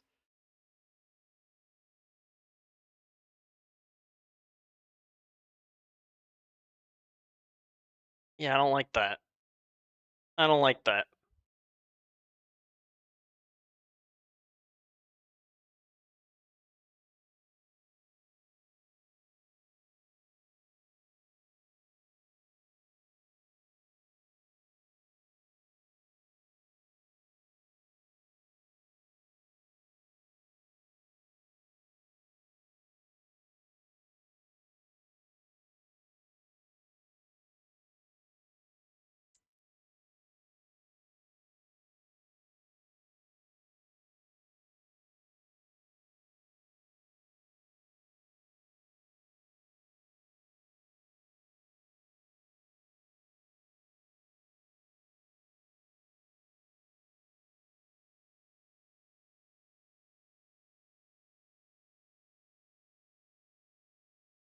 For now, what I might just do is I might just say, okay,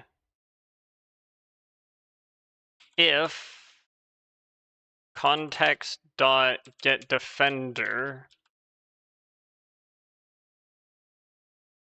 .isFarmer and context.getAttacker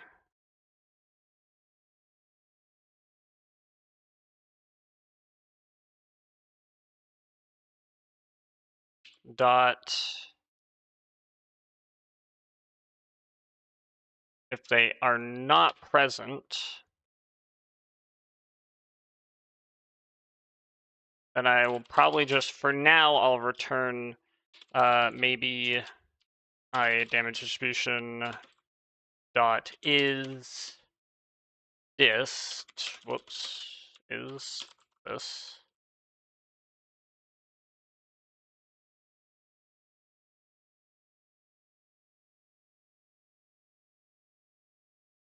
Oh yeah, I need that pragma warning thing in the jig.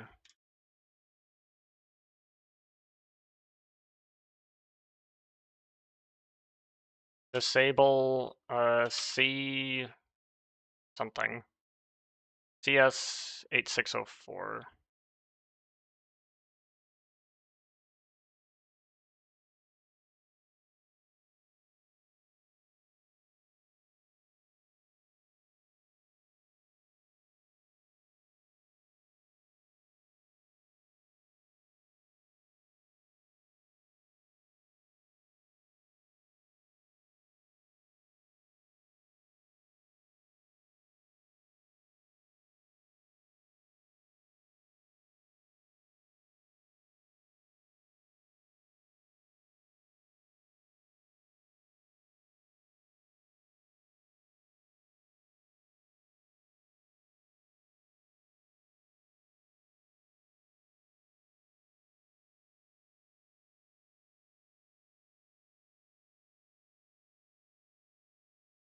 Okay, so that's that.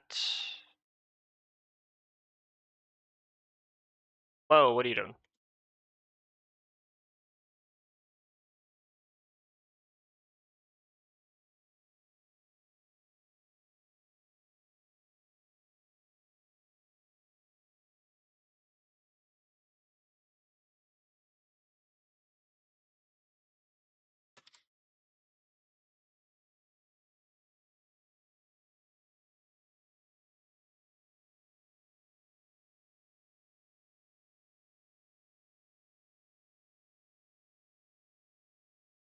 So now it has that. So now in the registries for the distributions, I can add it. New fall distribution, new explosion distribution, new Pepperex fire distribution. Boom. To that. Good shit. Awesome. This is good now. There's just a projectile thing left. Which I believe is just going to be a single damage distribution config reader in the configuration.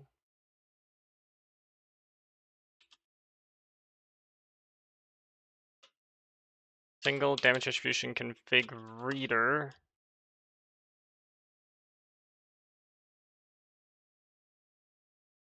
This is going to be skeleton mage projectile damage distribution. The config getter is going to be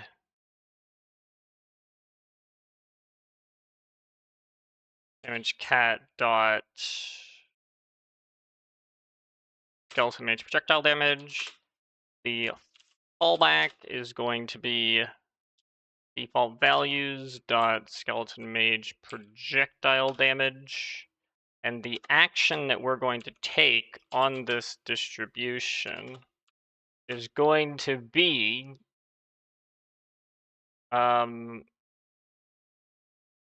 monster projectiles dot put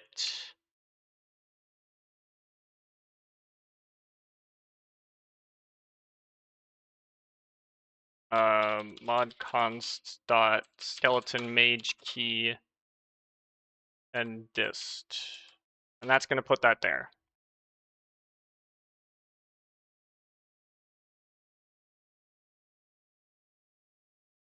There we go. Now theoretically that handles everything.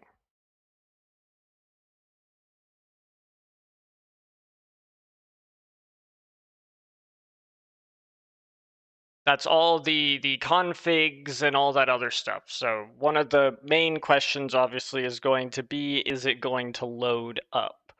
And that's going to be something that we're going to have to handle next time because I need food. I've been at this for 4.5 hours. We got good progress though. We have all the config done. Now it's just get everything to load up, make sure everything as is works. It's not actually going to do anything. It's just going to load a bunch of information, and then it's just going to sit there and do fuck all, which is exactly what we want it to do. And then we will add the Harmony patch that will actually, or Harmony patches, probably, we might need a couple, that will actually change the damage that is being dealt here. And then, right, it's a 3-step process. 1, foundational stuff, config stuff. 2, actual mechanics, implement it, get it to actually work. 3 is the bells and whistles, which is going to be putting stuff in tooltips so that people can actually see all this information.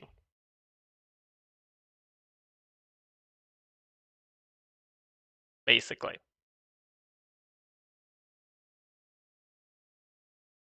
And then that's it, right? And then we're good.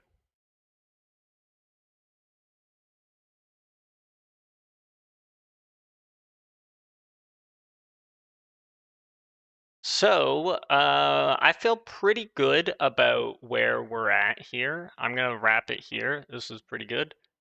I think there were a couple hiccups,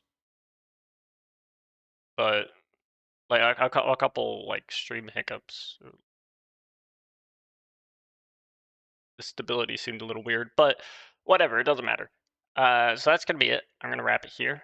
Thanks for watching. I will be back tomorrow with Stardew Valley, the game.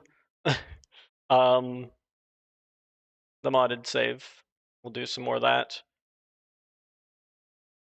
I might be able to finish this up soon. Ish. Kind of. I don't know. I'm gonna get some food. I'm gonna chill out. I might keep working on this. Or I might just check and verify that it loads, or I might do that another time. I don't know. I don't know what I'm gonna do right now. All right. So, thanks for watching. You all take care. Stay cool out there because it is still pretty warm out. And I'll check you guys later. All right. Peace.